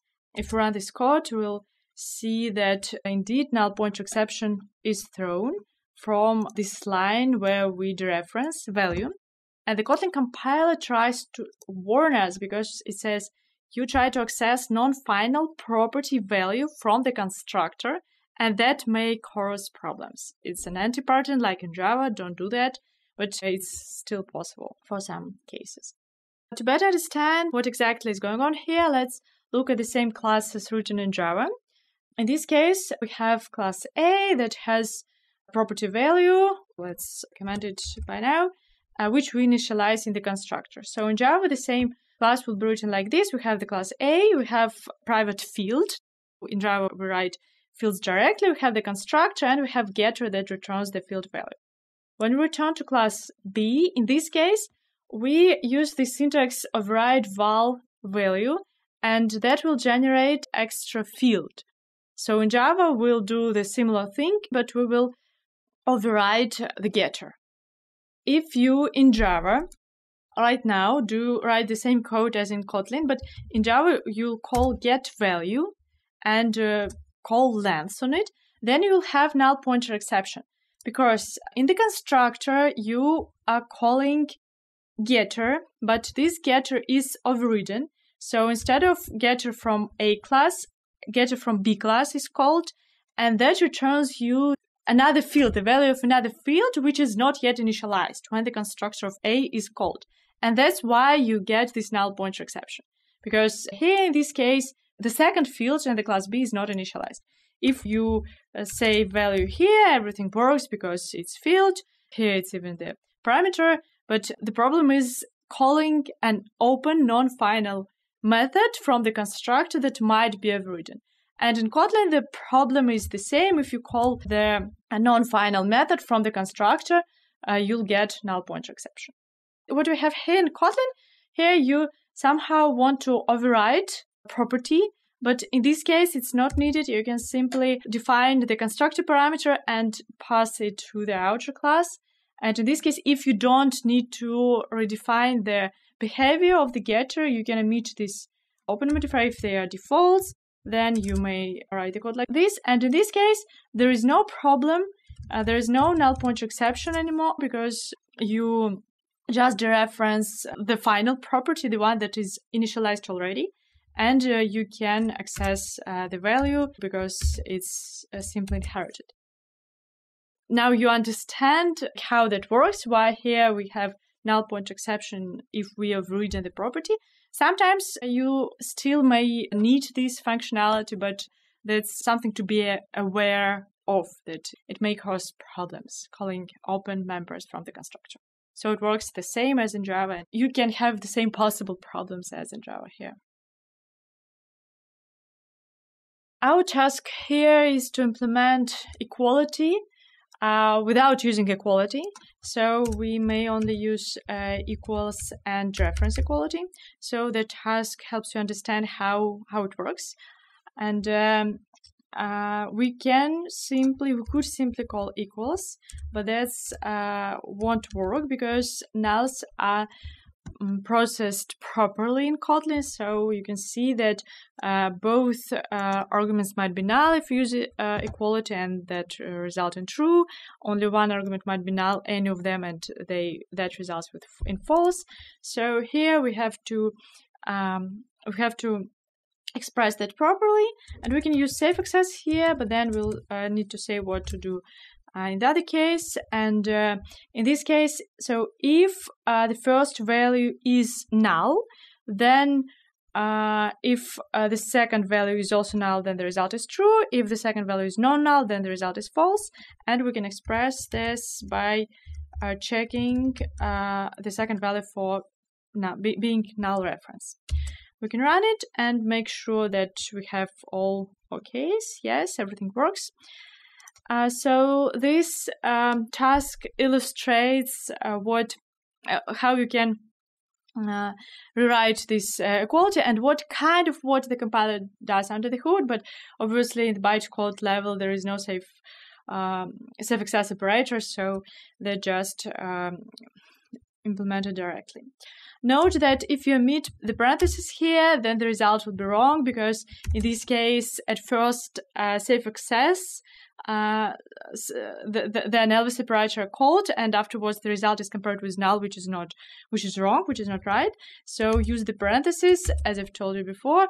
It's safer to use the parentheses to avoid some kind of mistakes, especially if you mix some LAMDBAS operator with arithmetic operations. So with all these checks, you may check the operator precedence table, but just putting the parentheses is a really safe approach. In this section, you'll learn how the mechanism of inlining makes it possible to create library functions that look like built-in language constructs. Under the hood, lambdas might be inlined, which creates no performance overhead. We'll discuss what does that mean, how inlining works, and why it's important. But before we start, let's look at some small library functions so that we could later discuss why we can use them without any performance drawbacks. We already saw the run function. At first sight, it looks like a built-in language construct that runs the block of code and returns the result. But in fact, it's just a library function that takes a lambda as an argument. The curly braces in bold here mean that it's really a lambda. Another helpful function is let. This one can be used for coping with nullable types. You already learned many ways to work with nullable types, especially when you use expressions of nullable types as receivers, when you call a member or an extension on an expression of a nullable type. However, there are often cases when you want to pass something as an argument, only if it's non-null. For instance, here we have the getEmail function that returns nullable email. We want to send an email only if it's non-null. If it's null, then we do nothing. You can use explicit if check for that, but let gives you an alternative. What you can do is you can use let, which introduces a new name for the receiver. Then you can access the receiver inside the lambda by the name of the argument. Note that here we use safe access. That means that we call the let function only if the receiver is non-null. We perform the send email action only if the email is non-null. You can use the whole expression as the receiver. You no longer need to introduce a new variable to be able to smart cast it. In a sense, let itself introduces a new variable. Its name comes from functional programming, where let is used to introduce a new variable. Kotlin is not a pure functional language. You can just declare a variable. There is a syntax for that. However, for such use cases with nullability, let is really useful. To better understand how it works, answer the following question. What is the type of it in the code below? The answer here is nullable email. The problem is that we forgot to use safe access. That can happen that you remember to use let to cope with nullability, but forget to use it with safe access. Then, it refers to get email directly and has a nullable type. The compiler then gives you an error about type mismatch. You can't call the send email to function, which expects a non-nullable value, and you can be surprised, like why. The trick with let works only if you use safe access. Because you call the let function only if the receiver is non-null, then it is known to be non-null inside the lambda. Now the type of it is email. Another example for let and nullability. Now it's nullability and safe typecast. Remember the example when we have a property defined in an interface. It's an open property, that's why you can't smart cast it. The compiler doesn't know how it can be overridden in the subclasses. To smart cast, you need to copy the property to a new local variable. Let gives you an alternative. If the property session user can be cast to Facebook user, we perform an action on it. Otherwise, nothing happens. The meaning of two code snippets with explicit if and let is the same. Using let is just another way to write it. Here we use safecast, as with question mark, to check of being the right type. If the cast is successful, then the result is non-null. In this case, we call a let, and inside let, our lambda argument has the required non-null type. At first, this new let way might look inconvenient and unfamiliar, but I suppose after some time you'll get used to it and prefer using it more often. Now let's go back to our discussion of useful functions in the library. Another one is takeIf, which returns the receiver if it satisfies the given predicate or returns null. Here the result is the value of issue variable itself if its status is fixed and null otherwise. Or we might want to replace the patronymic name with null if it's empty. Take this string if it is not empty does exactly that. The question for you is, what is the result of the call below? In this case, The receiver satisfies the predicate. Number is more than 10, so the receiver itself is returned. Otherwise, null would be returned as a result. The takeIf function is extremely helpful in side-chained calls. Imagine you need to continue a list of operations only if a predicate is satisfied. You can call this predicate on the result of the previous expression in the call chain. Using the save operator after takeIf result continues the calls only if the predicate is satisfied. Otherwise, you have null as the result, and all the rest calls won't be called for you. Here, the line "there are some open issues" will be printed only if the filtered open issues list is not empty. There is the opposite, take unless, which returns the receiver if the predicate is not satisfied. There is another function that looks like a built-in language construct. It simply repeats an action for a given number of times. It's very convenient, and instead of for loop with the indexes, for simple scenarios you can use repeat. Again, the same pattern. Repeat is not a built-in syntax, but a function defined in the library. Here you can see the declarations for all the functions we've just discussed. Run only runs the lambda, let runs the lambda on the receiver value, the receiver becomes the lambda argument, takeIf and take unless nicely replace if in call chains, and repeat is an alternative for the for loop. New syntax is used here. All these functions are declared as inline functions. Because of that, using these functions doesn't bring you any performance overhead. Next, we'll discuss why and why it's so important. In this video, we'll slowly unwrap how inlining works and how it's different from non-inline case. Let's imagine we define our run function as a regular function without the inline modifier. What happens then? When we call a function that takes a lambda as an argument, under the hood, to store the lambda, an anonymous class is created. If the lambda captures some variables, then a new object will be created to store the content of captured variables for each invocation. That's quite an overhead for such a simple case in terms of performance. In comparison with simply writing the code without run function with lambda, that would be a considerable difference.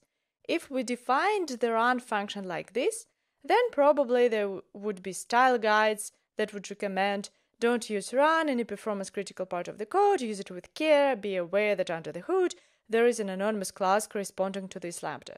It wouldn't be zero overhead to use run in your code. With inlining, it's no longer the case. Inlining a function means that the compiler substitutes the body of this function instead of calling it. If the inline function takes a lambda as an argument and only calls this lambda inside, then inlining will substitute the body of the lambda instead of the code that calls this lambda. Run is the simplest example. It only calls the lambda and does nothing else. At the bytecode level, while generating the code for the run call, the compiler, instead of calling run and creating an object for the lambda, will generate the lambda body directly. As a result, we have no performance overhead of creating an anonymous class and an object for the lambda. Again, in the case without inline, we have the performance overhead in comparison to writing the similar code without run. When we make it inline, it stays the same. The generated bytecode doesn't differ from the code without run. That was a trivial example. Run simply calls the lambda. Now let's look at the take unless function that does something less trivial. It contains some logic with if expression. Instead of calling the take unless function in the bytecode, the compiler inlines it and substitutes its body. Instead of the lambda invocation, it substitutes the code of the lambda body. You can see here that instead of creating an object for lambda, we have the lambda code written directly in the resulting bytecode. Of course, the compiler imposes some constraints of what can be done with lambdas inside inline functions. You can't store the lambda anywhere, you can only call it directly. Then it's possible to generate the lambda code in place. All mentioned library functions simply call the lambda by 0 several times, but don't try to postpone the call. Let's look at another example. Java has the synchronized language construct. In Kotlin, a similar construct can be defined as a function in the library. When the synchronized function is marked as inline, that means it produces no performance overhead. In the resulting bytecode, the whole function body is substituted instead of one call. The compiler generates the body of the synchronized function, replacing the parameters usages with actual arguments passed. Whenever the compiler finds the Lambda invocation, it generates the Lambda body instead. Note that whenever you need to do something with logs, instead of synchronized in Kotlin, you can use withLog. It does a similar thing, but it is defined as an extension. You call withLog on the log object. Yet another function to illustrate the pattern that in Kotlin some functions look like built-in language constructs and replace built-in language constructs, but in fact declared as functions in the library. In Java, we have try with resources syntax. The try expression can close your resource in the correct manner if an exception was thrown. It correctly propagates the initial exception if another exception is thrown when you close the resource. In Java, it's a special construct in the language. In Kotlin, all this logic is defined inside a regular library function. This library function is defined as inline, so there is no performance overhead because of lambdas. The use function contains all the aforementioned logic of closing the resources in the correct way. There is no performance overhead when you use the library functions like run or let. No anonymous classes or extra objects are created for lambdas under the hood. It's free to use these functions in your code. You can note that the filter function is also defined as inline. We'll discuss in the next section what consequences we have because of that for operations working with collections. But for now, to better understand how it works, do this exercise. Write the code that will be generated for the filter function. Perform the exercise right after the video in the Kotlin playground. Write your solution and then check the proposed solution in a separate video. One more question before that. What do you think? Will the filter function be inlined in the bytecode if you call it from Java? I've already told you that this filter function is defined in the library as inline. Yes or no? The answer is of course no. Inlining is the feature of the Kotlin compiler. Whenever the compiler sees that the inline function is called, it will generate the body of this function instead of one call. But Java doesn't know anything about inlining. From Java, you can easily call the Kotlin functions, but this magic of inlining happens only inside the Kotlin compiler, not inside the Java compiler. From Java, inline functions are called like regular functions. Nothing is inlined.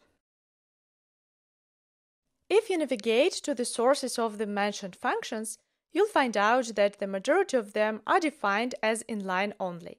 That means these functions are always inlined. If the library function is always inlined in Kotlin, there is no sense to store it in the resulting jar file when you build your application, so that decreases the size of your application.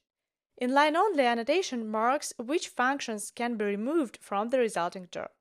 That means you won't be able to call them from Java. They are only accessible and visible from Kotlin. This annotation is internal and intended to be used only in the standard library, at least so far. By covering this internal annotation, I'm trying to explain how that works and share the power of the Kotlin standard library. Note that the main disadvantage of inlining is the size of the resulting application, because for each inline function, when you call it, its whole body is substituted instead of only one function call. Thus, only small functions must be inlined. By default, don't define your functions as inline. Hotspot, when running the bytecode, does the good job of optimizing and inlining pieces of code that are really frequently used. So don't do the premature optimization. We spent a lot of time discussing inlining so you can better understand the language and its powerful library. However, don't overuse inlining. Use that with care. You now know about such library functions as run, let, take, if, repeat, or with log, and you can use them in your code. And you know that using them doesn't affect performance because they are declared as inline and no extra objects or classes are created when you pass lambdas as arguments. Next, we'll discuss how inlining affects functional operations on collections. When does it make sense to declare your own function as inline? So it can be very tempting to use inline functions for performance optimization in your code. But here's where I have to warn you against optimizing prematurely. Most of the time, you don't really need inline functions in your application code. If you really see that something is affecting your performance, here is what inlining is good for. So first of all, since virtual machines are really good at inlining at runtime, you don't really need inlining for eliminating stack frames. So it's not for having less calls. What it's good for is to eliminate allocations of Lambda objects. So if you have a higher order function that takes a Lambda, and you're calling it somewhere in a tight loop, for example, and allocations really affect your performance, you can optimize this away using inlining. But again, use it with a lot of care. There are other use cases for inline functions, but they will be covered in the next chapter of this course. In this section, you'll learn about sequences and the difference between the same operations on collections and sequences. All the extension functions for collections, which allow us to work with collections in a functional style, are defined as inline functions. As we discussed, that means their bodies are generated in the bytecode instead of function calls. Another thing that we can notice looking at declarations is that these functions return new collections. For instance, filter creates a new collection that contains the result and returns it. To make sure you understand it, answer this question: how many collections are created while running the code below? The answer is 3. Let's count all the intermediate collections. At first, we create an initial list, which contains all the elements. Then, when we call map, map creates a new collection and returns it as a result. Then we call filter. Filter, on its turn, again creates a new collection and returns it. At last, we call max, which just returns the value. That makes it 3 as the answer. When you use simple operations on collections, all the intermediate collections are created, and that's something to keep in mind. The benefit of inlining the lambdas is, as we already know, that there is no performance overhead. And that truly works great, especially when you only use one function. For instance, when you need only filtering, you call filter and everything is fine. However, if you have a chain of calls, several calls one after another, then you'll have a different kind of problem. Probably a bigger performance overhead because an intermediate collection will be created for each of the chained calls. There is an option how to avoid it. This option is called sequences. Sequences can be compared in a sense with Java 8 streams, because sequences and streams both perform computations in a lazy manner. The Kotlin sequences are called sequences because the name streams was already taken. When we mix Kotlin with Java, we want to avoid the confusion with clashed names. If we use operations on collections, they eagerly return the result, while operations on sequences postpone the actual computation, and therefore avoid creating intermediate collections. How to convert from list to sequence? That's very easy. You just add a sequence method which builds a sequence from a list. After that, you can call all the same methods that are available for regular collections. If we try to print out the result, we see that there is no intermediate collection. Sequence objects are printed. These objects somehow store the reference to the first collection together with all the operations that need to be performed, but they perform the postponed computation only when the result is required. In the next video, we'll discuss how exactly it works in detail. In this video, we'll compare operations on collections and sequences in detail. Let's look at a specific example of chained operations for working with a collection. It produces an integer result. First, we use operations on collections. To convert it to sequences, we only need to add a sequence as the first operation. That will perform all the operations in a lazy manner. Let's discuss in detail the difference between eager and lazy evaluation. When you call the chained operations on collections, each operation produces a new collection as an intermediate result. It computes the result in an eager fashion. You can always observe the result after an intermediate stage. When you use sequences and lazy evaluation, nothing happens until the result is needed. All the transformations for the first element are performed only when you call a terminal operation that requires the previous results. In this example, with sequences and lazy evaluation, we perform all the transformations for the first two elements and then find already finds the answer and returns it. That means that we don't need to perform any operations for the rest elements. We don't need to transform them because we've already found the answer, so the result is not needed. That illustrates the laziness of the operation. We don't do anything unless it's needed. If we found the result already and some operations remain, then we don't perform them. Eager evaluation always performs all the operations for all the elements. That's the difference. Sometimes the terms horizontal and vertical evaluations are used to describe the same idea.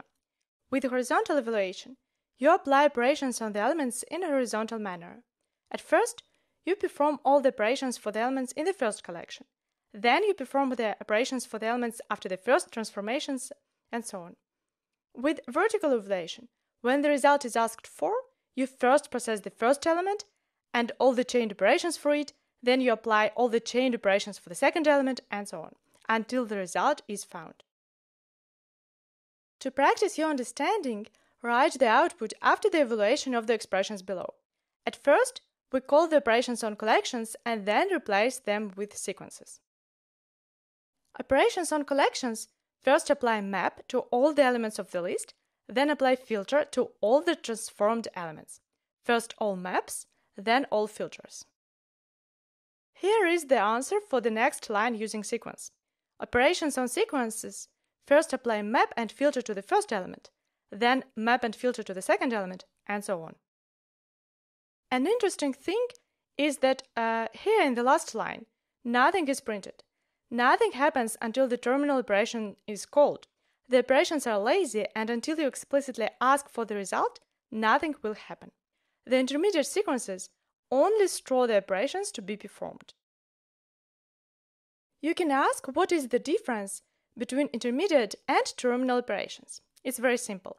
Intermediate operations return you another sequence, while terminal operations return you everything else. It might be a collection, sum of the elements, a value, a Boolean result, whether there are any elements, no elements, and so on. Until you call this last operation, nothing happens. Note that when you work with sequences, the order of the operations might be important. Sometimes you can apply the transformations in a different order. For instance, here, if we first call map, then filter, then map will be applied to all the elements. If we switch them, however, then map will be applied only to the elements that weren't filtered out. It's not always possible to switch the order of operations, but if it's possible, it might change the number of the resulting operations that will be performed. To practice that, write the output after the evaluation of the last expression. This exact example is illustrated in the previous picture. We filter out the first and third elements, and that means we don't apply map to them. We only apply map to the elements that remain after filtering. Operations on collections are inlined. That works great for simple cases, but creates a significant performance overhead for chained calls, because intermediate collections are created. Sequences solve this problem by storing operations to be performed and evaluating them in a lazy manner. Operations on sequences mainly duplicate operations on collections. You can convert your chained calls from collections to sequences by adding a sequence at the beginning. Now you know how to avoid creating intermediate collections for chained calls using sequences. Next, let's discuss how you can create sequence from scratch when you don't have an initial collection you can convert to it. In this video, you'll learn about different ways to create a sequence. Sequence is a regular interface defined in the Kotlin standard library. It has one member function iterator marked with the operator modifier in order to make it possible to use sequence in a for loop. Note that despite sequence is very similar to iterable, which is implemented by all the collections and iterable ranges, they are defined as two different interfaces in order to distinguish eager and lazy ways of performing operations. Extensions on sequences mostly match extensions on iterables or collections. Having similar names for both groups of extensions makes it really easy to change from eager to lazy evaluation. You only need to add one as sequence call at the beginning of the call chain. Intermediate operations, the ones that return another sequence, are not marked as inline. The operations to be performed must be stored to make it possible to call them later. Postponing the operations until they are needed is the core idea of the lazy evaluation. Because the action in a lambda must be stored somewhere, that means that the corresponding lambda cannot be inlined.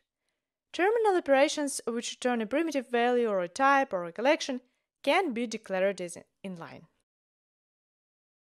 If you need to build a sequence from scratch, for instance, you define a way to receive each new element from the network, you can use the generateSequence function. Here, it generates a sequence of random numbers. When the lambda that computes each new element returns null, the sequence is finished. Note how we used the takeIf function to check the predicate and return null if this predicate is not satisfied. The generateSequence function can be useful when you need to read input and stop when a specific string is typed. You can use another overloaded version of the generateSequence function. It takes the first element and the way how to compute each new element based on the previous one. In this case, we generate an infinite sequence of integer numbers. Note that because the sequence is computed lazily, it might be infinite. Nothing happens until you explicitly ask for it. In this case, we only ask for the first 5 elements, and they are returned. Note that because the same integer types as in Java are hidden under the hood, you will still have integer overflow. To prevent it, you can use big integers. The question to you: how many times the phrase generating element will be printed in the example below? What do you think? There are the options 0, 1, or 4. The right answer is 0 because we only asked for the first element, and this first element is already given. Because sequences are evaluated lazily, nothing happens until you explicitly ask for it. And here we only ask for the first element, so this lambda is never called. When you explicitly ask for other elements, then the necessary elements are generated. Another important functionality that you can use to generate a sequence is yield. Unlike in some other languages, yield is not a built-in language feature. It's a regular library function in Kotlin. You note the same pattern again. Lots of things are implemented in the library, not as the language features. Yield allows you to yield elements in a custom way.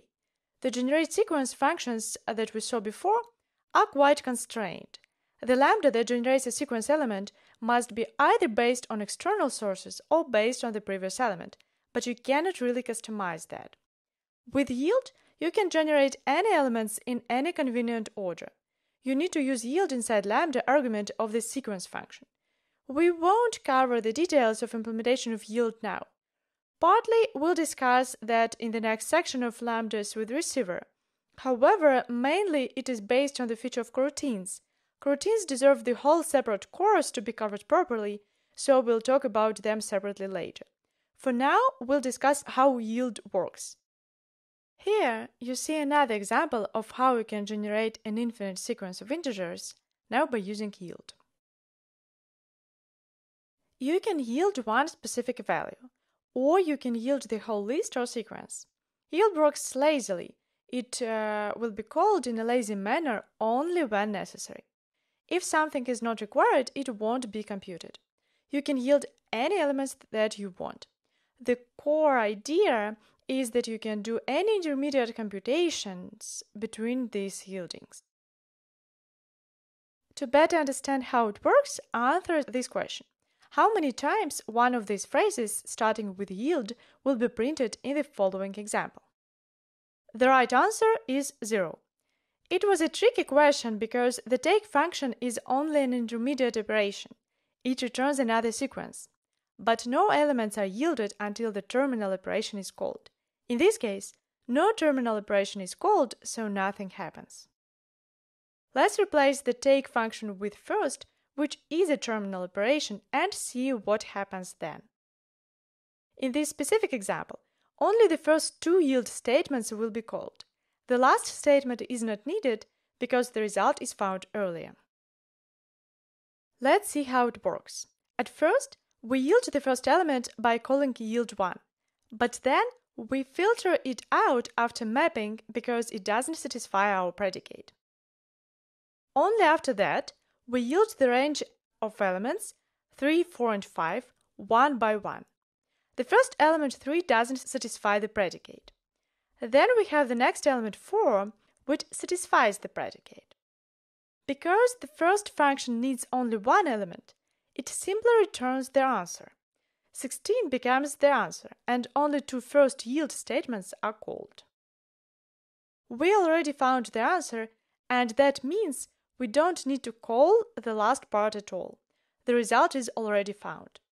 That illustrates the lazy way of building a sequence using yield.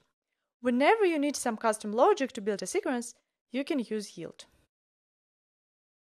To practice, implement the function that builds a sequence of Fibonacci numbers using yield.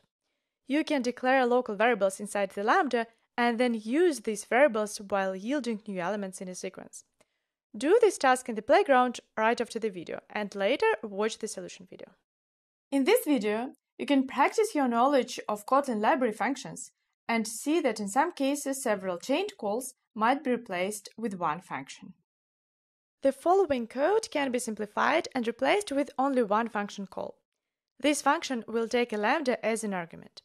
Your task is to write only the function name. If you don't know the answer, you can check the completion list in IDE trying to find the right function, or read the documentation, or simply guess, and you learn the answer right afterward. In this case, count will do the job. It's the same as first filtering the collection and then getting its size. Obviously, for one function call, no extra intermediate collections are created. For simple cases, you don't need to create all the ceremony of sequences or streams, you simply call one function. That's the advantage of Kotlin collections and sequences in comparison with Java streams. The simple code doesn't require the ceremony and looks as simple as it is. Do you know how to simplify this code using only one function? In Kotlin, there is a convenient sorted by descending function, which sorts the collection or sequence by a given key in a descending order. The next question is about the pattern when you first map the contents of a collection or sequence and then filter out nulls from the resulting list or sequence. Do you know the name of the function that does this job at one go? That's the map.not_null function. Note that map.not_null performs the same two operations at one go, so it's better than two separate calls, first map, then filter.not_null. When you first stumble upon this function name, you can read it in two ways. It's either first filter.not_null elements, then map only those that are not null, or alternatively, first map the elements, then filter.not_null the result. As you can see from this example, map.not_null uses the second scenario. It's an exact replacement for map plus calling filter.not_null on the result. The first case can be often also expressed using map.not_null. You simply use safe_access or another mechanism to return null from Lambda if the element is null. The next question is about another pattern when you need to modify the map element stored by the given key. If there is no element, you need to initialize it. Here we fill in the map from the int key age to a list of people. An initializer for the not analyzed age is a newly created mutable list. If the person is of a given age, it's added to the corresponding list. Do you know how to replace the highlighted code with one function call? Write only the function name. There is the convenient getOrPut function, which allows you to either get the value by the given key or put the default value if there is no such key. Note that the second argument for the getOrPut function is a lambda, and the lambda body is called only if needed. Here, new instances of mutable list will be created only if they should be added to the map. If there is already age key, no list instance is created. The getOrPut function is inline, so there is no performance overhead from using the lambda. The next question is how to replace this whole code with only one call. Note that the result will differ a bit because it will be a read-only map of int to read-only list, but still, do you recognize this pattern? The right answer to this question is the group by function. It does exactly the same as the code above. It groups the elements by a given key and returns a map from the key to the corresponding group. The next question is about an analog of the group by function for sequences. Do you know how to perform grouping in a lazy manner, like for other operations on sequences like filter and map, without returning the result immediately? Write only the function name. Grouping by does the job. Let's first see what's going on here. You can use group by both on collections and on sequences. It immediately builds a map from the specified key to a group of elements having this key. In this example, we then count each group size and have a map from age to group size as a result. However, sometimes you might want to perform grouping in a lazy manner, so that the actual result or other required information based on the grouping could be later retrieved by request. Grouping by, like other lazy operations on sequences, returns an object storing the operations to be performed rather than the resulting map itself. The grouping object stores the initial sequence and the grouping key so that the actual grouping could be performed when the result is needed. Each count is the function that can be called on such grouping object to get the size of each group. We have the same map from age to group size as a result as before. Later in the next course, we'll discuss other operations that might be performed on the grouping object. Now you know about sequences and their difference with collections. When you have several chained calls, it's better to use sequences because they allow you to avoid performance overhead caused by creating intermediate collections. And know the Kotlin library because sometimes one function might be present that can do the necessary job for you. Next, you'll learn about Lambda with Reciever, the feature that is really helpful for creating DSLs, domain-specific languages in Kotlin. In this section, you'll learn about a powerful feature of the Kotlin language, which is called Lambda with Reciever. In essence, it might be considered as a union of two ideas, of two other features, extension functions and lambdas. Now we'll discuss what does that mean. Let's start with the example. We create a string builder, append some strings to it, and then get the resulting string. Probably, we intend to somehow return it. The problem in this code, a small one, the one that everyone is used to working in Java, is that you have to repeat the variable name several times to call different operations on it. In slides, I have a very short name for the variable, but in real life, it probably will be called string builder, and you will have to repeat this name several times. In Kotlin, you can do better. You can use with for this case. I suppose it should be clear what's going on. You no longer need to repeat the receiver several times. You can call all the members and extensions without explicit receiver specification, like members inside the class. The most interesting thing on this slide is actually its name. It's called the with function. Thus, with is a regular function defined in the standard library. Here we see the same pattern in use as we've discussed before. Something that looks like a built-in language construct is a regular function defined in the Kotlin standard library. In some other languages, with or a similar concept is a language construct. To make it possible to define such functions in the library, Kotlin supports the concept of Lambda with Reciever. Let's first find the Lambda here.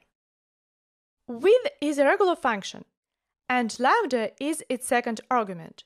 When we introduced lambdas, we've already talked about the rule that if lambda is the last argument, it can be moved out of the parentheses. Another syntax is putting lambda explicitly as the second argument. No one does that because it's not very readable, but it demonstrates that with is a regular function call. So curly braces mark the lambda, and this is an implicit receiver inside this lambda. Lambda with receiver is a lambda with this reference available inside. As usual for this reference, it can be omitted. That's how we get this nice syntax without explicit this. Lambda with receiver is simply a lambda with implicit this. You can access this inside lambda and call members on this receiver. To check that you understand that, answer the question: what is the type of this in the following example? The type is string builder. When we are talking about the with function, this refers to the first argument. Its type is the same as the type of the first argument, which is string builder here. There is a direct correspondence between regular functions and regular lambdas, and between extension functions and lambdas with receiver. The first name for lambdas with receiver was extension lambdas. Sometimes people may call them extension lambdas because of this correspondence. It's the synonym. At some point, we decided that lambda with receiver is a more clear name, which better explains the concept and illustrates what is going on, and is preferable for learning this feature. What is the correspondence? Inside the body of the extension function, you can use this as an implicit receiver. You can omit this and simply call the members of the receiver. Lambda with receiver is very similar because of this inside this lambda.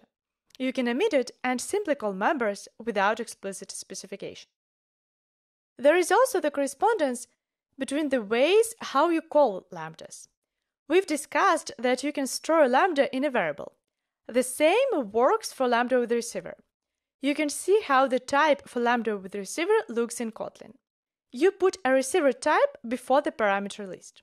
Then follows the dot, then the parameters as usual in the parentheses. The return type is specified after the arrow, like for regular lambda.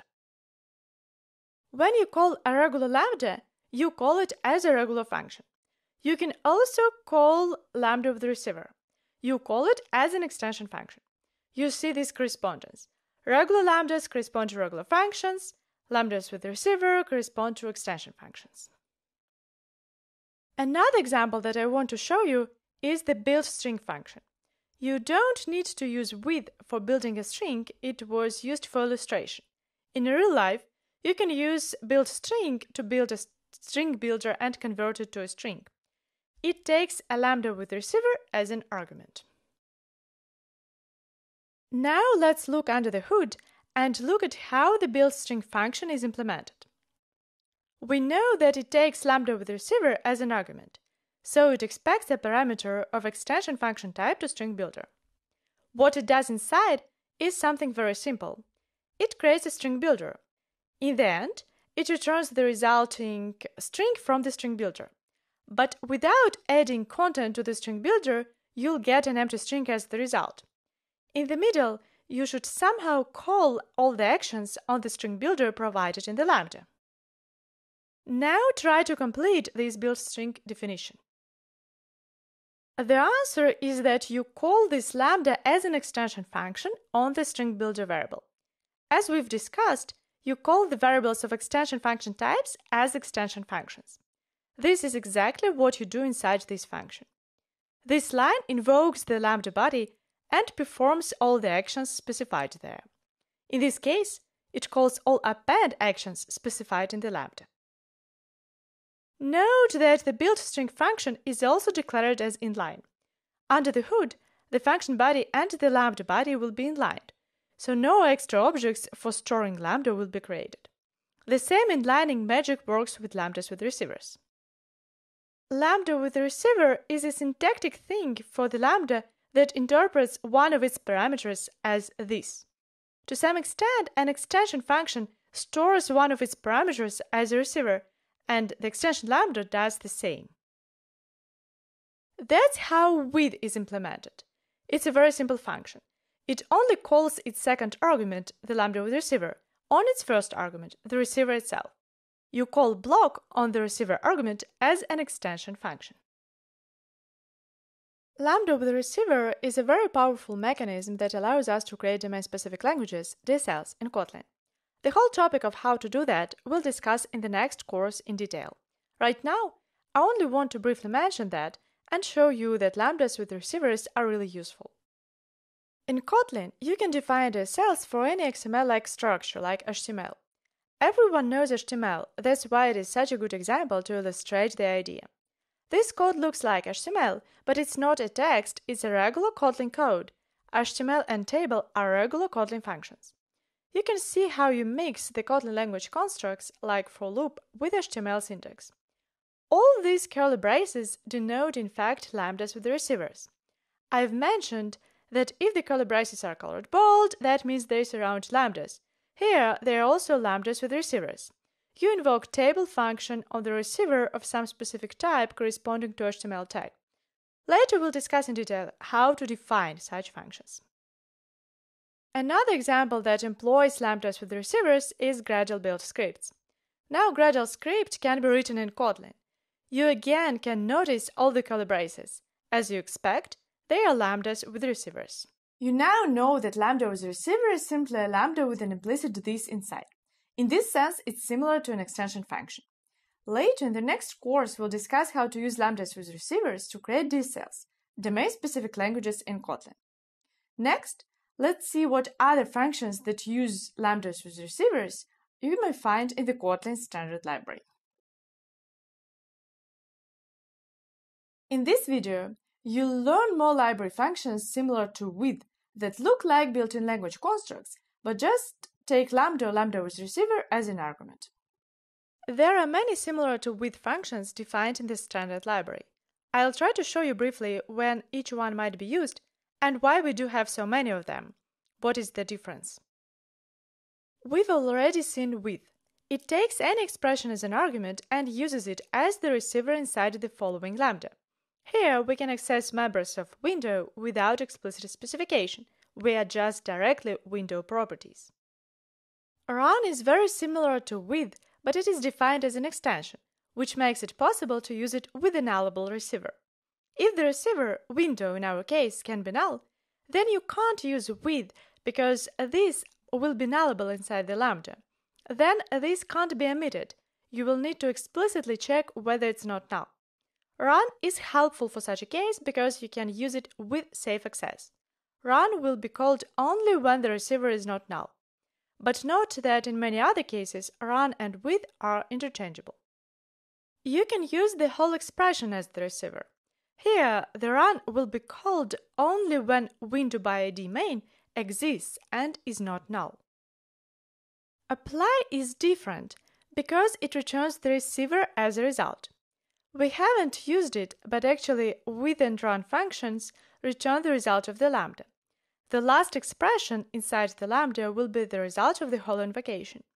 Sometimes, however, it's convenient to return the receiver as the result. For instance, in a chain of calls. You can call other methods afterward, or you can, like in this example, simply assign the result to a variable. When you create a window instance, you might want to modify some of its properties right away. Apply is really useful for that, because the result is the modified main window. Note that we assign the variable here only if the result is non-null, and if it's null, we stop the current execution and return from the outer function. Also is similar to apply. It returns the receiver as well. However, there is the difference that it takes a regular lambda, not lambda with receiver, as an argument. Lambda with receiver is really useful when you can omit this reference, because you only call its members. However, there are cases when you pass the receiver as an argument, like here, when we pass window as an argument to the function showWindow. In this case, the also function is better, because it takes a regular lambda as an argument. Here, it, inside also, refers to window. You can introduce the window name for it if you want. Sometimes you can explicitly prefer to change the lambda parameter name. When you use also, that's possible. This table shows you the difference between all these functions. With goes in a cell together with run. With is only one non-extension function here. All other functions, including run, are extensions. The difference between them is which functions return the result of the lambda and which functions return the receiver. The functions in the first column take lambda with the receiver as an argument, with, run, and apply. The rest two take the regular lambda as an argument. Without looking back at the first slide with all the function declarations, you may practice your understanding and find the correspondence between these function declarations and their implementations. Note that we consider only extension functions now. Right afterward, we'll discuss the answer. The table is very useful. At first, let's focus on the functions returning the receiver as the result. They should return explicit this because this refers to the receiver inside the lambda. The rest two functions return the result of the lambda. We now distinguish at least pairs of functions. After that, we can go on and focus on which lambda do the functions take as an argument. Two functions take lambda with receiver. They expect a parameter of extension function type. This parameter of extension function type must be called as an extension function. If we call this block as an extension, then block corresponds to lambda of the receiver. The other two functions take a regular lambda, and then call a variable of a function type as a regular function. That gives us the result. You now know what lambda with receiver is, and can use many helpful functions defined in the standard library. Next section will dive into the topic of Kotlin types and explain the correspondence between Kotlin and Java types. In this section, we'll discuss Kotlin types, see what Java types they correspond to, and discuss what happens with these types under the hood at the bytecode level. In Kotlin, we don't distinguish primitive types and reference types. You either use int or nullable int. There are no primitives in the language. However, let's discuss what happens under the hood at the bytecode level. You can call Show Kotlin Bytecode action in IntelliJ IDEA or Android Studio. It opens you the generated bytecode corresponding to the open Kotlin file. In the bytecode, you can check the return type for functions, whether it returns a primitive value or a wrapper type. However, there is an easier option. You see here the decompile button. This button will decompile the generated bytecode to the analogous Java code. If you click on it, you'll see the Java code that corresponds to the initial Kotlin code. That's a good illustration of how the Kotlin functions and classes are implemented under the hood. At the same time, it shows how Java sees Kotlin functions and classes, because Java just accesses the Kotlin code via generated bytecode. As you can see, when you use a regular int type in Kotlin, it corresponds to a primitive int type under the hood. And when you use nullable int, this value can store nulls, so it should correspond to a wrapper type in Java. We don't have primitive types in the language, but we still have them at the bytecode level. The same applies to other primitives like double, float, or boolean. Note, however, that if you use int as a generic argument, then it can't be compiled to a primitive because you cannot use primitives as generic arguments. It becomes a reference type. The same works for arrays. When you use int as a generic argument of array, that corresponds to an array of wrapper types. To get an array of primitive types under the hood, you need to use an extra class like int array or double array. Kotlin string is replaced with Java lang string at the bytecode. Kotlin doesn't have its own string implementation. However, it modifies a bit the string API. For instance, Kotlin string hides some confusing methods that are present in Java lang string. In Java, you can use the replace all method. Surprisingly, it will return you all stars when you try to replace only a dot with a star. That happens because dot here is a regular expression. In Kotlin, we have two separate methods. The first one replaces dot with stars and works as you expect. It simply replaces substrings. If you want regular expressions, you pass a specific regular expression type, not a string. Now you're not surprised seeing the result. Any is replaced with Java lang object at the bytecode. Any in Kotlin is a supertype for all non-nullable types. Unlike object, any is not only a supertype for all reference types, but it's also a supertype for types like int corresponding to primitives. Note that under the hood, the autoboxing still happens like in Java. When you pass an integer as an argument to a function that expects any, this integer will be outboxed to a reference type. The same happens in Java when you pass a primitive as an instance of object. If you want to avoid it, you declare a function that takes int.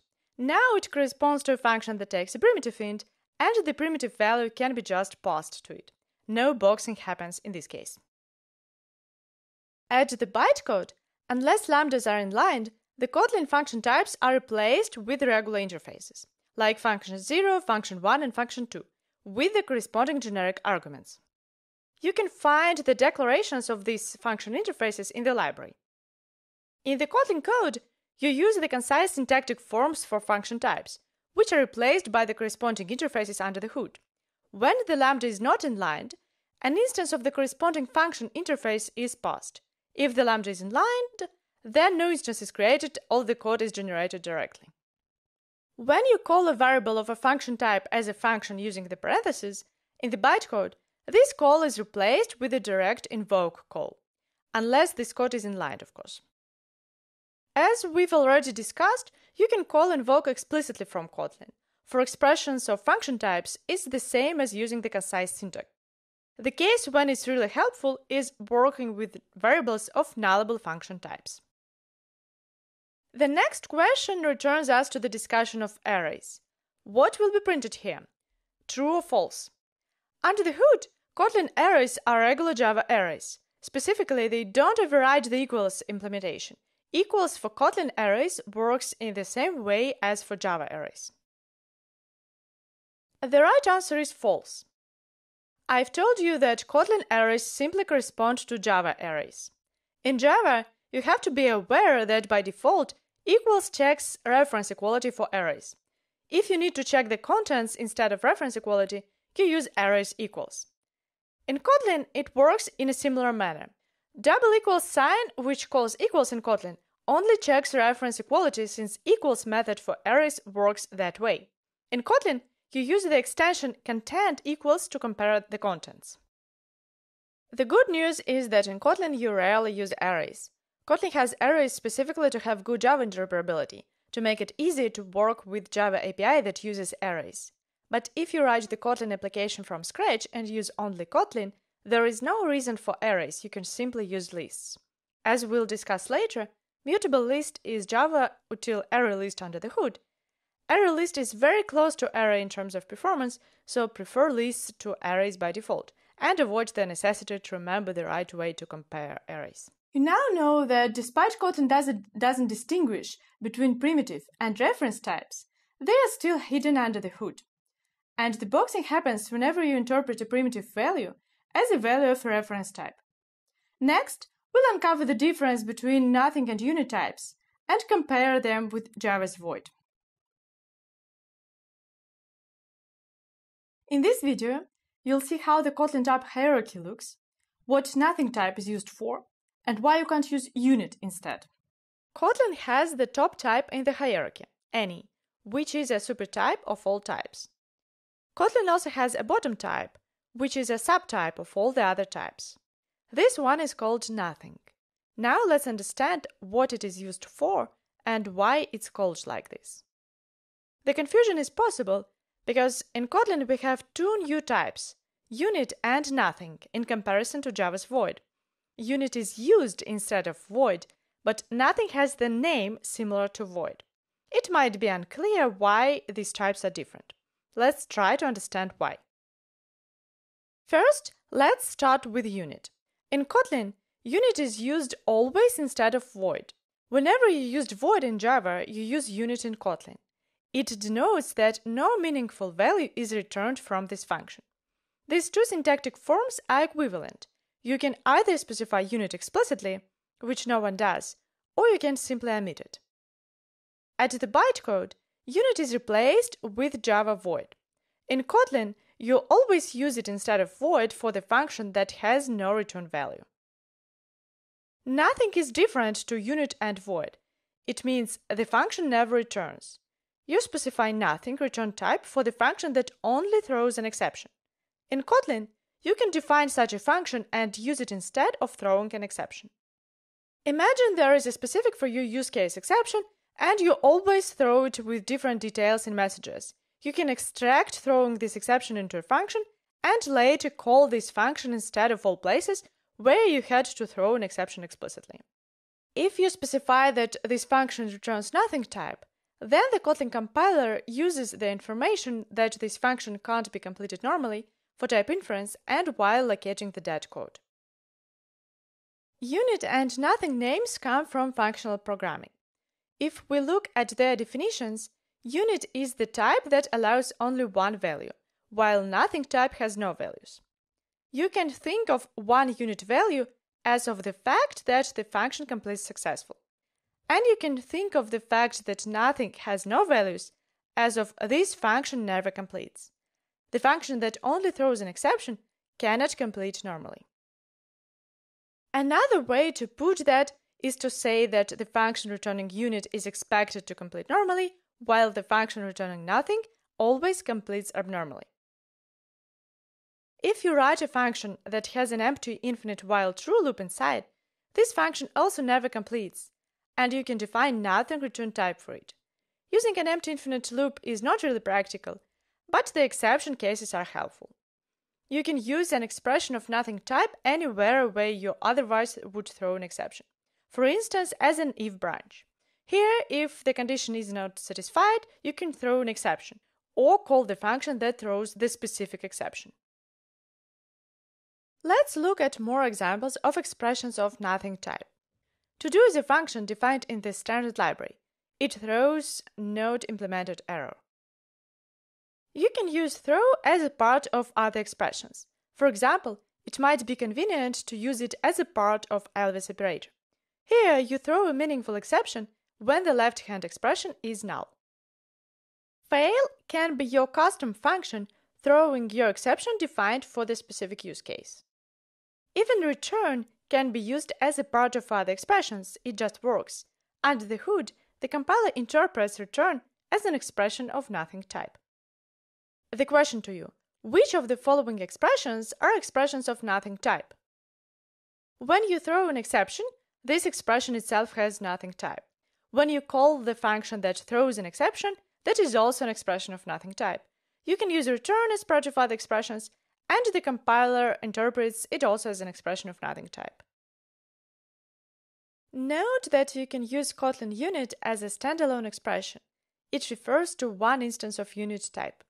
If you assign a function returning unit to a variable, then this variable will store this unit value. No one needs to assign it to a variable or explicitly return unit, since the compiler automatically infers that when no other value is returned. But that's possible. Now let's discuss why we need a separate nothing type, why we can't simply use unit for functions throwing exceptions or vice versa, nothing for functions completing normally.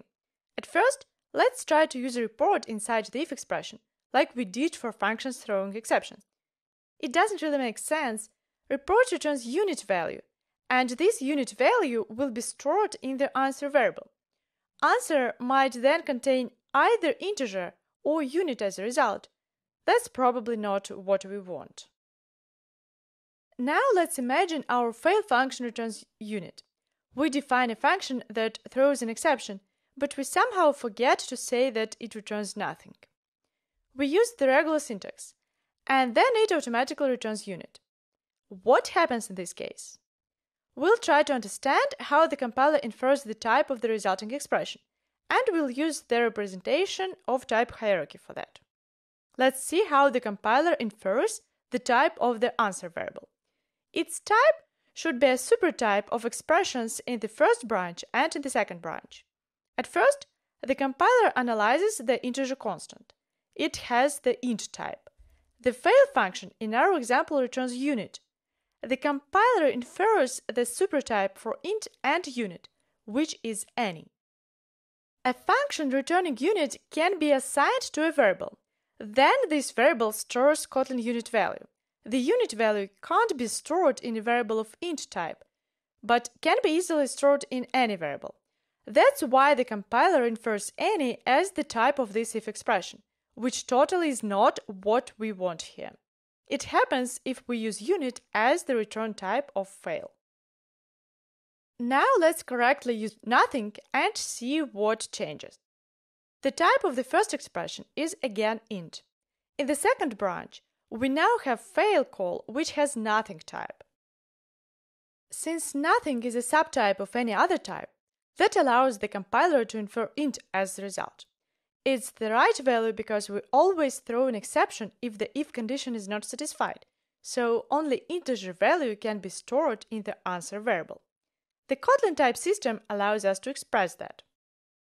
That's why it's great that we have the nothing type in the language. It allows us to use expressions of nothing type, extract throwing an exception into a function, and use this function as part of other expressions. Nothing is replaced by void. If your function returns nothing, then at the bytecode it will still return void, because there is no nothing type at JVM. That means that from Java you use functions returning nothing as returning void. In Kotlin, you use all the bunch of convenient nothing features. Now you can better understand the type hierarchy. Any is the top type, nothing is the bottom type. However, that's not that easy because we also have nullable types. User type is a subtype of nullable user type, because you can assign user expression to a variable of nullable user type but not vice versa. Thus, the correct top type is nullable any, not any. An interesting question here is what means this nullable nothing type? Think of what is the simplest expression of nullable nothing type. The answer is null constant. Say you define a variable and initialize it with null.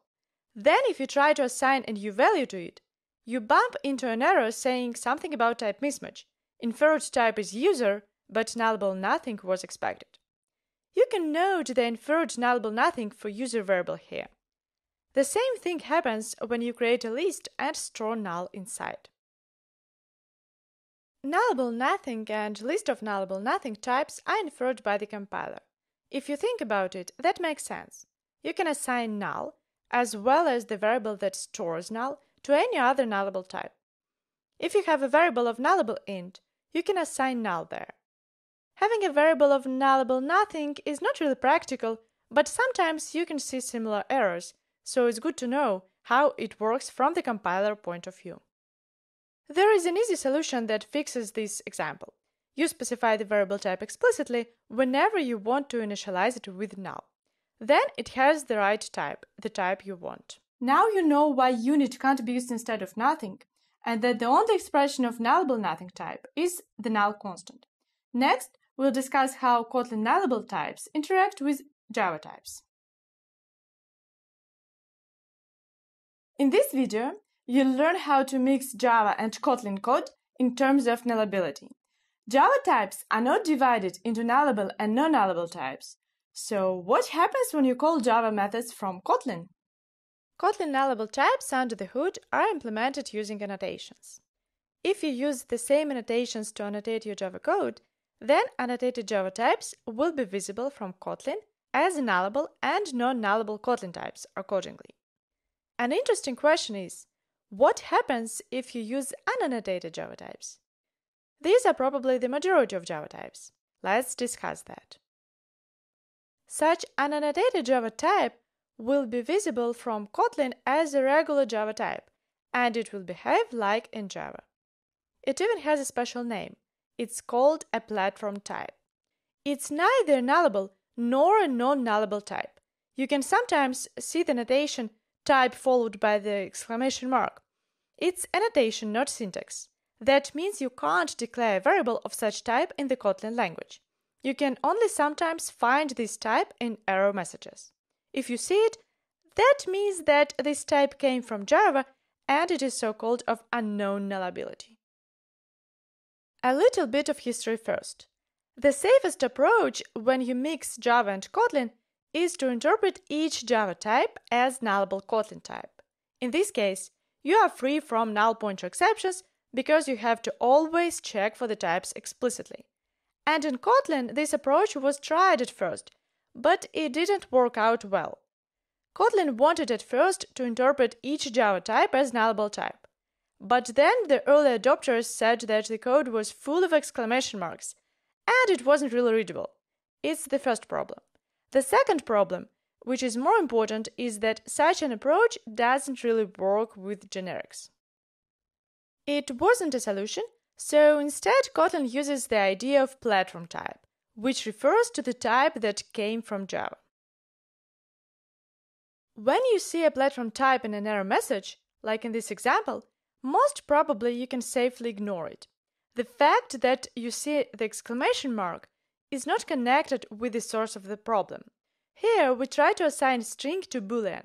The problem lies in incompatible types, but is not connected with the fact that it's a platform type. Exclamation mark means that the type came from Java, but you need to look for a different source of the problem if you see it in error message. There is a question to you. You know that the platform type behaves like a regular Java type. What do you think would happen in this example? We dereference a variable of platform type, which stores null that came from Java. We have several options. Null pointer exception is thrown, null is printed, compilation error, or illegal state exception is thrown. The right answer here is null pointer exception. This code behaves like regular Java. That means that when we try to dereference the variable of the platform type, we get null pointer exception. Kotlin compiler infers the type of session description as string platform type, since this type is not annotated in Java. Kotlin allows you to dereference it, so you can use it as in Java. It's unknown nullability, so it can probably work fine. However, you can also get a null pointer exception like in Java. If you use the safe access here, then everything is fine, you have null as a result. Now you know that if you mix Kotlin and Java, you'll still have null pointer exceptions. It seems that Kotlin doesn't save you from NPS in this case. For convenience, we have to sacrifice the 100% null safety. The question then is whether it's still possible to prevent null pointer exceptions. What can be done? There are still some things that you can do to achieve a better level of null safety. There are two main pieces of advice. At first, you can annotate your Java types. If that's not an option, it's useful to specify explicitly types of variables which get values from Java functions. Now let's consider these two pieces of advice in turn. First, let's talk about annotating Java types. Annotating Java types is easy. Simply add nullable and not null annotations to Java code, and Kotlin will interpret annotated types as nullable and non-nullable types.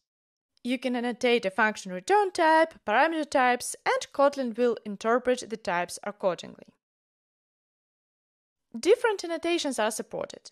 Many frameworks define their own nullability annotations. Kotlin tries to support all of them. These annotations have different names, but they all mean the same. The question: what happens with the code after we add nullable annotation? We have all the same possible options. Here we get a compilation error. Now Kotlin sees the getDescription function as the function returning nullable string. Then it infers the type of the description variable as nullable string. That produces an error that you can't dereference a nullable string. Now Kotlin forces you to use either safe access operator or another way to cope with nullable types. Annotating Java types really helps. However, you can ask whether you really need to annotate all Java types in your codebase.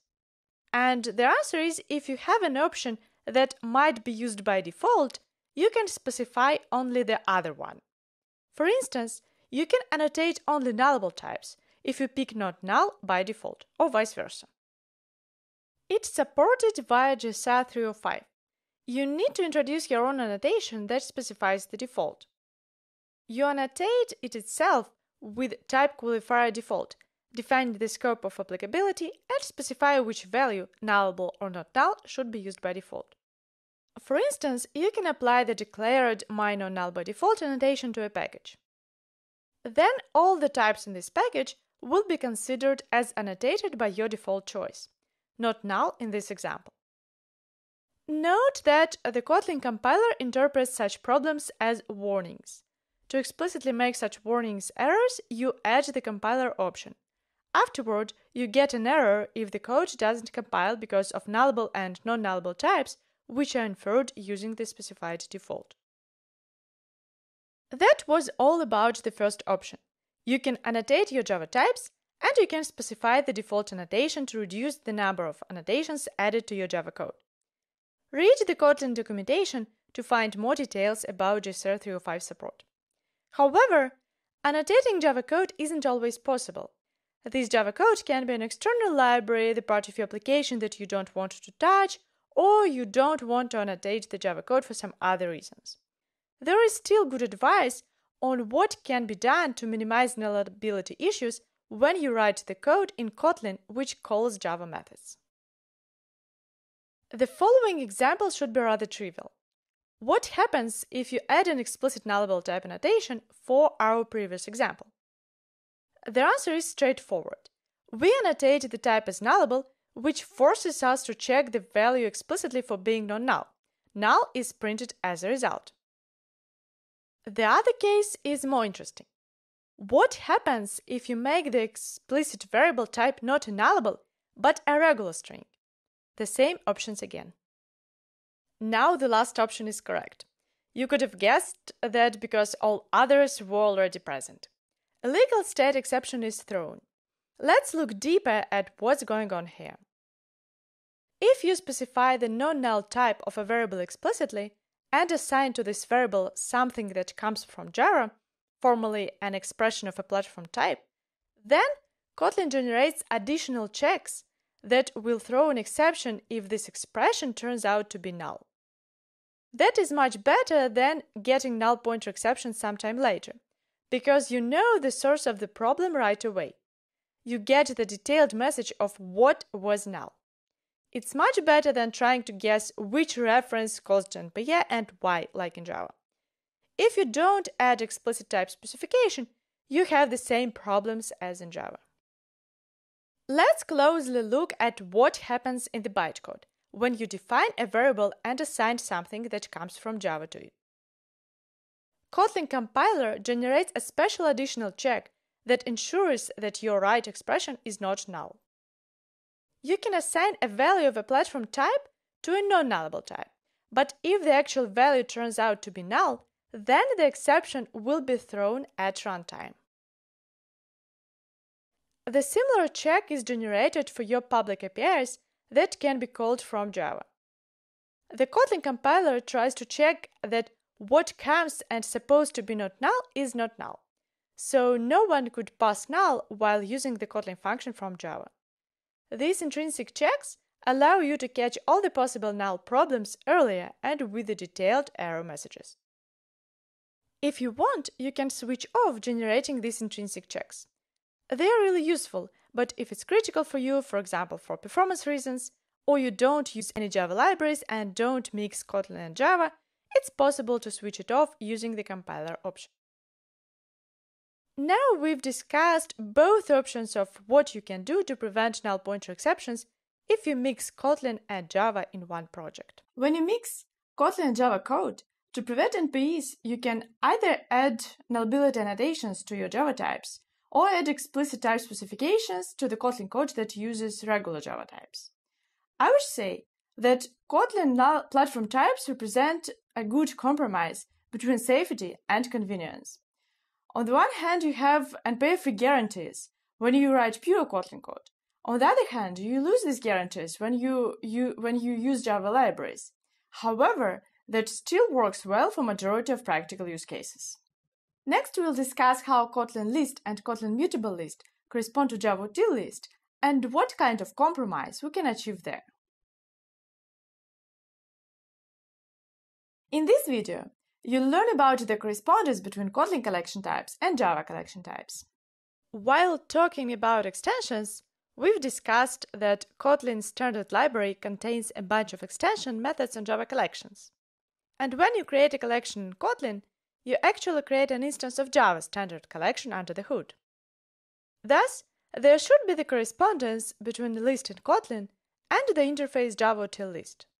We already saw that other types are replaced at the bytecode with Java types, so probably here it works the same way. However, it's not that straightforward, because in Kotlin we have both read-only list and mutable list. They both somehow correspond to one Java util list. How it works then?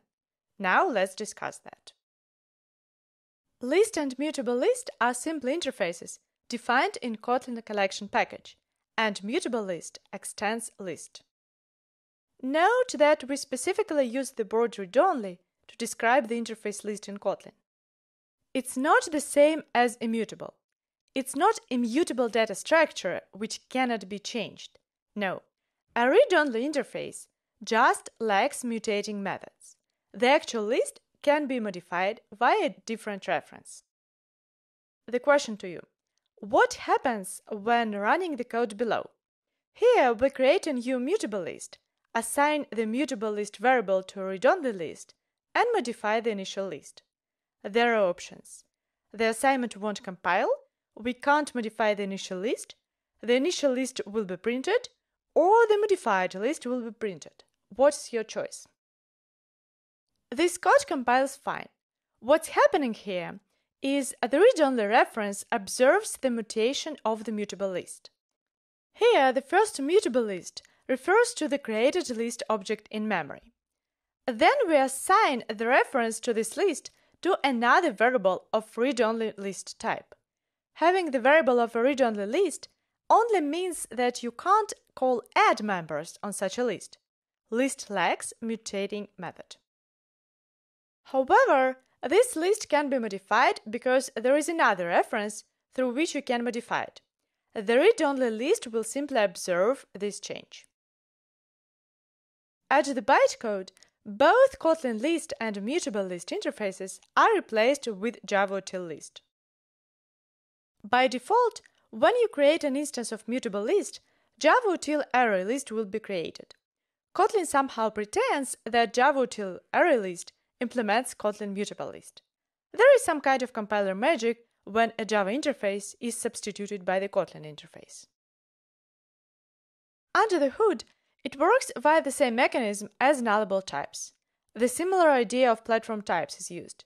That's how the platform type for the collection type is written. Again, you cannot define a variable of such type, you can only find it in error messages or when you check in ID what type does this variable have. This platform type means that it came from Java, and it is a type of unknown mutability. We don't know whether it was intended to be mutable or read-only, so we can use such type as both. You can ask, why do we need this? Why do we need these read-only types at all if they are not truly immutable? And the answer is that with Kotlin, it's now much more difficult or even impossible to break something accidentally. The problem with always having mutable methods in a list is that you cannot understand that this list shouldn't be changed. For instance, it is a part of API and the API didn't intend the list to be modified, but it's not a library, it's a piece of your own application.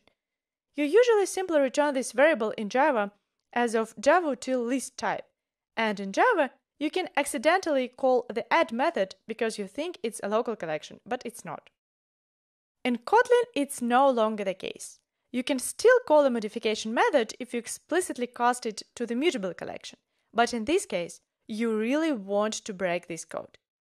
Accidentally, you can't do it, so such approach prevents from some possible errors. Like with nullable types, Kotlin collection types provide a good compromise between safety and convenience. You explicitly say whether a collection is intended to be modified by using a read-only or mutable type. And you can easily mix Kotlin and Java collection types because the same classes are used under the hood. No extra wrapping is needed. We've discussed the correspondence between Kotlin and Java types. You now know how to mix two languages and better understand how the Kotlin types are represented at the bytecode level. Our next task is to write the code that the compiler will generate for instead of calling the filter function, because filter is inlined. And here I provided the one more implementation of the filter function that we can use. The implementation of the standard library is kind of the same but a bit different. So we may use this one for simplicity. So now our task is what code is generated instead of this line, instead of this calling filter. And we can simply copy paste the filter function call, and then replace all the values that are substituted to different values. So at first, here we know that our t is int, so we have a list of int. Then this reference, so filter is an extension function called on a receiver. In this case, our receiver is list. So here we call filter on list, and when we generate the code, list is substituted instead of usages of this. And then we have this predicate, and the main idea is that the Lambda bodies are inlined. So instead of calling this predicate, creating this predicate and storing this Lambda, its body is substituted directly. And in this case, it is replaced with element. So what we'll have in the end is element is not null. So we check whether element is not null, and if so, we do what we've done before. So this task illustrates you, let you practice to understand what code is generated by the compiler when you actually write a filter function. So that was only for practice. All this code is generated at the bytecode level. You may try to see what the bytecode is generated by itself. But that illustrates what's going on under the hood of this task. Our task here is to implement the function that builds a sequence of Fibonacci numbers using this build sequence function and the yield mechanism. So let's do that. And for convenience, let's store the pair of elements, the first two elements, in a pair. So at first it will be 1 and 0. So it will these elements will denote last two elements that we of our sequence, and because they are used to calculate each new element, so we store two of them and we store them as one pair, and the first two are 1 and 0. So then we can say while true, because we don't know when we stop. This sequence might be infinite. And while true, at first we can yield each new element, which would yield it, and then we just return the first element in our pair. And then we need to update the elements. So what we do is we say that now the second element becomes the first one, and the sum of first and second element becomes the next element, the second element. So now, if we run it, so let's format it like this.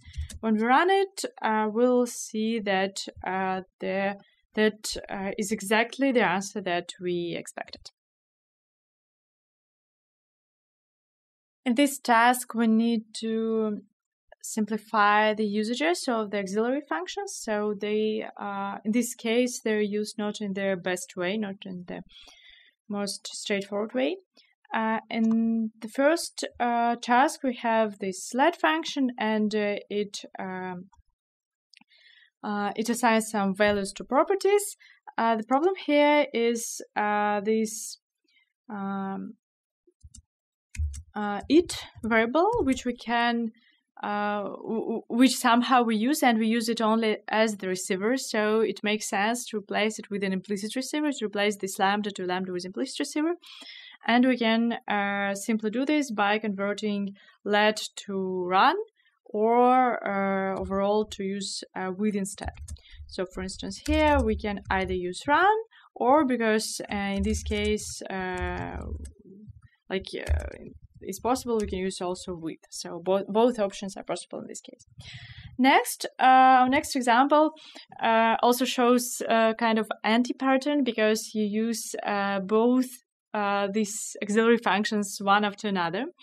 And that really happens sometimes in the code. And probably you just wanted to express something, then you change your mind, you had some idea, then you used again another function. But this usage of like when you use something with it after calling let, that just can be replaced with one run call, for instance, here, and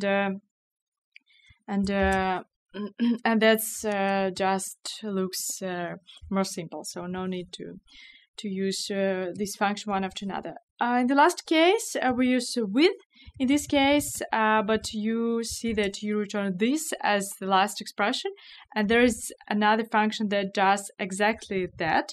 That returns this, and it's apply function. So apply function just calls this, and it says you that this expression is unused because in the apply case there is the lambda returns unit, so it is considered to return nothing meaningful, and the receiver is used as the result. So there was just simple cases when these functions were kind of misused. There are often situations when one or the other is possible and both options are correct, and you may find more information about that on different style guides in the internet. In this task, we need to implement two member extension functions, which later will be called as extensions on string, but only inside the specific context of the words class. So let's start with the first one and comment this for now. Let's implement a record function. So we need we need to call it as an extension on string. So we simply can define an extension on string here, and it will be member extension, so it can access all the members of the class. So what we can do here is, what we need to do here is to simply add this string receiver to the list of our words, and that's it. So that will add this string when we call it to a list of our words. And speaking about this member extension function, so here it is extension function, but it is also a member because it's defined inside the class. And you can call such an extension function, which is defined in the context of the class, whenever this instance of the class is available. So it's clear that, for instance, you can call such function inside class for, like, I don't know, we can say initialize and add some first word here. Then you can call it as inside extension to the class words. So say it full, and here we can say we can, inside this extension function, we can also call this extension on full, because this implicit receiver to implicit this of the type words is available. So that's clear that such function is possible to call inside member function, inside extension function. But when you need to call such function, not inside the class or not inside an extension of the class, but just somewhere, you can use all these auxiliary functions like with. In this case, you also have words available in this context, and therefore this is available. This refers to words, and that's how the Kotlin compiler understands that it's possible now to call these member extension functions. Now let's implement the second function that should be operator function. And again, to a string, we have operator function unr plus. It's called unr plus, and we simply call record here, and we can now check that everything works as expected. That no, it won't work because I have this line commented. But now you see that these functions compiled and work. So that's how you may define these member extension functions. And later we'll discuss in the next course, when we'll discuss how to write domain-specific languages in Kotlin. You'll see like more examples like this of defining member extension functions, of using them outside of the context. So this might be considered as kind of introduction to the topic when you see how you can define some special syntax for your class. And also this example illustrates that you can use auxiliary functions like with to work with member extension functions defined in your class. Congratulations! You've finished Java for Kotlin Developers course. Now you can confidently use Kotlin for your daily tasks. We really hope that you enjoyed the course. The next course will cover more advanced Kotlin topics like DSLs, variants, refined generics, delegated properties, reflection, and so on. And there'll be the whole separate course covering coroutines. So stay tuned!